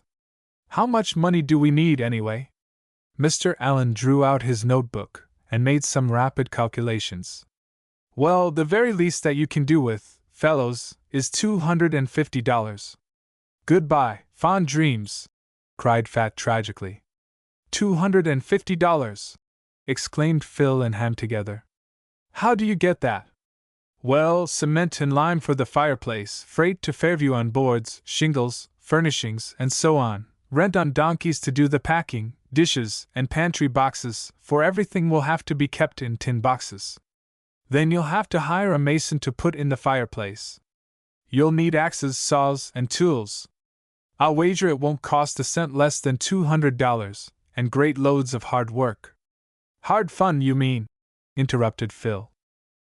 As the evening shadows began to lengthen and the cool breeze to rise from the snow-clad peaks of the middle range, the little group of explorers dropped into the canyon and hurried home.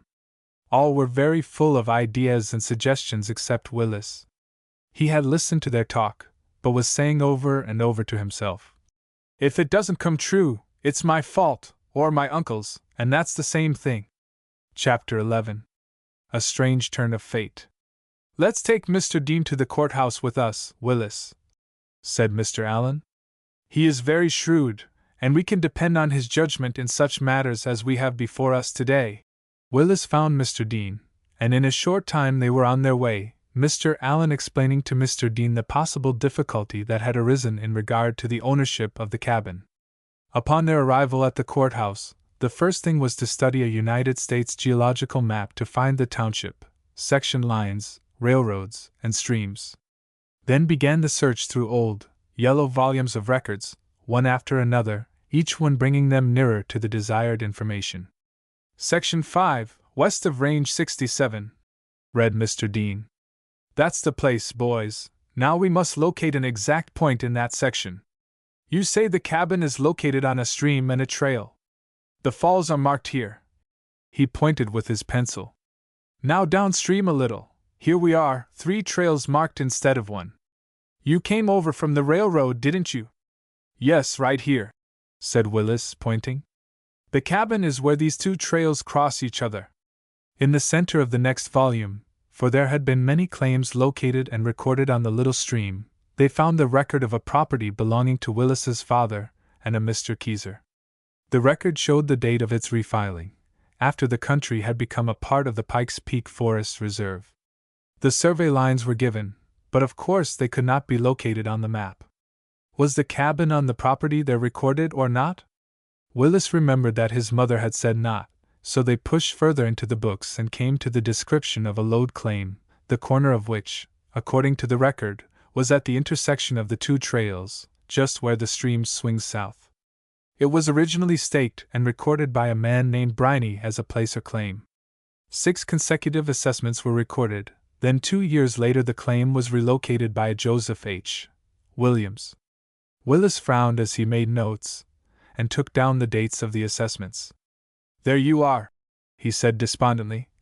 "Just as I thought yesterday, Mr. Joseph H. Williams, my uncle, owner. Great chance of getting that cabin, isn't there?" "Now hold your horses," interrupted Mr. Dean. "Let's finish the rest of this record. Well, that's the strangest thing I ever heard of. His last assessment is dated last summer, August 3rd, 19. This year's work hasn't been done yet. Why, well, anyway, there must be something worthwhile around that cabin. Claim jumped and re-recorded as a lode claim August 22nd, 19. Why, that's the day you started on the trip to look for a cabin." "You are right," exclaimed Mr. Allen. "Let's look at the list of records filed on August 22d last." The clerk showed them the page.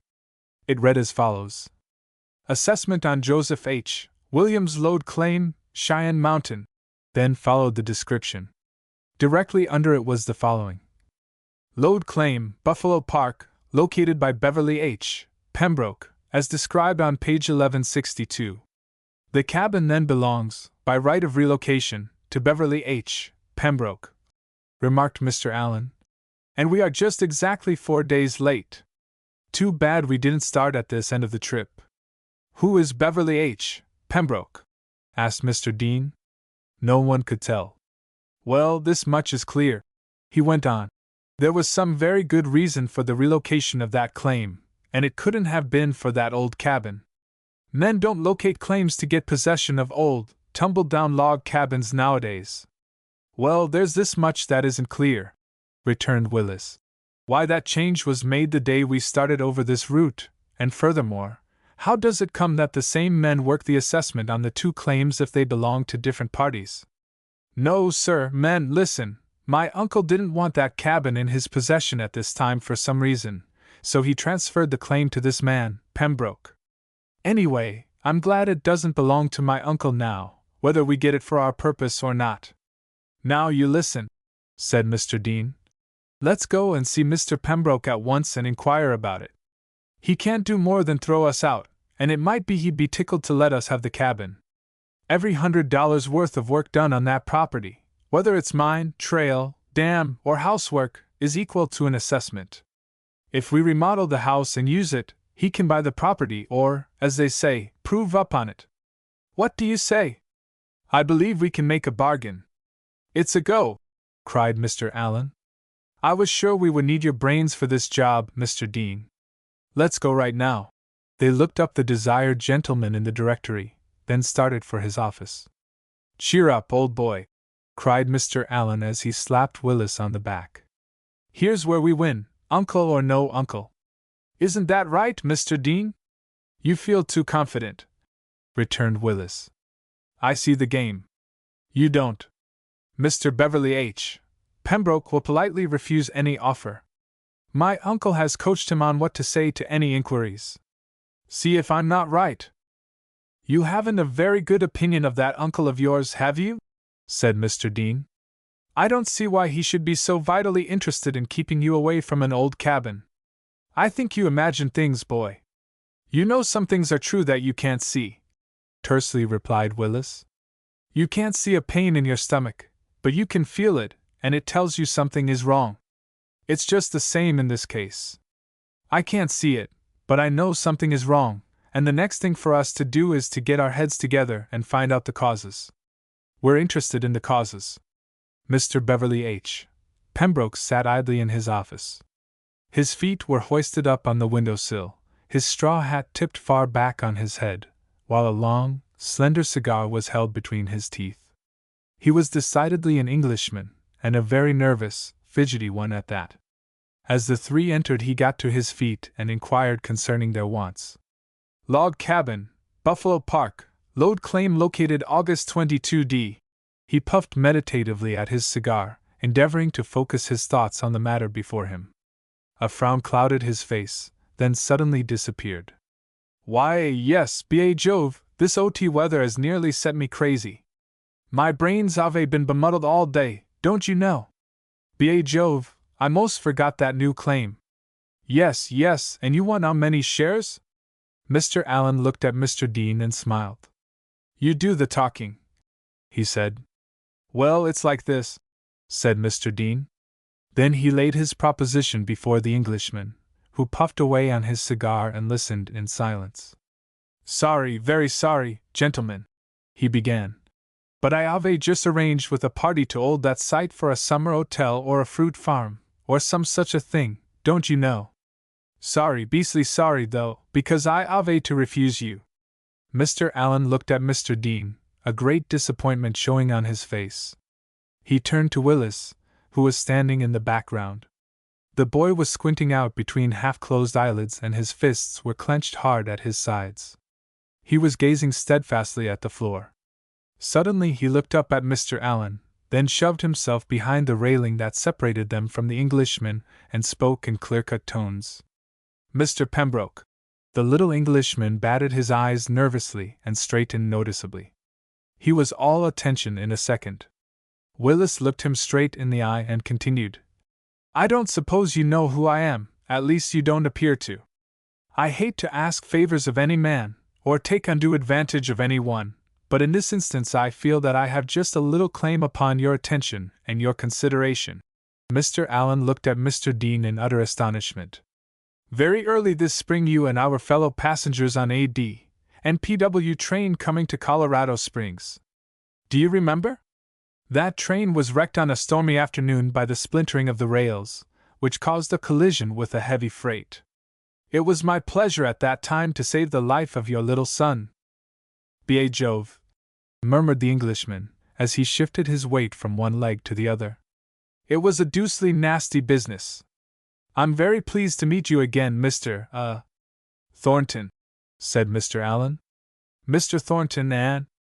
Never mind that, continued Willis. All I have to say is that I would count it a very great favor, personally, if you could see your way clear to let us have the use of that cabin for an association camp, until such time as you are ready to build or make other improvements there.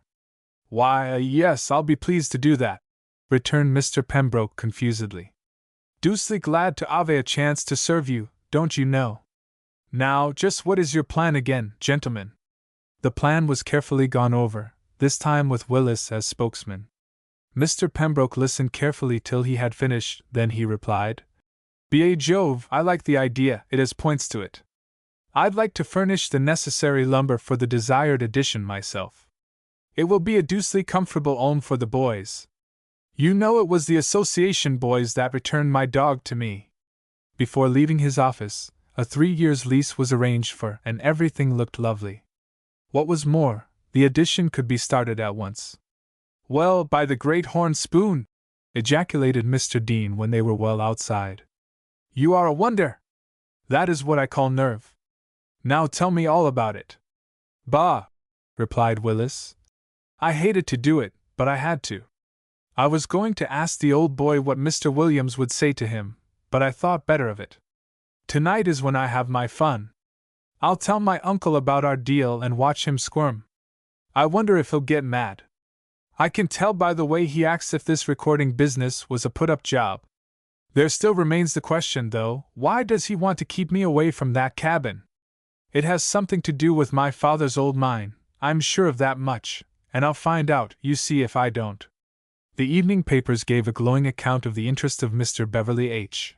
Pembroke in the new YMCA cabin project, and gave the plan of work. A circus was already being planned to raise funds for the building, and a stock company had been organized among the boys of the boys' department to furnish funds with which to begin work at once. Work would be started the next Saturday. The stockholders and some others would go to the cabin on Friday evening, camp around a fire all night, and be ready to begin work in the morning. After supper that evening, Willis had a long chat with his mother, and talked over with her all the things that had been disturbing him in regard to his uncle's recent actions. "I think you must surely be mistaken," she said. "What object could he have in doing such things? You must remember that you have a very vivid imagination, and you must watch it." "No, Mother, it is not imagination, for this is how I know this time. Didn't you see how red and nervous he got when I told him what Mr. Pembroke had agreed to do? Right after supper he left for downtown without a word. I don't know what it is, but there is some fact relative to Father's death that he has never told us. If we could only find Tad, I'm sure he could help us out. I'm going to find Father's mine, though, and it's not so very far from that cabin either. Mother, isn't it wonderful that we are going to have the very old house that Father built so long ago? After I find the mine, I'll find out about its worth, but it can't be worth so very much or Tad would never have left it. If the tunnel is still locked up like you said Tad wrote it was, why, we can't get into it. It belongs to Tad. Perhaps it will never be opened. Mother, some day when you have a chance, talk with Uncle Joe and see what you can find out. Father might have left keys and information concerning the mine with him. No, son, he wouldn't have keys, because it was Tad that locked up the tunnel. It is Tad that has the keys. But listen, don't worry over it a bit or build any false hopes on it. School will open in a week, and I want you to take advantage of all it can give you. We'll be here until Christmas, anyway, I think, unless Aunt Lucy should slip away before that time. I wonder what Uncle would say to me if I asked him about Tad when he comes home tonight. I think that's what I'll do." About 9 o'clock he heard the heavy footsteps of his uncle on the veranda, and in another moment heard him in the hall. After hanging up his hat and coat, he came into the library, picked up the Evening Telegraph, and began to read, entirely ignoring Willis. After they had sat thus silently for some minutes, Willis spoke. "Uncle, did you ever know a man named Tad Keyser, who was a great friend of my father's?" The man moved uneasily in his chair, but without looking up from his paper, he inquired of the boy what he knew of Tad Keyser. "Not much, to be sure," returned the boy half sadly. "Only what Mother has told me about him, but I'd like to know more. I think he must have been a very interesting old character, wasn't he?" "An old devil and a cutthroat," retorted Mr. Williams. "You couldn't count on him to be square even to his own mother. A sly old fox always on the hunt." "That's very strange," replied Willis. "He surely was not that sort of a man, or my father never would have chosen him for a partner. You surely must be mistaken. Your father didn't have enough dealings with him to find him out, that was all." I know him. Tell me about some of the awful deeds he has committed if he is such a fox, questioned Willis. I've always thought him absolutely square. I've heard he was the finest man in these mountains years ago. Who told you any such rot? I have enough circumstantial evidence against him to put him behind the bars right now, growled the uncle. Evidence along what lines, uncle? Persisted Willis. Blackmail, snorted Williams. What difference does it make to you, anyway? He would be a capital fellow to join in on such an absurdly foolish scheme as you are just about to pull off at the YMCA now. Going into somebody else's property and absorbing its benefits to yourselves. That's his scheme exactly. He watches my mining claims like a hawk, and if my assessments should be a day late, he'd jump my claims. He hates me. What did you ever do to make him hate you? Innocently inquired Willis. Again Mr. Williams ignored the question and went on. He'd just love to work on that old cabin again. I should think that cabin would interest him, calmly replied Willis. I only wish he was here to join us, for I'd rather know him than any man I can think of just now. A man who builds a house ought to know how best to build onto it, hadn't he? Personally, I think he must have been a very clever old miner, and as true as steel. Yes, true to his own interests. It takes two to make a fight, though, doesn't it? By the way, Uncle, why did you let that saphead Englishman jump your claim last week? I should think you'd hate him for such tricks as you do, Tad. Willis eyed his uncle closely, then in a half undertone he casually remarked. Anyway, I think a whole lot of this mining business is mighty crooked business. Then again to his uncle. Is Tad still around in the mountains somewhere, Uncle? Mr. Williams smiled in a preoccupied way and said, Yes and no. I don't understand? Questioned Willis. There was no reply. Soon the man laid down his paper and left the room. Well, I'll be jiggered, said Willis half aloud. What can he have against the man who was my father's partner? I don't know, but I'll find out. He closed his book with a slam and went off to bed. The last Friday night of the summer vacation saw a large group of husky high school boys board the car en route to the cabin. All were equipped with blanket rolls, and several carried picks, shovels, and other tools, for tomorrow, real work on the cabin was to begin. It seemed that the coloring of the leaves had given everything their delicate tint. The squirrels were already gathering stray acorns that Mother Nature had dropped for them. The little canyon lay in perfect quiet, except for the chattering of the line of boys stretched out along its leafy woodland trail. The whole physical body seemed to respond in a mysterious way to its every call, for in the city we live, but in the mountains we live more abundantly. By 11 o'clock the party sat around a half-dozen blazing campfires, munching at a midnight lunch and speculating on various phases of the work. Ham was keeping the fellows around one fire laughing over his remarks. Fat was giving expression to his views on camp grub and food in general. Mr. Dean entertained another group by his stories of army life, while Mr. Allen and a number of the boys' cabinet were laying out a plan of work for the morrow. Shorty Weir advised work on the fireplace first, because, as he pointed out, the fireplace would be the cabin's heart. It might have fine decorations and new rooms, a well-stocked pantry and new furniture, yet what would all these be to a dead thing? The fireplace would be the spot around which all the cabin life would congregate, around which every strange experience would be put into words. Yes, I'll help cut the logs and pack in the lumber and build the furniture, but first of all let me see the rugged stone chimney with a fire quietly burning on a great, wide, friendly hearth to cheer me as I work. You are right, Shorty, cried Willis. I'm with you, for when the old fireplace is built, and the wind is whistling down the canyon, bringing messages of snow, we'll forget everything outside and just be happy toasting before a great log fire. And so the nights slipped along. After a while they began to drowse, until one by one the little groups became quiet and fell asleep. Only the glowing, flickering pine knots stayed awake to watch the tired sleepers. The first streak of dawn found the fellows up and eager for work. Besides, there was so much to see and learn before the day's work was begun. The remains of the midnight lunches were drawn out of their hiding places and eagerly devoured. The fragrant smell of broiling bacon and the delicious aroma of campfire coffee filled the air. The pine-scented smoke from the campfire hung low in the valley, and every sound carried plainly in the morning air. The squirrels were out in great numbers and at their morning play, while every now and then the harsh, rasping cry of a bewildered blue jay would float up the canyon. The stone crew were strung out in skirmish order across the front of the high ridge and were rolling down every loose stone. Some came with a merry hop, skip, and jump, others with a shower of gravel and a crash as they struck the bottom. One great stone leaped into the top of a spruce tree and stuck fast. Another jumped over the great boulder at the base of the hill and rattled into the open door of the cabin. Still another dashed in mad frenzy down the slope, through the alders and into the stream, throwing spray in every direction. So the pile steadily grew. In the afternoon the cabin was cleaned out and a part of the back porch demolished, ready for the new addition.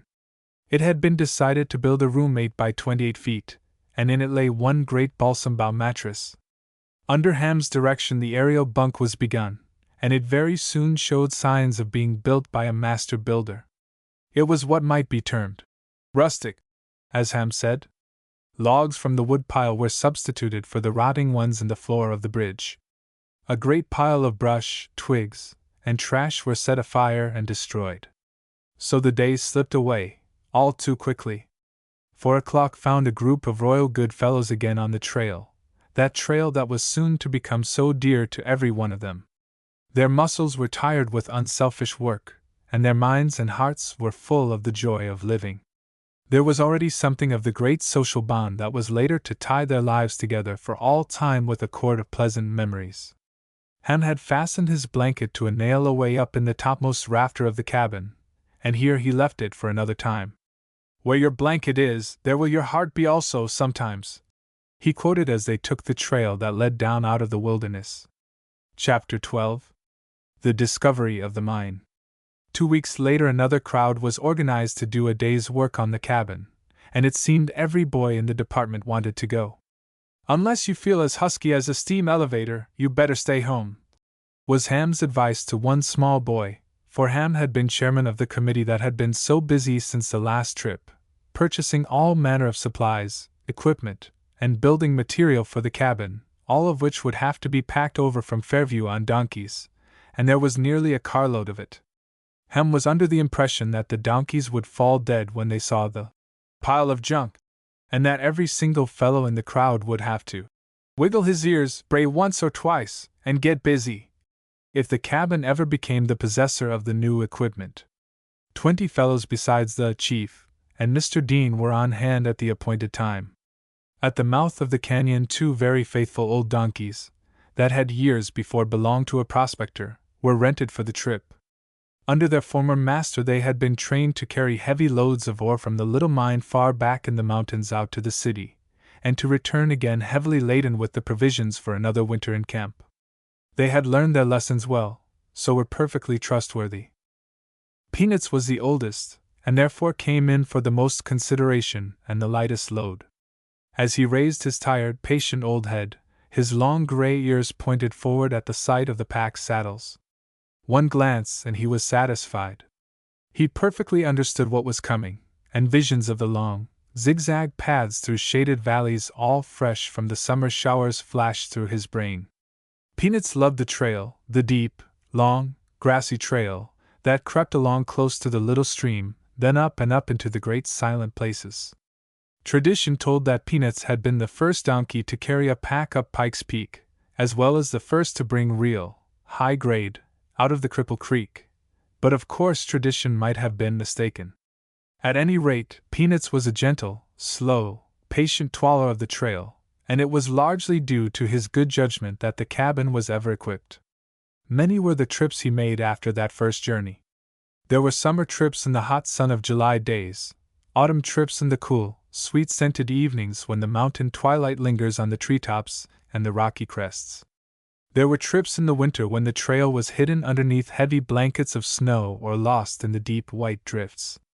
Once he had gone in beyond his depth and had settled down and down into the fluffy snow until just his head and big ears were visible above the snowbank. His companion, Tuberculosis, was a little different type of beast. His legs were long and his spirits high. He was in the prime of life and was not as trustworthy as his partner. Certainly tuberculosis had his idiosyncrasies, and that fact often spelled trouble for both himself and his masters. Now, Peanuts had learned that his driver was always boss, and acted accordingly, but not so with tuberculosis.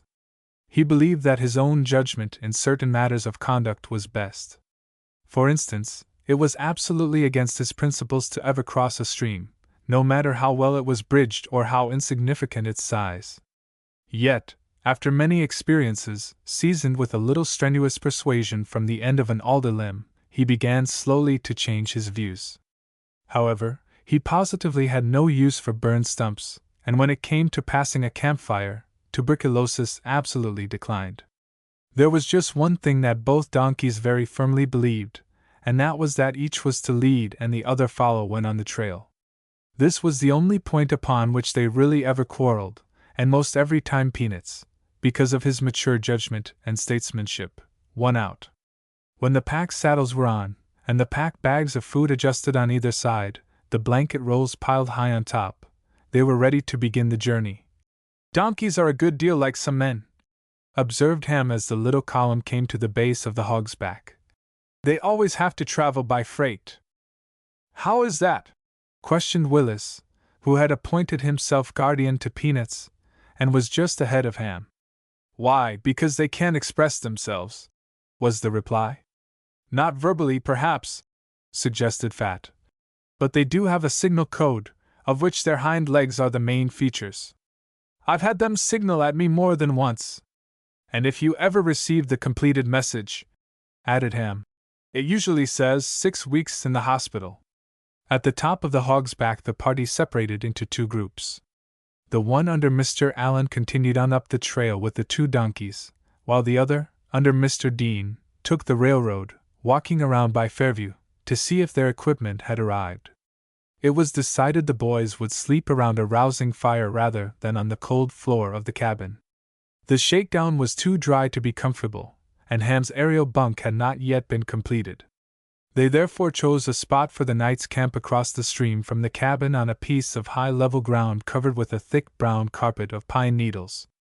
Very soon a bright fire was burning, and the nights would gathered. From the bulging pack sacks a real camp supper was gotten under way. Every fellow cooked his own piece of meat and baked his potato in the coals, while Mr. Allen made the coffee and opened the cans of beans. Each fellow fashioned himself a spoon from a dry stick, and the new cabin tin cups were initiated into service. Ham, who had had some previous experience with donkeys, warned everybody to be sure to save all the scraps, for beans, rye bread, or beefsteak were all dainties to the faithful animals. One of the fellows had brought his mouth organ, and under his leadership they sang every song from "My Bonnie Lies Over the Ocean" to "Nearer, My God, to Thee." When the fire had had time to work its wonders on the hearts and spirits of the campers, Mr. Allen suggested a few stories. Of course, he just voiced what was in the minds of many others, for who ever heard of a campfire, a grand night, a happy crowd, and no stories? Such a situation was inconceivable. Every fellow looked forward to the campfire because of the stories, and remembered the stories because of the campfire. They were inseparable. Mr. Dean opened the program. One story suggested another, and that one another, until nearly every one in the circle had told a story except Ham. Willis told Indian legends of the great Kankakee Swamp and of the disappearance of the Potawatomi Indians. Another told of a wonderful trip through Yellowstone Park, another of a deer hunt in Routt County, and still another of a mountain goat expedition in the Canadian Rockies. All the while Ham lay flat on his back, shading his face from the fire with his hands, and looking up at the stars. He was reveling in the spirit of the fire and of the night. "What are you dreaming about, Ham?" called Willis from the other side of the fire, to which Ham made no reply. "What's on your mind?" asked Fat, as he rolled over, facing Ham, and punched him in the ribs. "Nothing special," drawled Ham as he rose to a sitting position and drew his legs up under him. "I've just been listening. Your stories have been the words to the music that is in the air tonight. I love to lie still before a fire and listen to its music. I never realized before how many out-of-door noises are liberated when a pile of dry sticks are burned. That old fire has just been singing all the imprisoned songs of the forest wild tonight, and giving out again in its little flames 100,000 tons of absorbed sunshine. Ham, let's have the Pikes Peak story, urged Mr. Dean, but Ham only laughed. Yes, let's do, begged Willis. What's the Pikes Peak story? Inquired Sleepy from his place against an old stump. Well, if every one of you fellows will promise to never mention it again to me, said Ham hesitatingly. But I'm not going to tell you all the details, just the plot, remember that. He settled himself comfortably and began. The three of us had been in the habit of taking long Sunday afternoon tramps in the mountains, but because of the cold weather we had been pretty well shut in all winter. The snowfall for the season had been heavy and the cold, especially in the mountains, had been intense. It was the 8th of March, I think, and the very first signs of spring had just put in their appearance. We decided that we would walk to the halfway house on the Cog Road, or at least as far as we could. We didn't know how much snow there was, or where it began, but we were all feeling good and anxious for another real hike.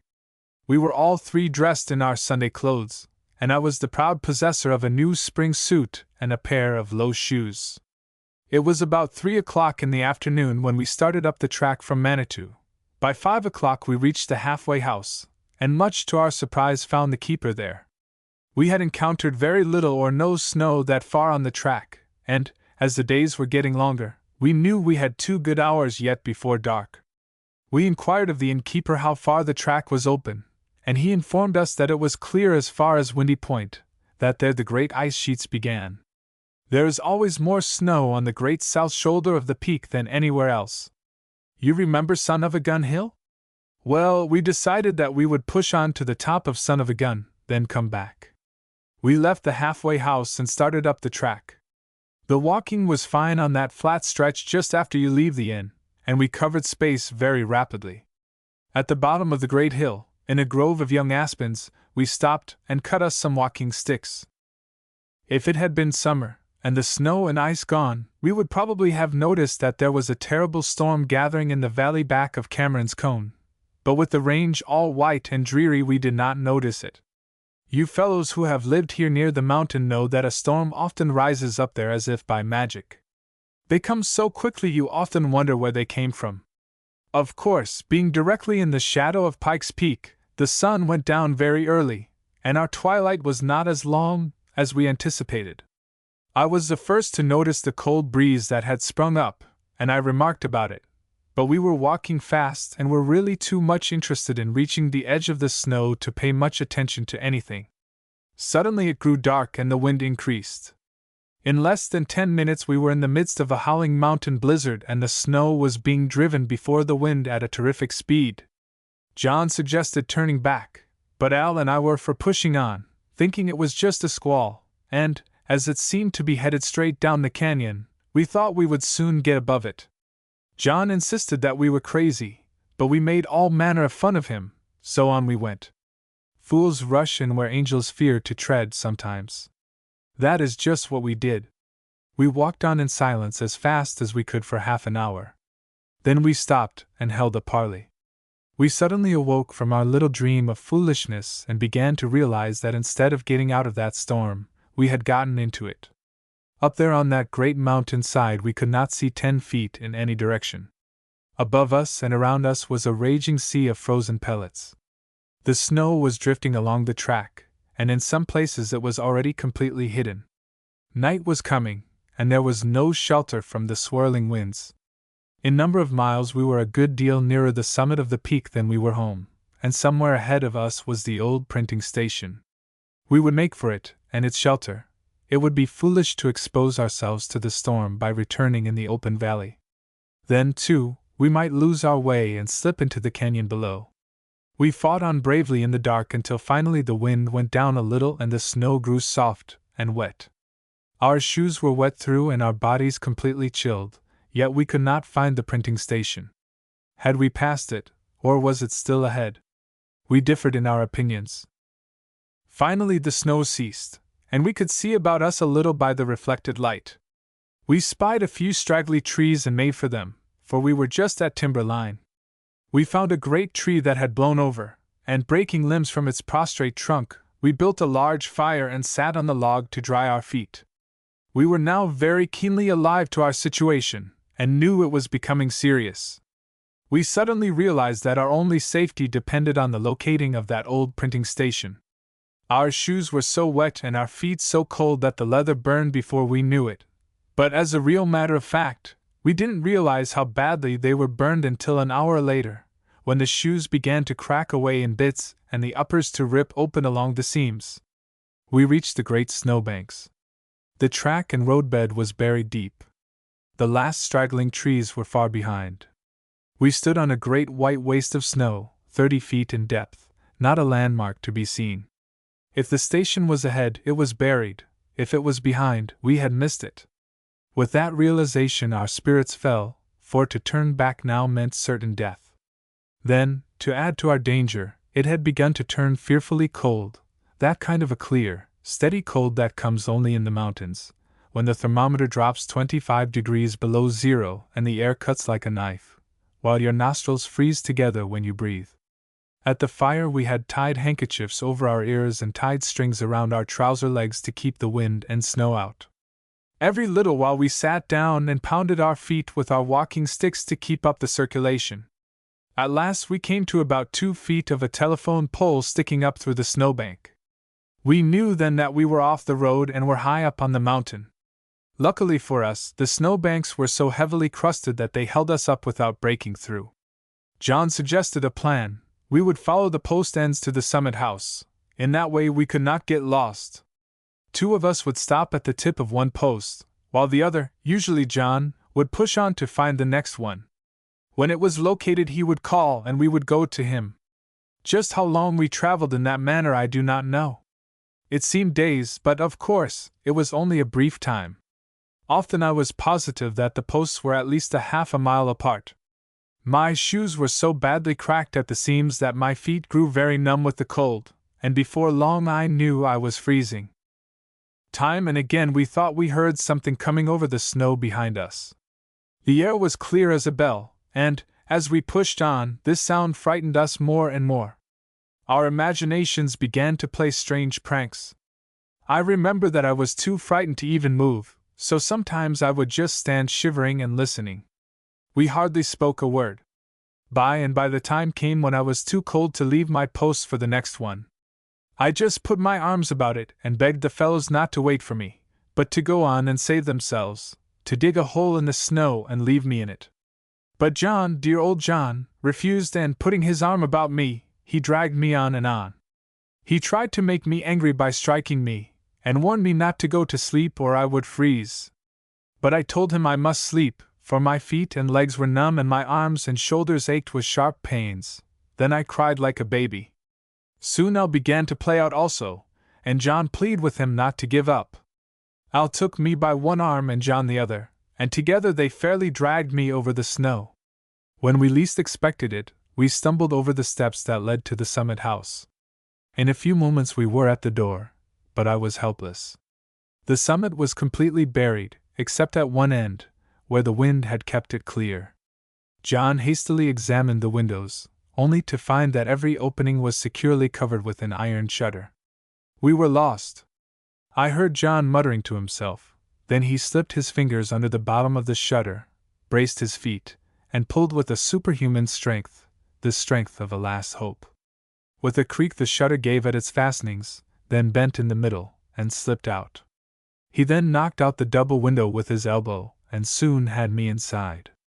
We found candles in a jar, and there was a great wood stove in the room, but no fuel. He didn't hesitate, but went to the counter, removed the shelves from it, and with a meat cleaver which lay on the table, he cut the shelves, and we soon had a fire. We heard sounds outside, and realized that the something we had heard behind us on the snow was at the window. We were conscious of a presence without being able to see it. John went to the broken window and looked out, but he could see nothing. Soon we heard stealthy steps back and forth on the flat roof above. He barricaded the window, brought snow on the end of a board, and rubbed my face, feet, and legs with it, then wrapped me in tablecloths which he found in the cupboard. Several times he brought a great armful of shelves from the storeroom and cut them up for the stove. As soon as the fire was started, Al lay down on the floor and fell into a heavy sleep. We could not waken him, and it frightened us badly. John began to cry, and I think if it had not been for the constant pacing back and forth of the strange animal on the roof, we would all have given up. Soon the first streaks of dawn began to show themselves, and with the light the pacing on the roof stopped. John climbed up the tower steps and peered out just in time to see the animal jump from the roof and disappear. The house was fairly overrun with rats that scampered in every direction. I thought I had seen rats, mountain rats, but I had never seen any like those. They were so bold we were afraid to sleep, for they were large enough to be dangerous. When Al awoke, he was very sick and weak. John found a big tin box in the kitchen, and in it were coffee, grape nuts, and the remains of a ham. He melted snow for water, and got us a little breakfast. We were three pretty serious fellows, for we knew only too well how the folks at home would be worrying about us, and how near we had come to freezing to death on that great mountain of snow and ice. After we had had breakfast, we made us crude snowshoes from the ends of grocery boxes, which we fastened to our feet with strings. Our shoes became hard when they dried, and it was only after painful effort that we got them on at all. We took the piece of ham, cooked the grease from it, and with this oiled our shoes as best we could. Traveling was very slow, for we were weak and sick, so it was nearly evening before we reached Manitou. There we met several rescue parties just starting to find us. I can shut my eyes and see them now. Some carried blankets and some food. Mr. Allen had a big red sweater on his arm and a coil of heavy rope hung from his shoulder. Old Ben was there, too, for they had sent word to him at Bruin Inn, inquiring if we were there, and when he found out we were lost he insisted on joining the rescue party. In fact, it was he that suggested that we had probably gone up Pike's Peak.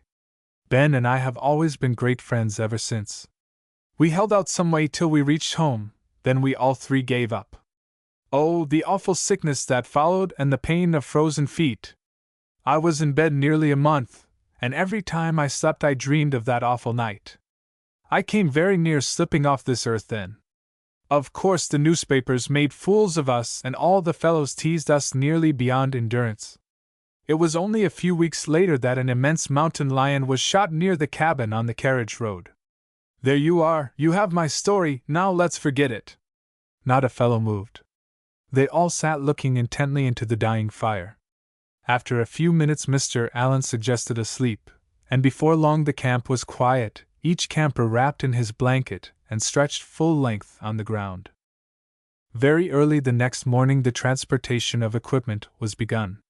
The entire party went over to Fairview to bring the first load of tin dishes, plates, cups, knives, forks and spoons, kettles, pots, frying pans, sugar cans, and so the list went on. The old shelves were removed from the blind end of the cabin and placed near the window in the other end. These were to serve as pantry shelves in the kitchen corner. After breakfast was over, one group returned to the car for another load, while Ham, with a helper, pushed forward the construction of the aerial bunk. The queer old shakedown was torn to pieces and the poles used for Ham's bed, the rest of it was shoved out of the back door and set afire. On this load the stove came, 2 fellows supporting it on the pack saddle of old Peanuts. It was set up near the window and a work table built at the end of it. Another set of shelves was made for the pantry, and soon all was in readiness at that end of the house. The old grub box was converted into a bread box, and the little old stove was set back in an out-of-the-way corner. It was, indeed, the passing of the old to give place to the new. Tuberculosis seemed to enter completely into the spirit of the new, for he had walked calmly back and forth over the shaky old bridge which crossed the stream with load after load of shingles and sacks of cement, and 1,000 other things that were to have a place in the cabin. There were windows and a heavy pine door for the new room. There were axes and saws and hammers. There were buckets and lanterns and iron bars to put over the windows, and stovepipe for the kitchen stove. Then, too, there was a grand old crane for the fireplace, and the frame for a wire screen to keep the flying brands on the hearth.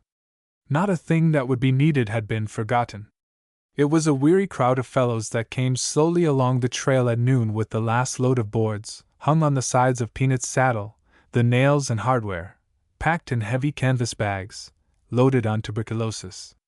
The aerial bunk was all completed before dinner time, except thatching it with balsam boughs, and all hands would help at that after the noon meal. Mr. Allen prepared the meal, and it was a real camp dinner. Could fellows ever have been so hungry before? In the afternoon, the rest of the old back veranda was demolished and cleared away. A large number of great, tall aspens, the choice of the grove, were cut, trimmed, and dragged in readiness for the new structure.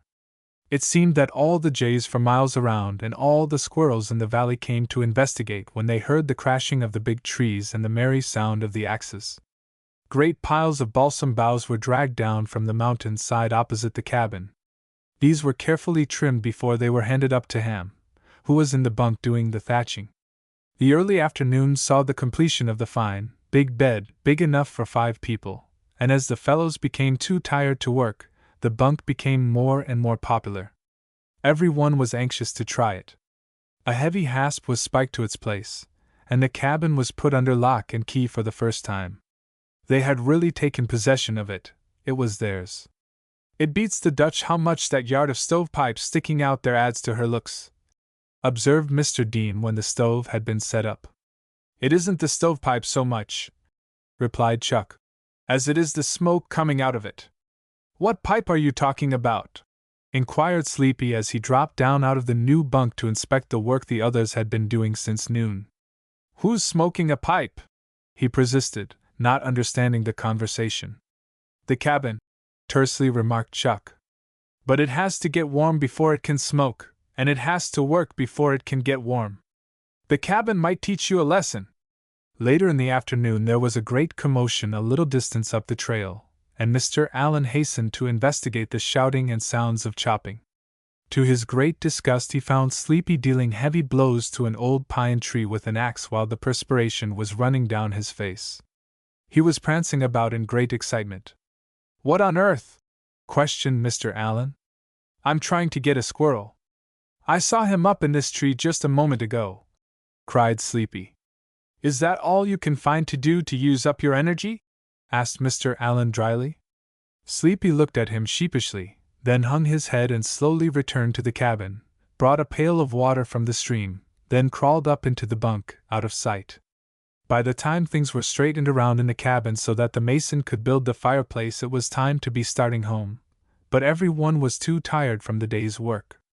They decided they would rest in the cool shade for an hour before beginning the tramp down. It would then be twilight. Willis took this occasion to do a little exploring on his own account. He had worked faithfully all day and was very tired, but he did so want to find his father's mine before he went home this time. He slipped away unobserved and took the lower trail, which followed up to the remains of the second bridge, then climbed to the tumble-down cabin they had found the first day. Here he took the trail that led far up into the timber. Finally he saw far up above him what appeared to be an old mine dump. Quickly he clambered up over rocks and rotting logs toward it, and in a few moments he stood on the dump itself, which was of hard black stone, with the exception of just a little quartz. He was sure it was the same kind of stone he had seen on the old mantel at his grandfather's. The quartz was apparently the last stone dumped. At one side stood an old mine shaft, perhaps 50 feet deep, with an ancient hand-made windlass still at the top. Then just to one side and entering the mountain was a great log door, put together with bolts. The lock was a strong powder-house lock, made of heavy brass.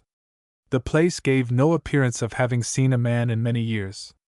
The hinges and hasp on the great door were heavily corroded, and an old metal wheelbarrow lay on the dump, rusted red. A tin sign fastened to a tree at the side of the tunnel had become a target for expert gunners. Willis tried the door, but could not force it a particle. Turning, he stood looking off into the canyon toward Cheyenne. "So this is the spot," he mused. "And it has never been touched in these 10 years. Poor old Daddy, poor old Daddy!" He leaned heavily against the log door, and his thoughts came thick and fast, only to conclude, as they always did, with, "Where is Tad Keyser, and why does my uncle try to keep me away from this spot?" He was standing where his father had stood many times, and the boy seemed to be very conscious of his presence just then. He wondered if, perhaps, there had not been something of just love for the place itself, as well as for the gold, which had drawn his father there so irresistibly. Such a spot for a long, quiet visit with oneself. Below him the stream and the little cabin, to one side, and a little farther up, the beautiful falls, with cookstove in the background. To the other side the park, all resplendent in yellow leaves, with here and there a tall pine standing like a green island in a sea of gently moving gold. Far away over the ridge was the blue outline of Cheyenne with its stage road creeping round the base. He sat down to rest and to think. He was suddenly awakened from his dream by seeing Mr. Allen closing and locking the cabin door below him. He rose and hastened down the trail. In a few moments he had joined the party, but he kept silent about where he had been and what he had seen. "You'll have to let me in the cabin a moment, Mr. Allen," he called. "I left my coat up in the bunk, I forgot it." The door was unlocked and Willis entered, hastily climbing the little ladder up the side of the wall to the bunk. It was dark in the cabin, for the sun had set. As he stepped into the bunk he touched something, then jumped back with an exclamation. Sleepy raised up on his elbow and looked about him. In a terror-stricken voice he called out, "Who are you?" Willis laughed so heartily that the fellows came hurrying into the cabin to see what occasioned it. Then followed a great deal of fun at Sleepy's expense. Sleepy only hung his head and tried to act as if his feelings had been badly hurt. Dirty trick, after a fellow's worked hard all day, to go and lock him in and start for home without him. "I'd have starved in there, I suppose," he said gloomily, "and no one would have cared." "I suppose you would," laughed Ham, "for you would be too lazy to cook you a meal after you found the food. We'll have to keep guard all the way home on Sleepy, fellows, or he'll fall into some ravine and go to sleep. He worked so hard today, poor boy. I never did believe in this child labor business, anyway." The fellows took turn about riding the donkeys home, and a unique experience it was, for pack saddles are not the most comfortable seats in the world, especially for a tired boy. Ham gave practical demonstration until the others caught on, then he walked. They were all too tired to chat much, so just jogged along homeward, happy that another day's work was done on the cabin. "A few more like this trip and we will be ready to entertain," called Mr. Dean. Chapter 13. Sleepy Smith has an experience. 2 weeks later another trip was made to the now beloved cabin, but the party was small and, because of the lack of leadership, the amount of constructive work done was not great. Enough logs were cut and dragged in to complete the addition, a new layer of fragrant boughs added to the aerial bunk, and the dam improved and strengthened. The rest of the day was spent in hunting squirrels and chipmunks and in investigating the immense valley above St. Mary's Falls. School was keeping the fellows very busy, and because the fall social life had begun the young men found spare time very scarce. The autumn activities in the boys' department were also in full swing, demanding their share of time and attention. The standing committee for the coming circus were already appointed, and were scratching their heads for new and novel stunts. The OFF were to present the after-concert, and Fat was busy on the program. The fall gymnasium was being entered into with great zest, and already there had been a call for basketball. The Bible study groups were getting together for the winter, the new cabinet had been elected, so that, someway, there was not a great deal of time left for the cabin.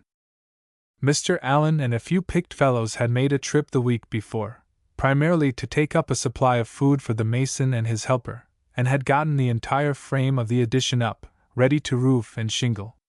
The next week another small group went up to roof the addition and close it in so as to keep out the snow, if, perchance, it might come before they were able to finish the improvements. They found the fireplace completed, crude but artistic, of jagged boulders with an immense cement hearth. The iron crane had been built in, and now hung lazily in the big firebox. Next came the cutting of the aspen poles for the floor of the addition. They had hoped to get at least one layer of boughs on the great bed so that the next time a larger crowd could be accommodated, but the long autumn shadows warned them that twilight was approaching long before they started it, so consequently they had to go back without seeing that task accomplished. The curtains had been put on the windows, white oilcloth had been tacked on the board tables, and a mirror, if you please, was hung over the tin wash basin just inside the door. Hooks made of crooked branches were fastened upon the logs on which to hang coats and haversacks. The place had really undergone a genuine transformation. "Well," said Ham, as he took a long drink from the bucket of fresh water that stood on the kitchen table, "that's the best water that ever flowed down a mountain side. There's life and health in every shining drop of it. To tell you the real truth, fellows, I'm beginning to feel mightily at home here in this little shack." "Shack? That doesn't sound right, though, does it? What are we going to call this place, anyway, Mr. Allen? YMCA cabin is no good. It sounds too civilized. Now, does that old fireplace look civilized? And that iron crane, and those twisted rustic seats in the corner, and that bed out there big enough to accommodate 20 fellows? It reminds me of a home the old Vikings must have had long ago, way up in the great pine woods of northern Europe. Someway, it has a look of health and strength about it that I like.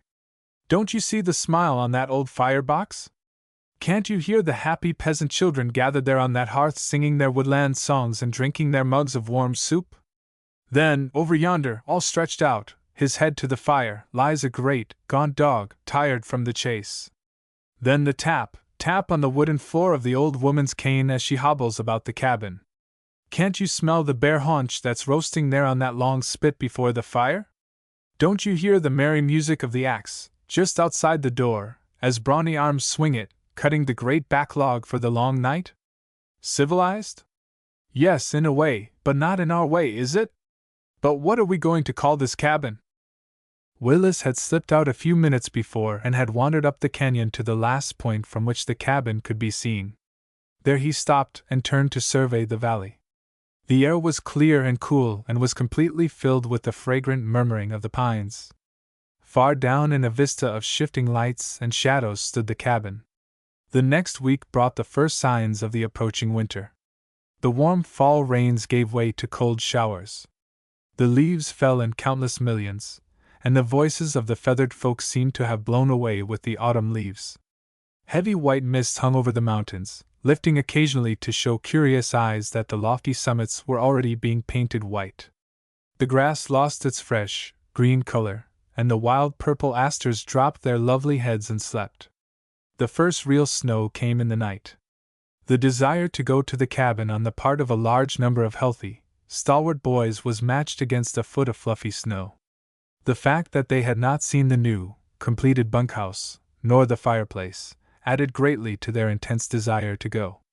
Added to this was the natural boyish love for possible adventure, so, of course, it was decided to go, snow or no snow. 20 strong, they were on hand at the appointed hour. Soft shirts had given way to sweaters, outing shoes to high boots or leggings. Still the boys were just the same, happy, healthy, and free, ready for anything the trip might bring. Old Peanuts raised sad eyes as he was led forth and saddled. To think that such as he should tramp through all that snow on such a night. Tuberculosis was disgusted beyond all measure. It was only by much bribing from his bag of precious piñon nuts that Sleepy was able to get him to even move. The snow was dry and fluffy, so walking was not really disagreeable, but necessarily very slow. Somehow Peanuts seemed to have grown old with the season, and many times Ham almost gave up in desperation, declaring they would not reach the cabin by morning. Darkness settled very early that night, and with it came the clear, cold breeze from the snowy peaks beyond. How white everything looked, and how quiet! Even the stream seemed to have been buried under a white blanket. On the hog's back the snow had drifted badly, completely obliterating the trail. It seemed like it took hours to climb that rugged hill. Twice the donkeys slipped from the trail, floundered in the fluffy drifts, and then lay down. Twice they both refused to go another step.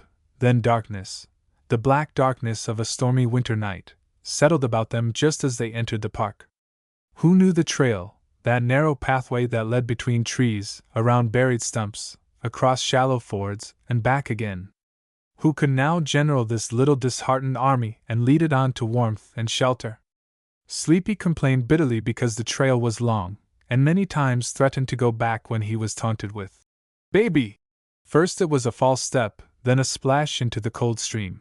Next it was a false lead into the heart of an aspen thicket, only to return and try again. Ham broke the trail until he was too tired to go another step, while Mr. Allen brought up the discouraged rear.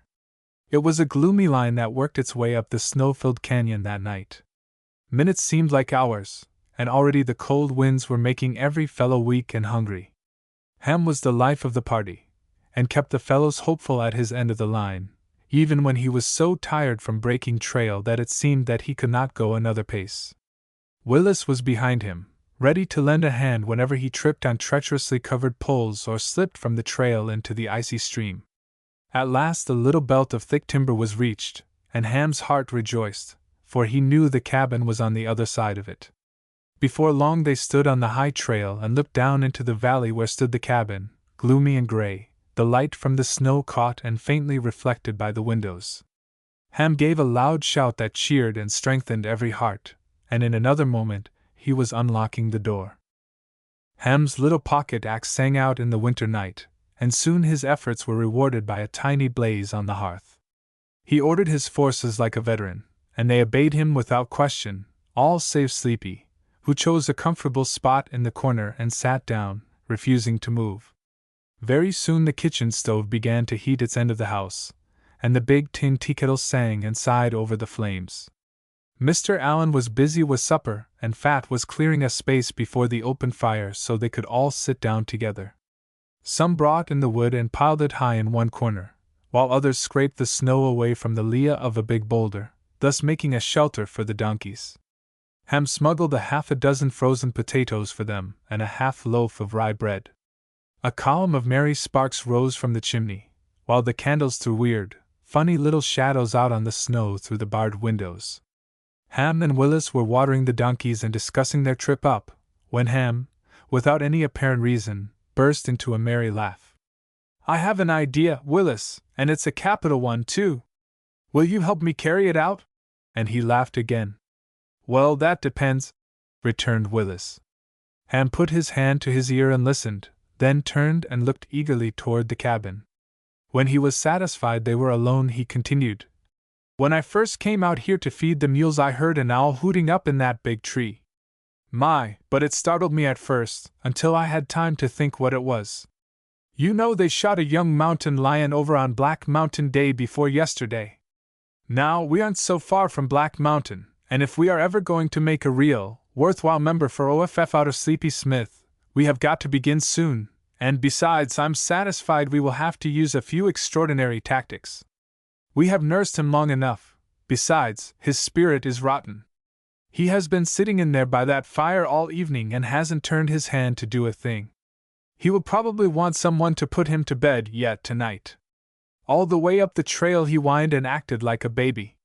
You remember the tricks he pulled off the day we moved the stuff over from Fairview on the donkeys, sneaked up in the bunk after dinner and went to sleep. You know how we nearly locked him in. He's hurting our crowd. We took him in, you know, because Mr. Allen thought there was so much in him worth saving. Someway, it hasn't come out yet, and we've got to operate, do you understand? We've got to scare Sleepy Smith out of his boots once or twice to see what's in him. Let's do it tonight.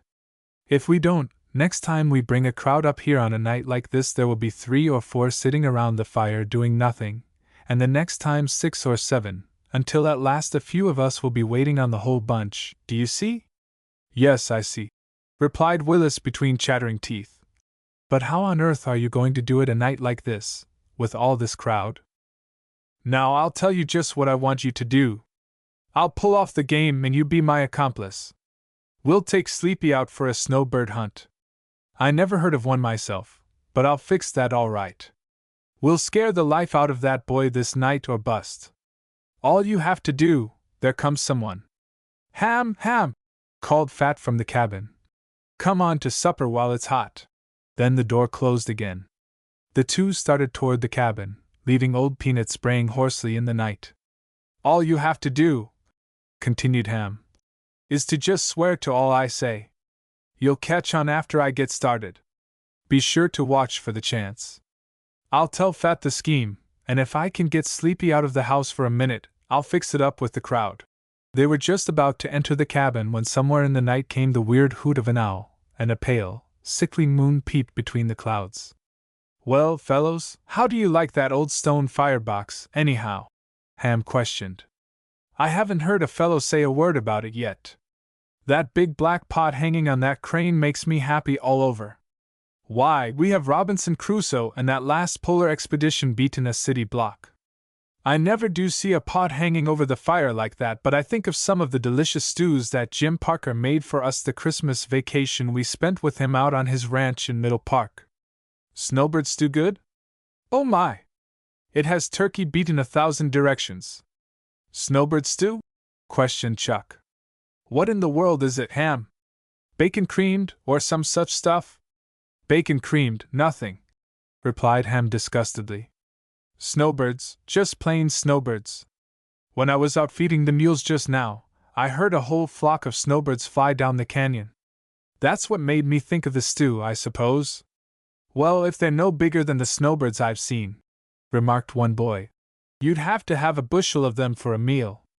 "Do you mean those saucy little fellows with the white breasts that come with the first snows?" "Those are the fellows," replied Ham. "And of course you need a lot of them.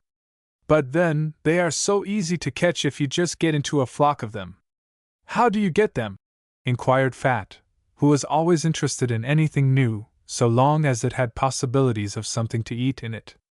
"Well, it's a good deal of hard work and some inconvenience until you get started. But oh my! They eats the next day. Little fat fellows all stewed down until they're tender." "Let's get a bunch," suggested Willis weakly, watching Ham for a cue. "There isn't a gun in the crowd," laughed one. "You could use clubs, couldn't you?" asked another. "Well, it's just like this," continued Ham.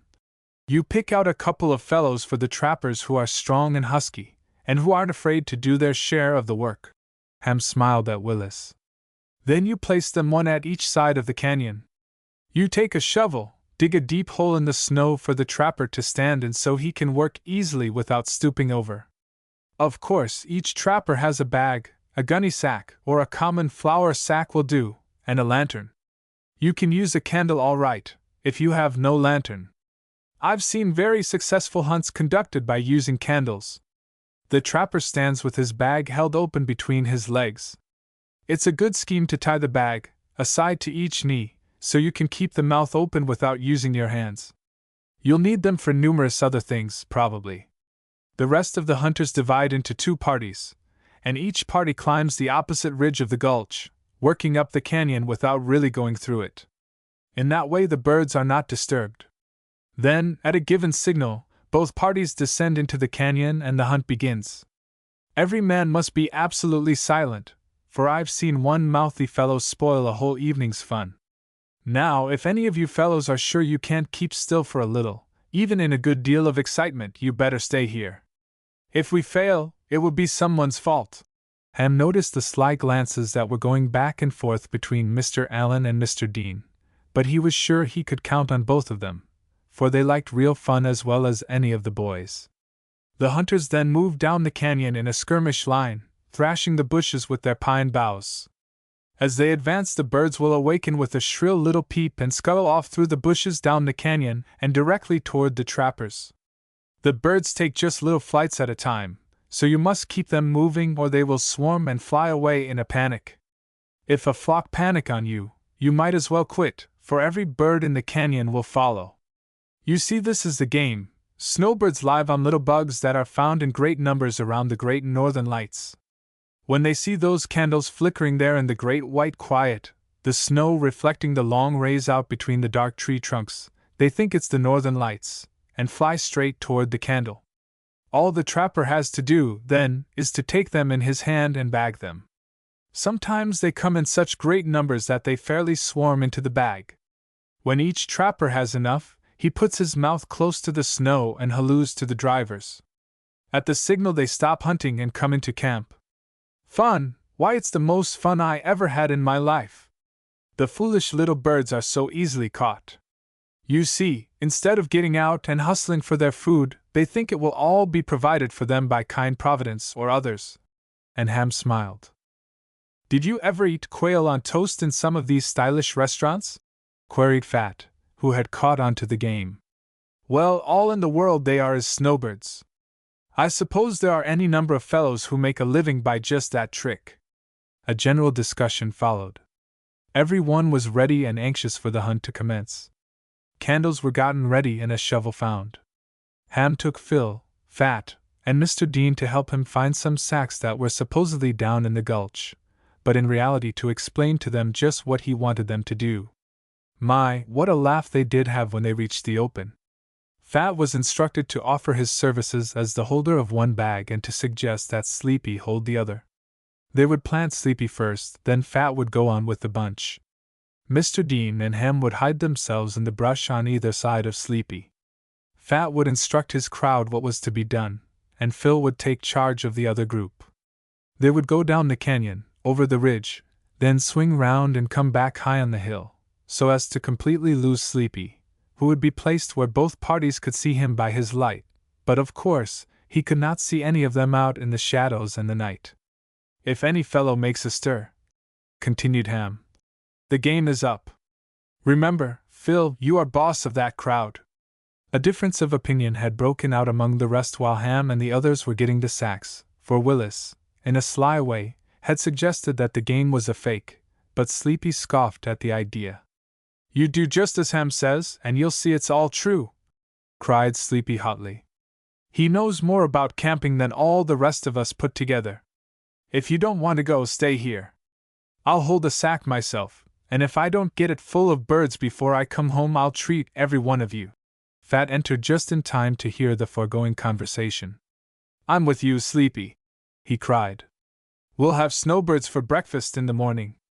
Oh shucks, scoffed someone. There aren't enough snowbirds in Colorado to fill a sack like that. Well, of all the quitters, snorted Sleepy. Just because you haven't seen the birds is no sign they aren't there. If you don't see and hear a lot of things tonight that you never saw before, I'm badly mistaken. All that's the matter with you fellows is you're afraid of a little work. Ham sneezed several times in quick succession, and Fat suddenly hurried out, slamming the door behind him. Mr. Dean turned his face from the crowd and energetically poked the fire. From the smiles, it was evident that some had caught on and wanted to go along to see the fun, while others declared it was a trick and wouldn't move a step. Too bad we haven't a dozen bags so we could give them all a chance, laughed Ham, as he and Fat entered the cabin. Four remained, the rest trailed off to a little grove of young firs and cut themselves branches to drive snowbirds with. Then up the slope they went, winding in and out among the tall, silent trees, over snowy logs and around great, jutting boulders, until the top was reached. Then they hurried along the narrow ridge until it ended in a stone cliff.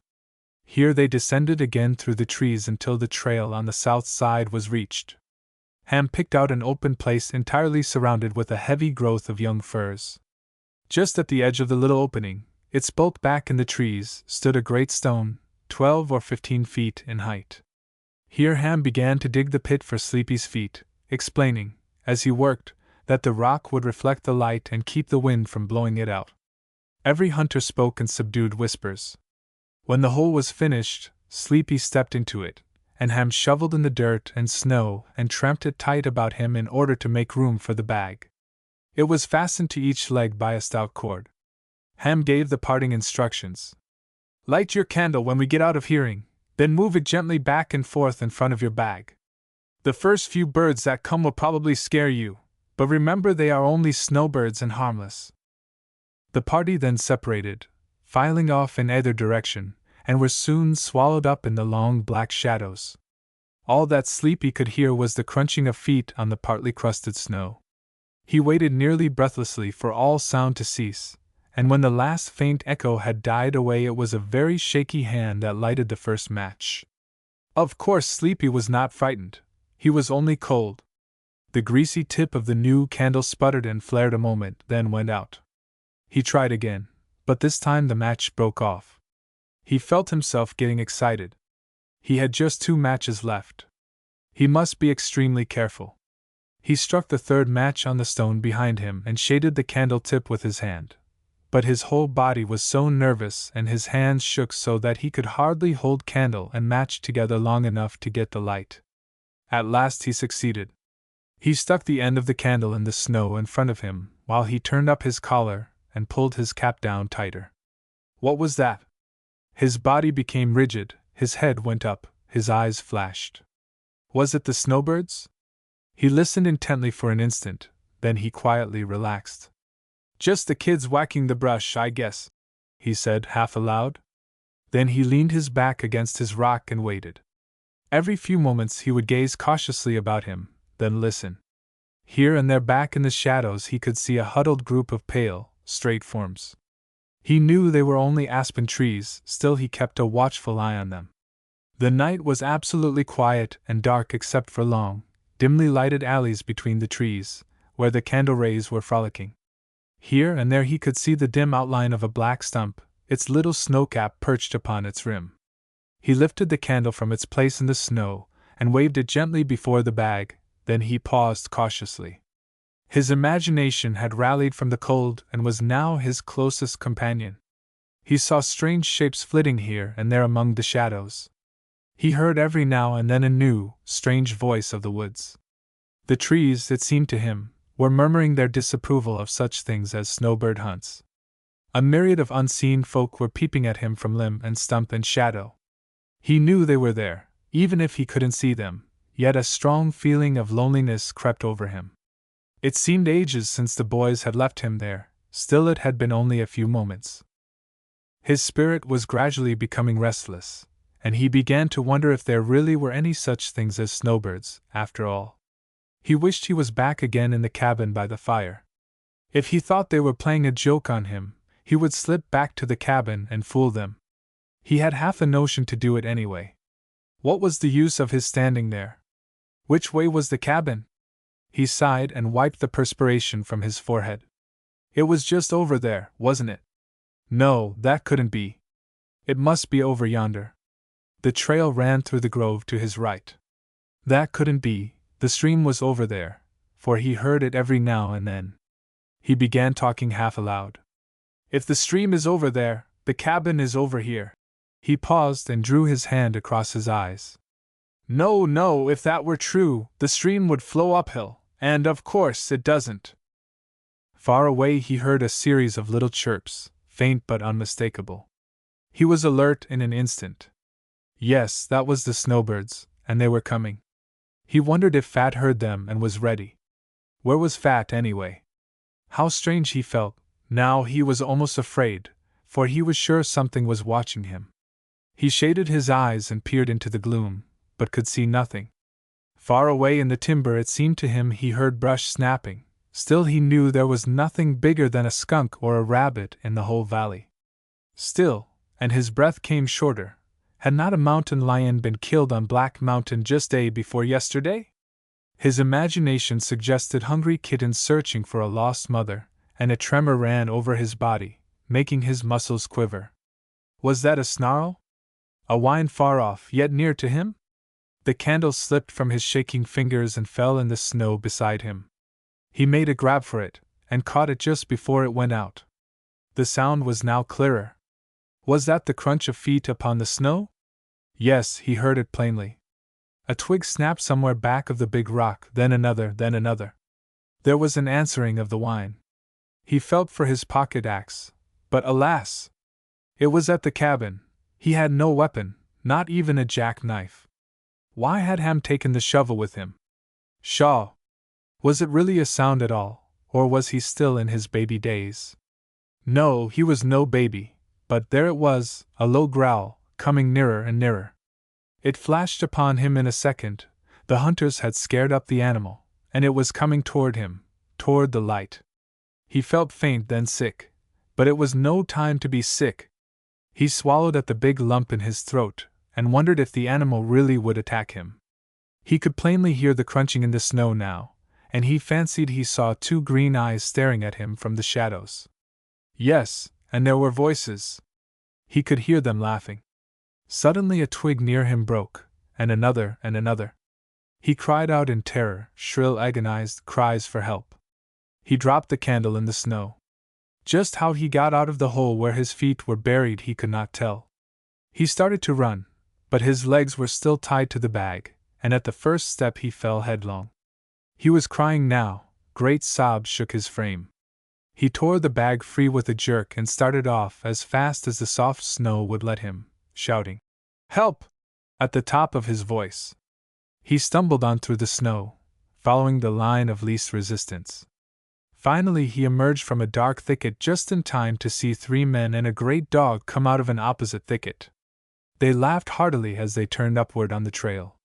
The dog's eyes were gleaming green in the half-light, and the one man carried a heavy rifle on his shoulder. The dog turned, sniffed, then whined, but made no attempt to leave his masters. The men had evidently not seen him.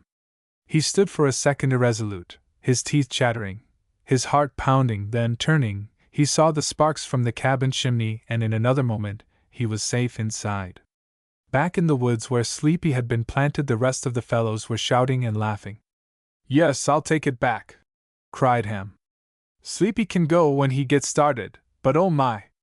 What a lot it takes to start him! I don't believe he ever moved so fast before, do you?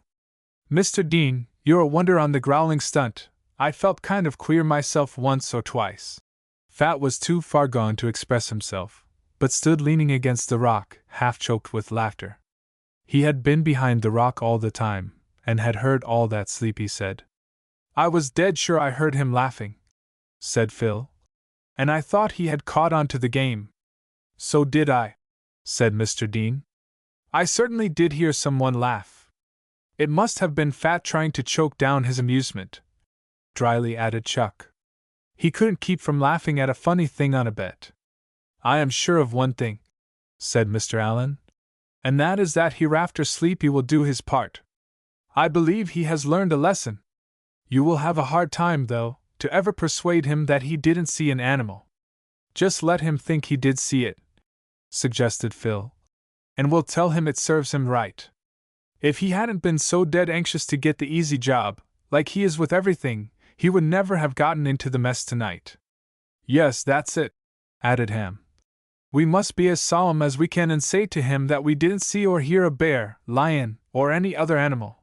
Then add, that if he had just been with us on the job, climbing up canyons, hunting birds, and doing his share, instead of just loafing, he wouldn't have gotten scared. But rats! He must know that we have played a joke on him." They finally agreed on a plan, then started back to camp.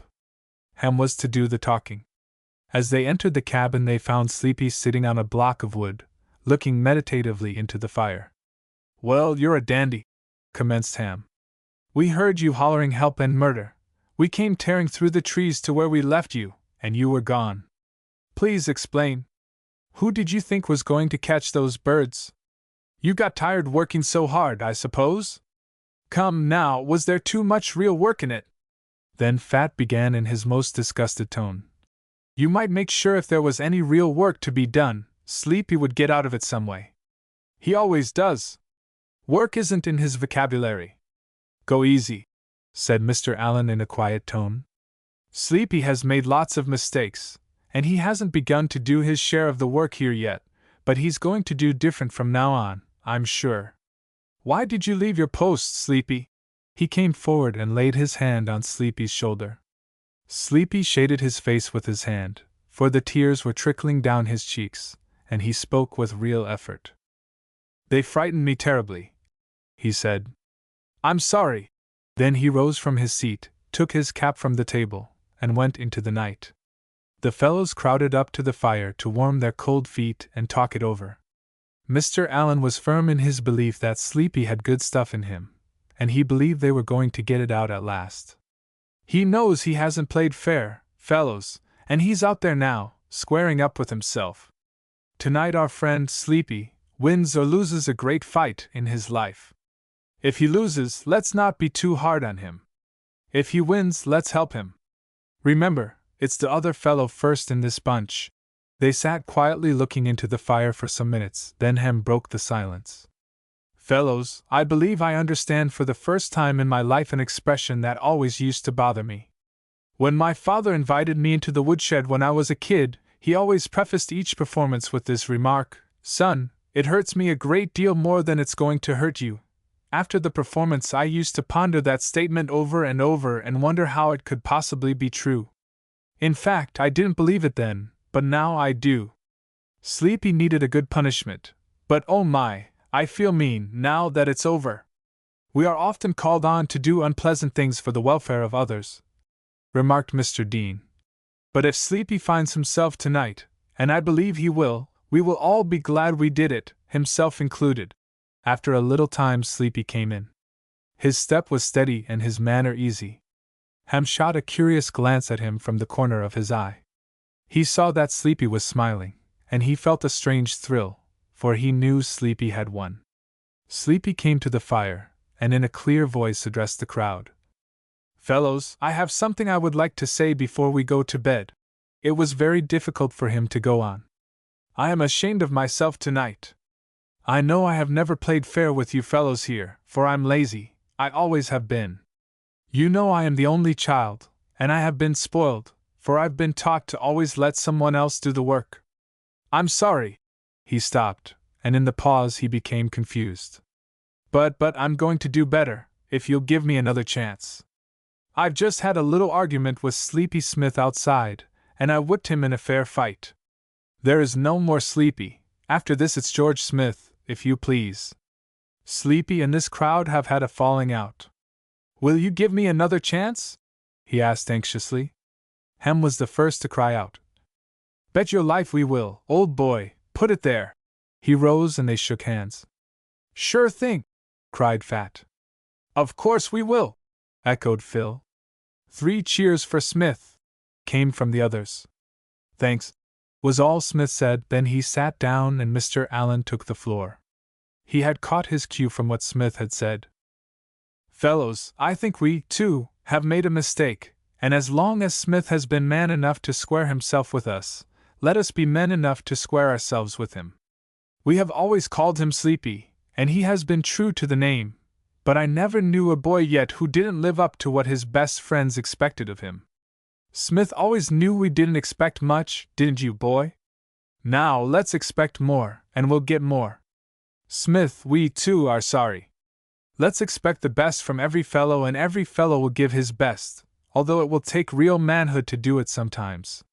Ham and Willis went out to take a last look at the donkeys before going to bed. As they stood on the step, talking things over, they were startled to hear, somewhere in the night air, the long-drawn bark of a dog. It came again and again. Over in the next canyon, was Ham's remark. Up by the old mine, was Willis's thought, as he turned and went into the cabin. After breakfast, Willis took the trail that led to his father's mine.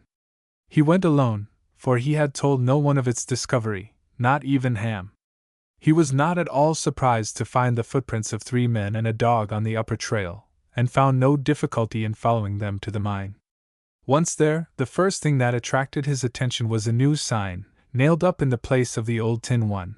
On it, in bold, black letters, was written, Private property, keep off! The snow had been shoveled from one end of the dump, and it looked very much as if some of the rocks had been carried away. Willis wondered, but his reflections gave him no light. He noticed, however, that the tracks did not return down the trail, but ran off over the hill and into the next canyon. He made some careful observations, then returned to the cabin. Upon Mr. Dean's suggestion, the morning was spent in tobogganing in wood while the snow was good. It was great fun to see the great logs slide down with a long swish and pile up in front of the cabin. The fellows worked with a will, and by noon a large supply had been pulled in. The next thing was to cut it and pile it away in the house. Smith undertook to build a sawbuck, and with Mr. Allen's help, the job was soon accomplished. Every fellow then took his turn sawing off blocks until dinner time.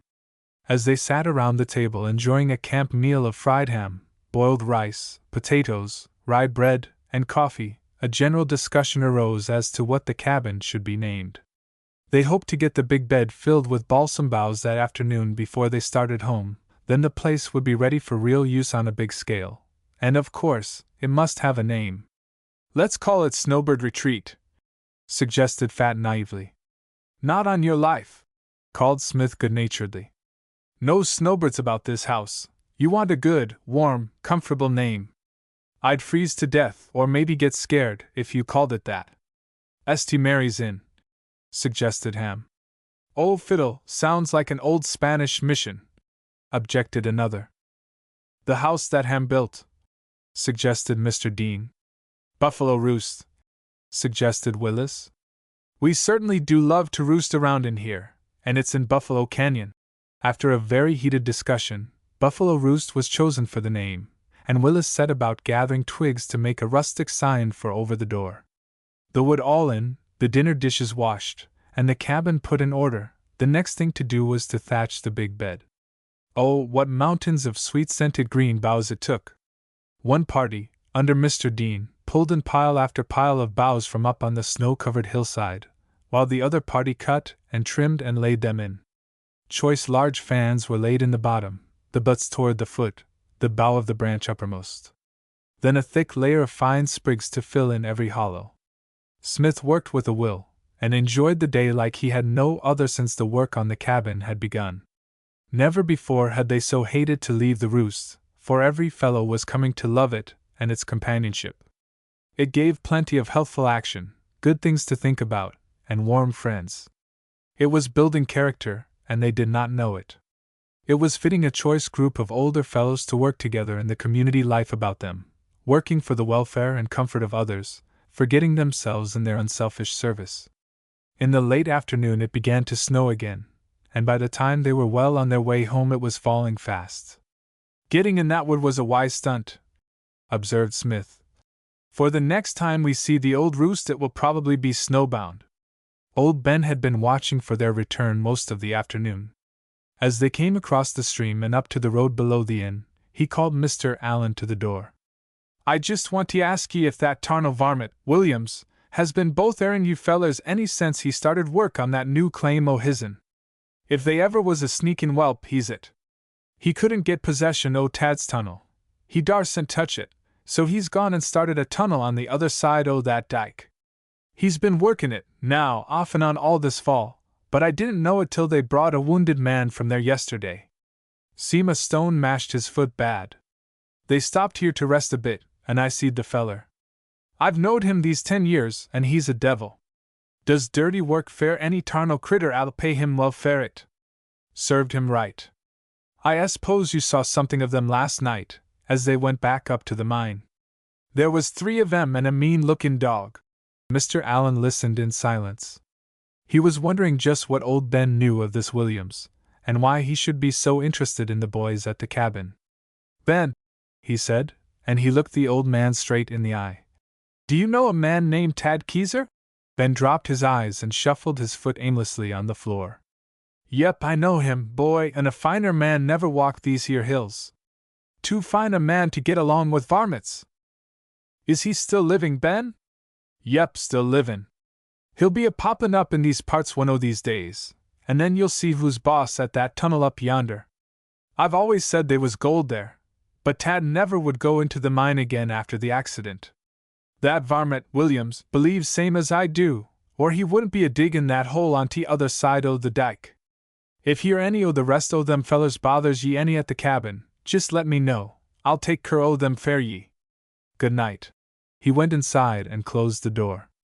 Mr. Allen hurried along, and catching up with the crowd, he called Willis aside to tell him what Ben had said, all except that Tad was living and Ben knew where he was. That much he kept secret. Willis listened intently, then he told of how he heard the dog bark in the night. When Willis reached the association that evening he was handed a telephone call. He noted that it was the home number, and he realized in an instant what had happened. His aunt had grown very much worse Friday night, and had died early Saturday morning. He hastened home to do what he could and to comfort his mother. Chapter 14. The Open Door. It was nearly Thanksgiving time, and it seemed months to Willis since he had been to Buffalo Roost. Mrs. Thornton had almost decided to return to her father's since the death of her sister, but Willis had objected seriously. He was determined to unravel the mine mystery before they left. They were still living at the Williamses' home, but they saw very little of the uncle. The death of his wife had been a severe blow to him, and he had been spending long periods of time in the mountains. No one seemed to know just where. During Thanksgiving vacation, Mr. Allen was going to have a 3 days camp at the Roost, so Ham and Willis were planning on making a preliminary trip to find out how deep the snow was and just what condition the canyon was in. The circus was over, and had been a big success.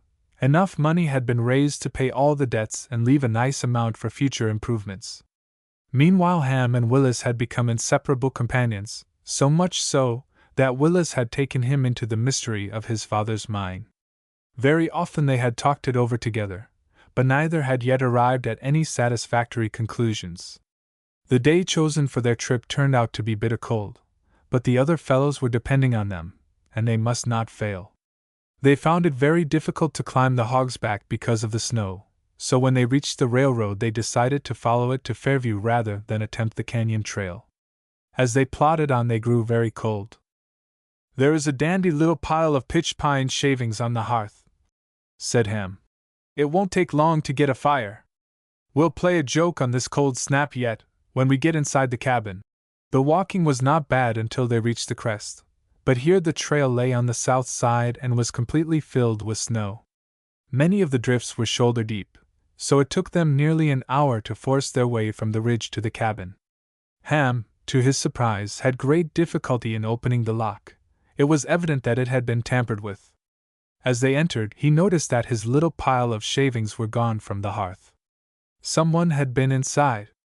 How much heat it seemed to take that night to warm that frigid air!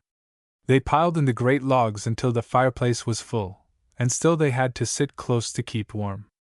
Slowly the cold was driven out, and the cabin became more comfortable.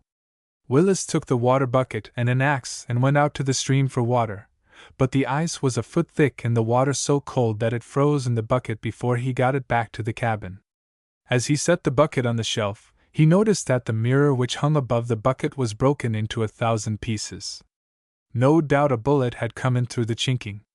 Was this a declaration of war? Or had some rowdy just been showing off? They examined things carefully, but found nothing missing but the chips, not even food.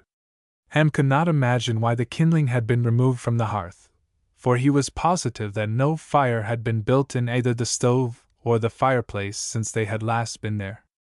After they had warmed sufficiently, they began to think of supper. Ham selected a can of clam soup from the shelf and opened it, but it was frozen solid. He set it by the fire to thaw out and made a second selection. This time he chose a can of beans, but found them in the same condition. He looked in the bread box. The rye bread was as hard as a bullet. They pulled the table close up before the fire and made out a supper, the best thing on the menu being a pot of boiling hot tea.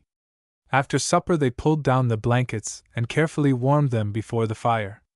Then the two boys sat and planned concerning the coming camp until they grew sleepy.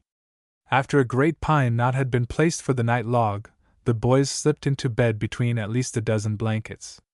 Just before going to bed, Willis prepared a few choice slivers so that a fire could be quickly started in the morning, and he left them in a little pile on the hearth. In the night he heard strange noises down on the floor, but because it was so cold, he did not venture out to investigate, and in the morning every chip was gone. The mystery of the chips grew deeper. They lay in bed late next morning, for the cabin was cold and dark and they were so comfortable. Time was nothing to them that day. As they lay chatting, Ham suddenly squeezed Willis's arm, then raised on his elbow to listen. He heard voices, and they were coming up the canyon. He crawled to where he could peep out of the window, but all he could see were the feet of 2 men and a dog. The cabin was very cold, so he slipped back between the blankets to warm and talk it over with Willis. About 9 o'clock they got up, still wondering what could have brought men into that canyon on such a morning. Surely there was no hunting, and why should men from the claim in the other gulch be coming up through Buffalo Park? The boys were bothered. They were just sitting down to a breakfast of steaming hot cakes when from somewhere up in the timber came the clear sound of someone hammering on metal, heavy blow after blow. Ham paused, listened attentively, a forkful of hot cake raised halfway to his mouth. The sound came very clearly and at regular intervals. "Sounds like someone pounding a stone drill. Perhaps they are going to do some blasting." Willis rose from his seat, threw open the door, and looked up the snowy hillside. He was right. The sound came from the direction of his father's mine. What on earth would anyone be blasting up there for? He said, half to himself. He was thinking of what Ben had told him the last time he was at the Roost. Ham had also risen from the table and stood looking out over Willis's shoulder. The bark of a dog came floating down the canyon. Suddenly there was a sharp rattle in the corner of the cabin, followed by a heavy thud. Ham turned quickly, just in time to see the axe fall to the floor from its place in the corner. Willis felt a long, cold shiver creep up his back. The axe had been laid on top of the little stove in the corner, and something had caused it to fall. Spooks! Laughed Ham dryly. What made that axe fall? Questioned Willis in a voice which betrayed his feeling. They advanced cautiously toward the corner. There was a scamper of tiny feet, and a large gray rat bounded across the floor and dropped out of sight through a long opening between the floor and the wall. In a moment Willis was down on his hands and knees, investigating. Well, of all things, he said, as he looked up laughingly at Ham. We have located our mysterious robber. Here are all of our precious fire starters. Ham stooped to see for himself, and there, under the stove in the corner, was a neat little pile of pine slivers. If that rat lived in the city, observed Ham, he'd be a shoplifter, sure. It's strange he hasn't stolen our food. Ham, I'm going to the mine. Do you want to stay here or go along? Ham thought a moment, then began to pull on his coat. As he passed the fireplace, he threw on another log, then the two boys stepped out into the morning air. Ham carefully locked the door behind them. He always took that precaution. I'd like to know who tried to get into this house, Willis? He said as they struck the trail following the footprints of the earlier party up the canyon. The sound of hammering still came occasionally from the hill. Perhaps it was the same men that passed this morning, replied Willis. I wonder why they didn't stop and try the door. They must have seen that it was unlocked. Perhaps they wanted to pass unnoticed. No, that couldn't be, for they were talking loudly as they passed. Perhaps they didn't notice the cabin door at all. Perhaps not, but they must have noticed our trail over the bridge and your footprints to the stream. Oh, I don't know. It snowed in the night, and besides, you see, they were on the upper trail. They evidently came for some special purpose, and were anxious to get at it. You know, I've been thinking they must have come from Bruin this morning, because they couldn't have gotten here so early if they had come all the way from the city. By Jove, boy! I hadn't thought of that, but since you speak of it, there certainly was something familiar in one of those voices, and that laugh. Why, of course, it was old Ben, his dog, and some stranger. Progress was slow, for the snow was deep in places. At the old tumble-down cabin the trail turned and ran up the mountainside. Willis felt a strange pounding at his heart. The noise on the mountain had stopped, but every now and then he heard the sound of voices from somewhere up in the timber. As they reached the last turn in the trail, the two figures came into view. Ham had been correct in his supposition. One of the men was old Ben, but the other was a stranger. Ben had, no doubt, seen the boys coming, for he stood looking down the trail toward them. When they were a little nearer he saluted them. Howdy, young uns. This is a tarnal cold morning for a pair o' city fellers, ain't it? Not on your life, cheerily answered Ham. There's nothing citified about us. Anyone who could sleep in these hills a night like last night, and not freeze, is no tenderfoot. What brings you up here so early this morning? Early, boys? You're so tarnal lazy, you think dinner time is early. See anything o' my dog round the cabin? No, we haven't seen him, except when you went by a while ago. Willis was interested in what the stranger was doing. He was bent over a big rock, filing a metal instrument. His back was turned. Willis was looking about to see what they could have been hammering, but could see no sign of their work. Prospecting a little? Queried Ham, as he picked up the light sledge that lay on the snow. Well, not just exactly, drawled old Ben. It's too tarnal cold to do much prospectin'. We're just on an observin' trip this time. Observing the scenery, or what? Persisted Ham.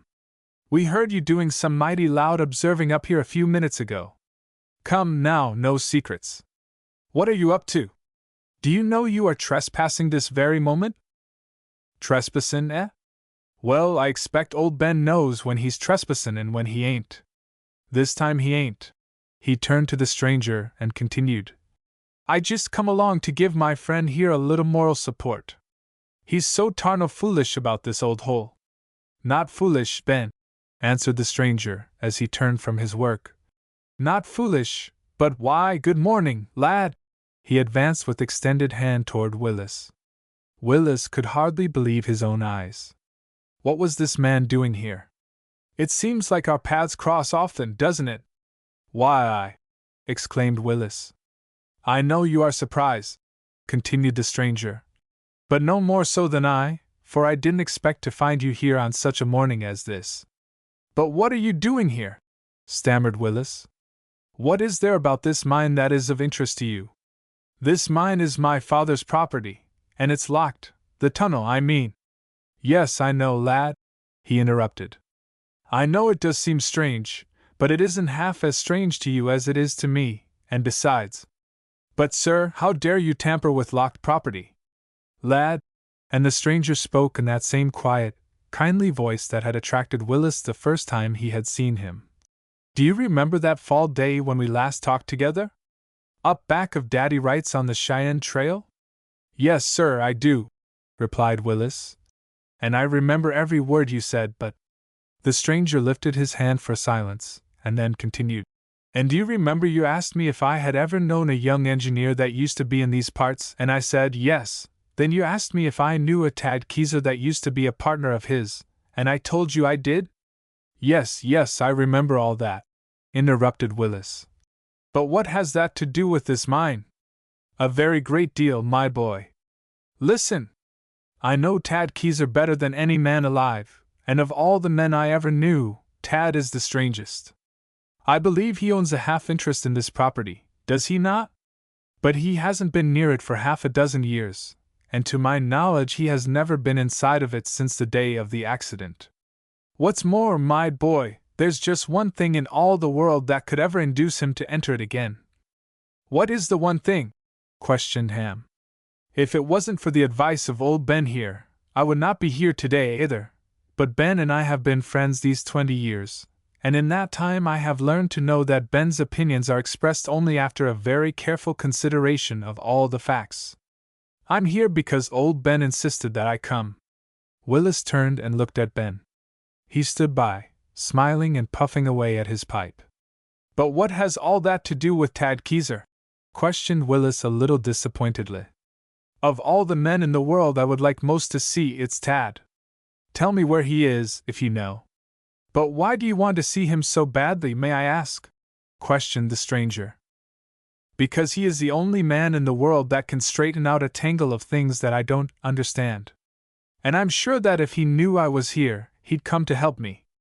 Old Ben came to the rescue. Boy, Tad would do anything in the great, wide world fair ye. He's talked about ye every tarnal day since he first seen ye, and they ain't been nothin' in his mind since, except your welfare. Ye are a tarnal lucky feller to have such a friend. Saw me? Questioned Willis. Tad Keyser saw me? Yes, boy, and is a-lookin' at ye now, and is out in this cold here fair ye this mornin', a-breakin' of vows he made long ago. Tad, tell the boy all about it.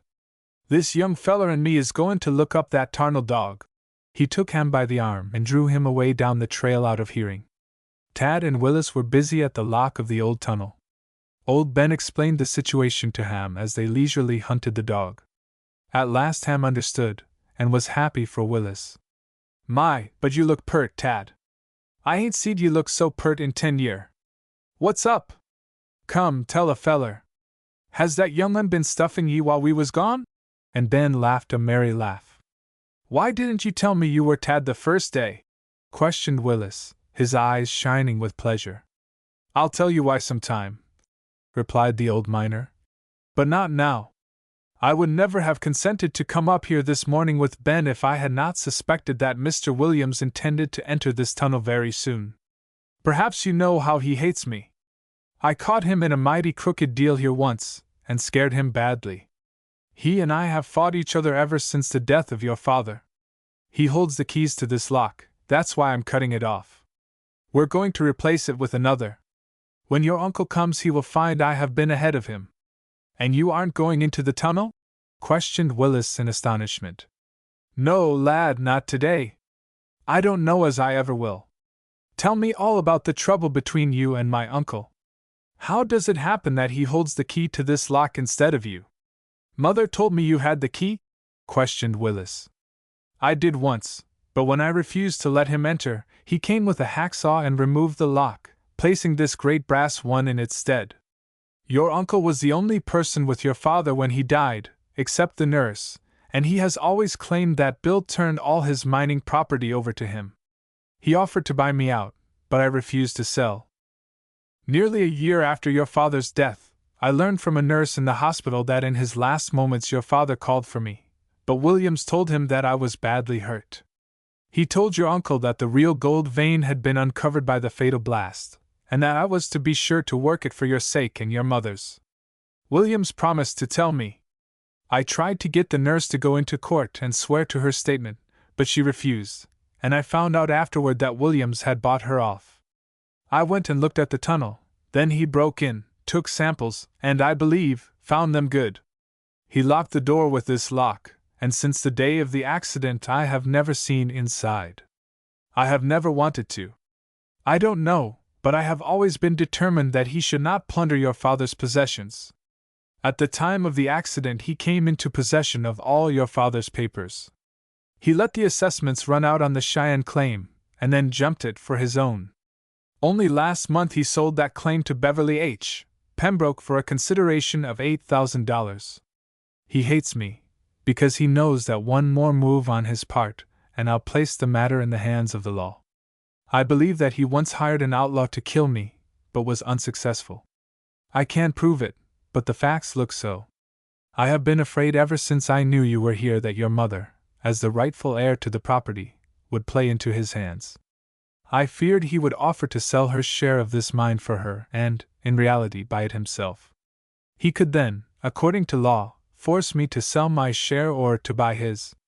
If I refused to sell, he would ask a very large sum for his, and in that way force me to his bargain. His working the tunnel on the other side of the dike this fall and winter is more to scare me into believing he will get the gold anyway, and that I may as well sell, than anything else. I have learned that they are having a great deal of trouble in their tunnel. It's very shaly and keeps caving from above. If he spent as much time and money caring for his sick wife as he has on this mine, she might have gotten well. Willis had been listening with breathless interest. Go on, he begged. Tell me all about everything, from the very beginning. Lad, it's a long, long story. I'll do that later. Let's not talk any more about it now. Oh, I must know about it. Don't stop. Tad, you can't possibly know what all this means to me. Tad rose and snapped the new lock in place on the door, while old Ben cursed under his breath. Of all the tarnal idiots, he was saying, I never seed a man so sot in his ways. Tad, ain't ye even going to peek inside? No, Ben, not today. Perhaps some day, returned the old prospector, and perhaps never. Willis jumped to his feet. Not today, Tad? Not today? Do you mean you aren't going into the mine? Well, I am even if you aren't. I don't leave this spot until I see the inside for myself. Give me the key, Ham, and I will go in alone. Oh, I wish you wouldn't. It's dangerous, and I am sure the story of the gold is only a notion. Your father was out of his mind when he died, and the gold he told about was just one of his dreams. I worked with him that day, and I saw no special signs of gold. Yes, but that varmint Williams has seed signs, muttered Ben. He went in and brought out samples. He knows, and you only think you do. Willis held out his hand for the key, and Ben urged him on. Tad looked far away over the snowy hills, then up the quiet valley, so peaceful in its white robes, and at last down to the little cabin below. There his gaze rested. My, but it hardly seems 14 years since I built that shanty, he said. How happy I was then! 14 years brings strange things into a man's life. My boy, I hope you will never get the gold fever. Steer clear of it. But Tad, I have it already, replied Willis. And I am following where it leads me. Tad looked at him, and a strange, sad expression came to his face. How much you talk like your father, and you're so like him, too. I'm sorry. He reached deep into his trousers pocket, pulled out the key, then got slowly to his feet. Twice he changed his mind, but Willis persisted, and at last he yielded. The new lock opened easily, but not so the great log door. Its hinges were rusted from the storms of many seasons. As Willis pulled hard, the old hinges groaned, as if regretting that they were to be disturbed after so long a rest. As the door swung back, and the mouth of the tunnel was disclosed, Tad caught Willis by the arm and held him. Wait, my boy, he said. You must let the old place air out. Remember, it has been bottled up a long time. I'll wager a light won't even burn in there just now. Have you a candle? Asked Willis, his tone betraying his excitement. I'll get some, volunteered Ham, and off he started down the trail for the cabin. The tunnel was a round, irregular hole a little higher than a man's head, and in width it varied with the width of the dike. The floor had been covered with rough-hewn planks to make the pushing of the loaded wheelbarrows easier. These old planks were black and wet, but still quite sound. As they stood, waiting for Ham to return, Tad told Willis something more of the early history of the mine. You see, the dike seems to follow an ancient crevice in the granite, which runs straight in for 150 feet, then turns abruptly to the west. Here it widens out, and just at that point the strata shifts and is folded. We found a small quantity of quartz just there. The day of the accident I was replacing some of the floor planks near the entrance, and your father was preparing to make a series of blasts on the new strata. I was to help him shoot them when he was ready. He was very pleased at the new outcropping of quartz, and was very anxious to open up the vein before we quit work for the day. The farther in you go, the more shaly the black rock seems to get, and in some places we were forced to roof the drift with mine props in order to keep the ceiling up. I was bending over, chopping the end of a plank, when I was violently knocked down. In falling I struck my head against the rough wall, cutting myself badly over the left eye. I struggled to my feet dazedly, the blood streaming down over my face. I had mind long enough to know just what had happened. In some way your father had prematurely set off his blast. I started toward him, but the heavy powder smoke drove me back. I dropped to my knees to get the air. It's always best near the floor, and in a moment a second explosion came. I snatched a jug of water and began crawling toward Bill on all fours. I called again and again, but no answer came. When I finally reached him I felt faint and sick. I found him nearly completely buried in a heap of stone. He was unconscious, and never spoke to me again. After 2 hours of tremendous effort, I was able to lift his poor, broken body in my arms and carry it out. I was thankful then that he was unconscious and could not feel the pain. By night I got him to the cabin, and at once set off for Ben's. We came back by lantern light that night, and led the old horse. We spent the rest of the night building a crude litter of poles and blankets, and as soon as it was light we fastened one end of the stretcher to the horse, a pole on either side of him, and each one of us carried a pole at the other end. It took an hour for us to get down to the canyon road. In 12 hours your father died. He regained consciousness just long enough to talk with Williams briefly. What he said at that time I have never been able to find out. Then followed the awful years of lonesomeness for me, made worse by the always present knowledge that I should have been the one to shoot those blasts and not your father.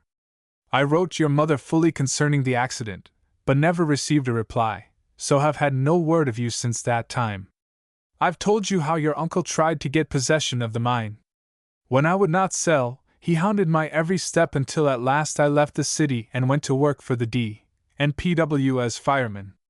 I went through the city often, but very rarely stopped off. But it seems I came just often enough to keep your uncle too frightened to carry out his plan concerning the tunnel. Hem was returning up the trail now, and soon the candles were lighted. Tad took the lead, followed by Willis, Ham and old Ben bringing up the rear. A little inside the entrance, and to one side, a small room had been cut in the solid granite for a storeroom. Here were the tools of the mine, 2 wheelbarrows, several shovels and picks, a large lantern, and several boxes of powder.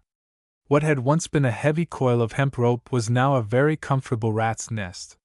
Several old stone drills had been driven into the crevices for hooks, and on them hung old burlap sacks, a coil of heavy wire, 2 old slouch hats, and a man's coat. Tad had bared his head as he entered. He slowly led the way down the narrow lane without a word. A little farther and they came to a very rusty axe, leaning against the wall, and Willis guessed that it had never been moved from where Tad had last used it. The large, blackened chips were scattered over the floor, and the great plank lay where he had last worked on it. Tad was very cautious now, trying the props overhead every few feet, to see if they were safe. Willis was walking as if in a dream. He was stepping very softly and his head was bowed. This was the very path his father had trod. He fancied he heard his cheery voice now, as he came and went with load after load of rock. He fancied how he must have felt as he worked day by day, ever surer of the fortune that was to be his. He found himself wondering how his life's course might have been changed if that golden dream had come true. The tunnel turned abruptly to the west, and Tad moved more cautiously still. Presently Tad halted and pointed to a heap of rock on the floor. "It was there, lad," he said very quietly, and that was all. Willis stooped and placed his hand on the place for a second. Tad noticed that his face was white and drawn and his eyes were very big. He let him stay for an instant, then took him gently by the arm and led him out. Old Ben made a hasty examination of the rocks on the floor, then of the exposed vein. He handed the candle to Ham, and drawing from his pocket a heavy cold chisel, he carefully knocked off some choice pieces of the ore and placed them in his pocket, muttering to himself all the while. When he had satisfied himself, he turned, took the candle, and started out, motioning Ham to precede him. "Best gold quartz I've seed in many a year," he said softly. "Only Tad will never believe it." Ham understood. Ahead of them, down the narrow black passage, they saw Tad's light disappear. "They have stepped into the tool room, boy," said Ben. "And every tarnal one o' them implements is nearly sacred to Tad. Let's not disturb 'em." He blew out his light and leaned against the wall of the tunnel, pulling Ham back with him. In a few minutes they were surprised to hear loud exclamations and the moving of the old iron wheelbarrows. Ahead they could see the light of the opening, so old Ben started again toward the entrance. "Guess that memorial service must be all over, from the racket they're makin' with them tarnal carts," he said. When they reached Willis, they found him carefully going through the pockets of the musty old coat hanging upon the wall. The cloth had fairly rotted in the moisture.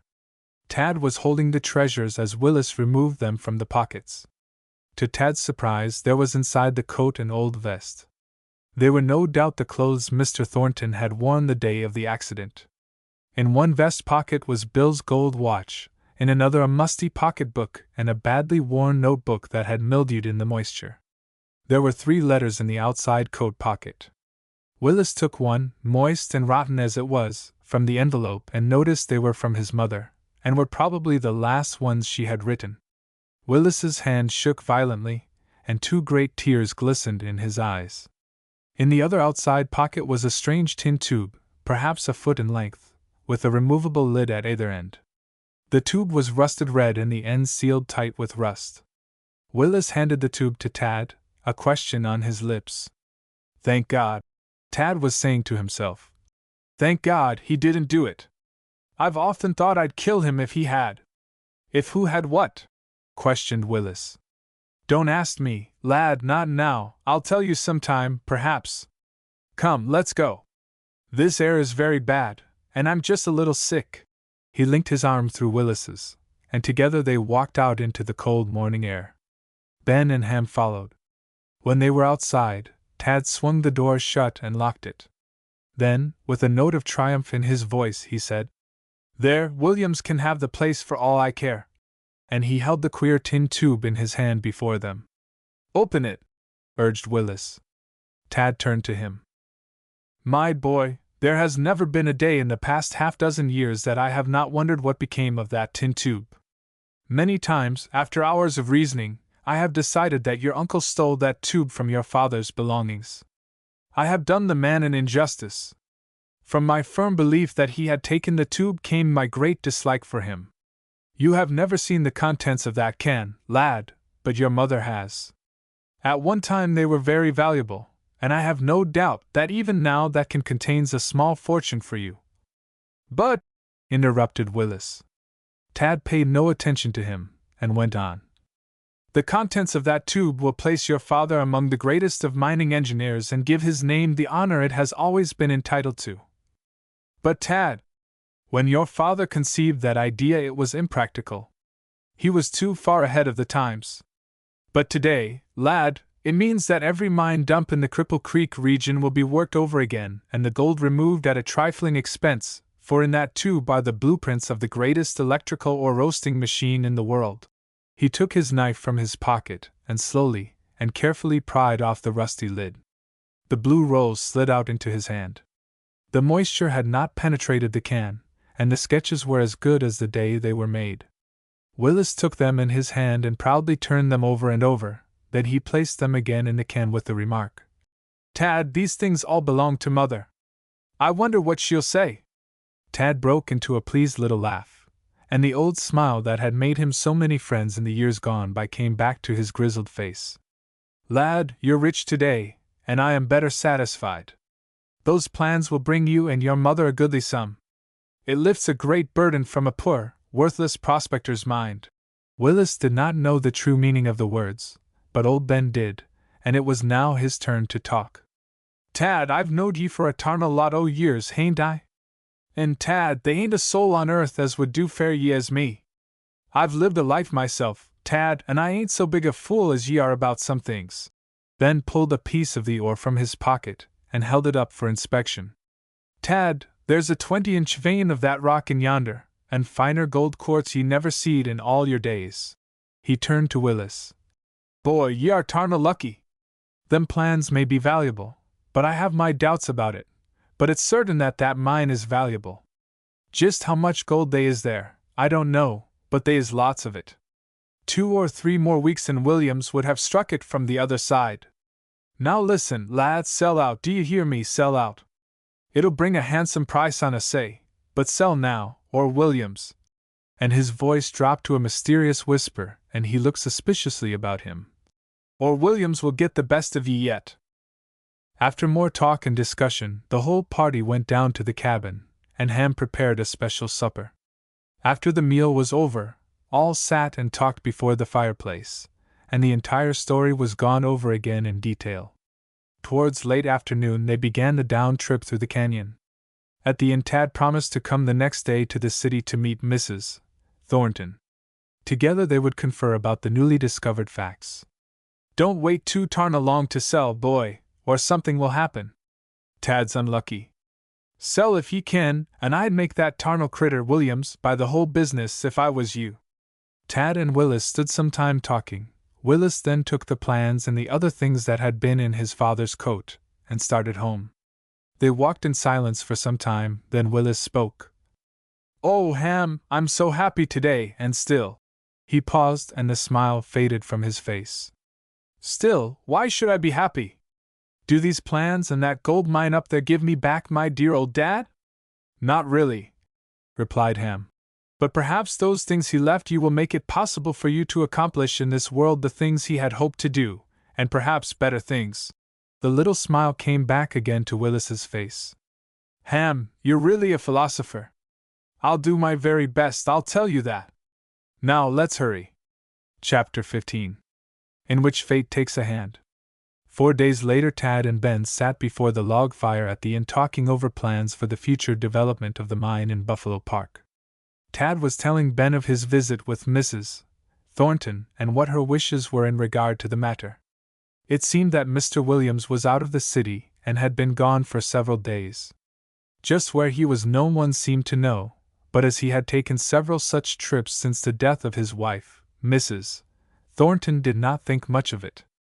It had been decided that they would wait until Mr. Williams returned, at which time he would be given the opportunity to buy the entire mine at a fair price. But if he did not care to buy, the property was to be turned over to Tad for disposal or development, as he saw fit. The cold weather had continued, and there had been no visitors at the inn for nearly a week. Tad and Ben were making some crude tests before the fire with the pieces of gold quartz Ben had brought from the tunnel. They were just in the middle of their crude essay when suddenly there was a loud knock on the outside door, accompanied by a series of low growls from Ben's dog. The door was unceremoniously thrown open and a very much excited man stepped in.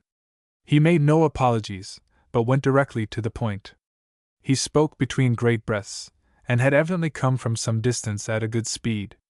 He was completely exhausted, and as he spoke his eyes wandered aimlessly about the room. "We've a devil of a mess," he panted. "I don't know how many hurt, but some of 'em are broken all to pieces. Come right away and bring what bandages you have. Oh, it's a devil of a mess." Old Ben looked at the stranger bewilderedly. Tad jumped to his feet, alert in a second. "Devil of a mess where, man? What's wrong? Who's hurt?" The stranger's voice failed him, and all he could do was to point his finger in the direction of the canyon and make signs for them to hurry. Ben pushed him into a chair by the fire, and in a little while they had his story. The new tunnel on the old iron dike had caved in without a moment's notice. There were 7 men locked in by a wall of fallen rock. Whether they had been crushed or not was hard to tell. The stranger had not been in the tunnel at the time of the accident, but had gone to the stream for water. Upon returning, he discovered the cave-in. He had come at once for help, realizing that a single man would be useless at the mine. In a short time the 3 had the old horse packed and were on the trail. The snow was deep and progressed slow. As they walked up the trail the stranger described the appearance of the fallen rock as best he could. He told them that they had been working the tunnel as fast as possible, and that they had not been as careful as they should have been about propping the ceiling.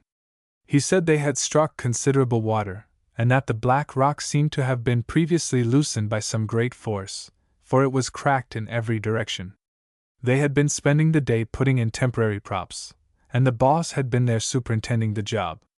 He had been urging the men on harder every day, as he seemed so anxious to get the tunnel into a certain point with the least possible delay.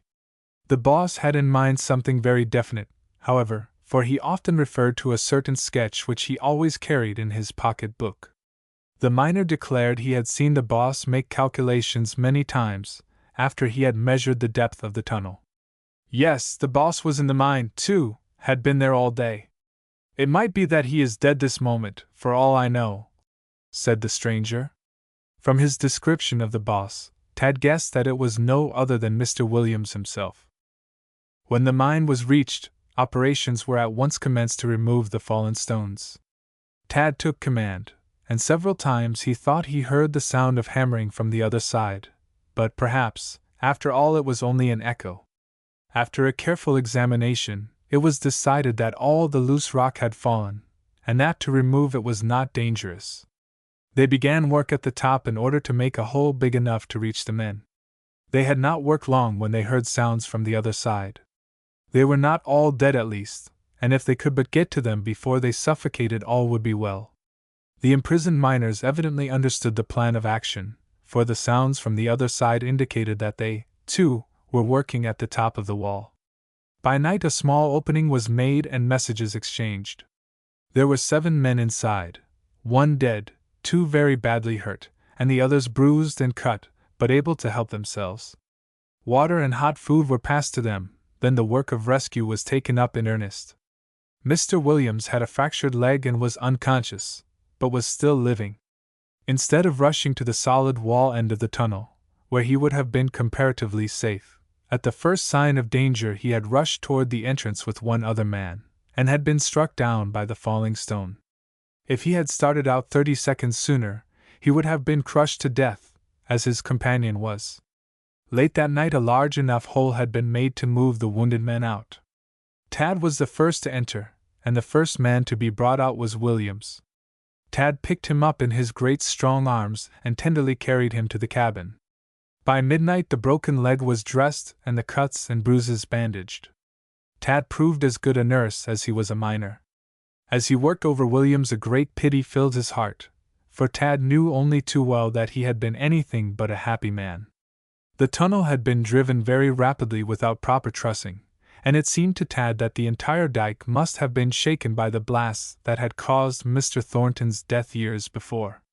Without a second's notice, the shaly rock had given a little, then caved in. It seemed a strange turn of fate to Tad that the same blast that had taken away his partner many years ago had now probably taken away his only enemy. With these thoughts came an intense hatred for the mine and a tender pity for the man that had so wronged him. Tad had put his body to a tremendous test, and every nerve and every muscle was fairly tingling, so he drew up a chair to the bedside and rested. In a little while Mr. Williams became conscious, but on recognizing Tad at his bedside he slipped back again into unconsciousness, muttering strange, broken apologies and begging for mercy. Tad thanked God as he sat there that night that he had never harmed a brother man willfully, and that his life had always been, at least to the best of his ability, on the square. Then he began to think rapidly. Perhaps Williams was near the end. He feared the bad cut on his head might prove fatal. What if he should die and have no chance to talk, no chance to square himself with those that he had wronged? Accordingly, he made him as comfortable as he could, and after telling Ben his plan, he hurriedly ate a little food, went out into the night, and down the trail. Willis was awakened early in the morning by a furious pounding on the door. He rose and hurried down. Tad fairly tumbled into the room. He informed Willis just what had happened, and told him to get ready to go with him at once.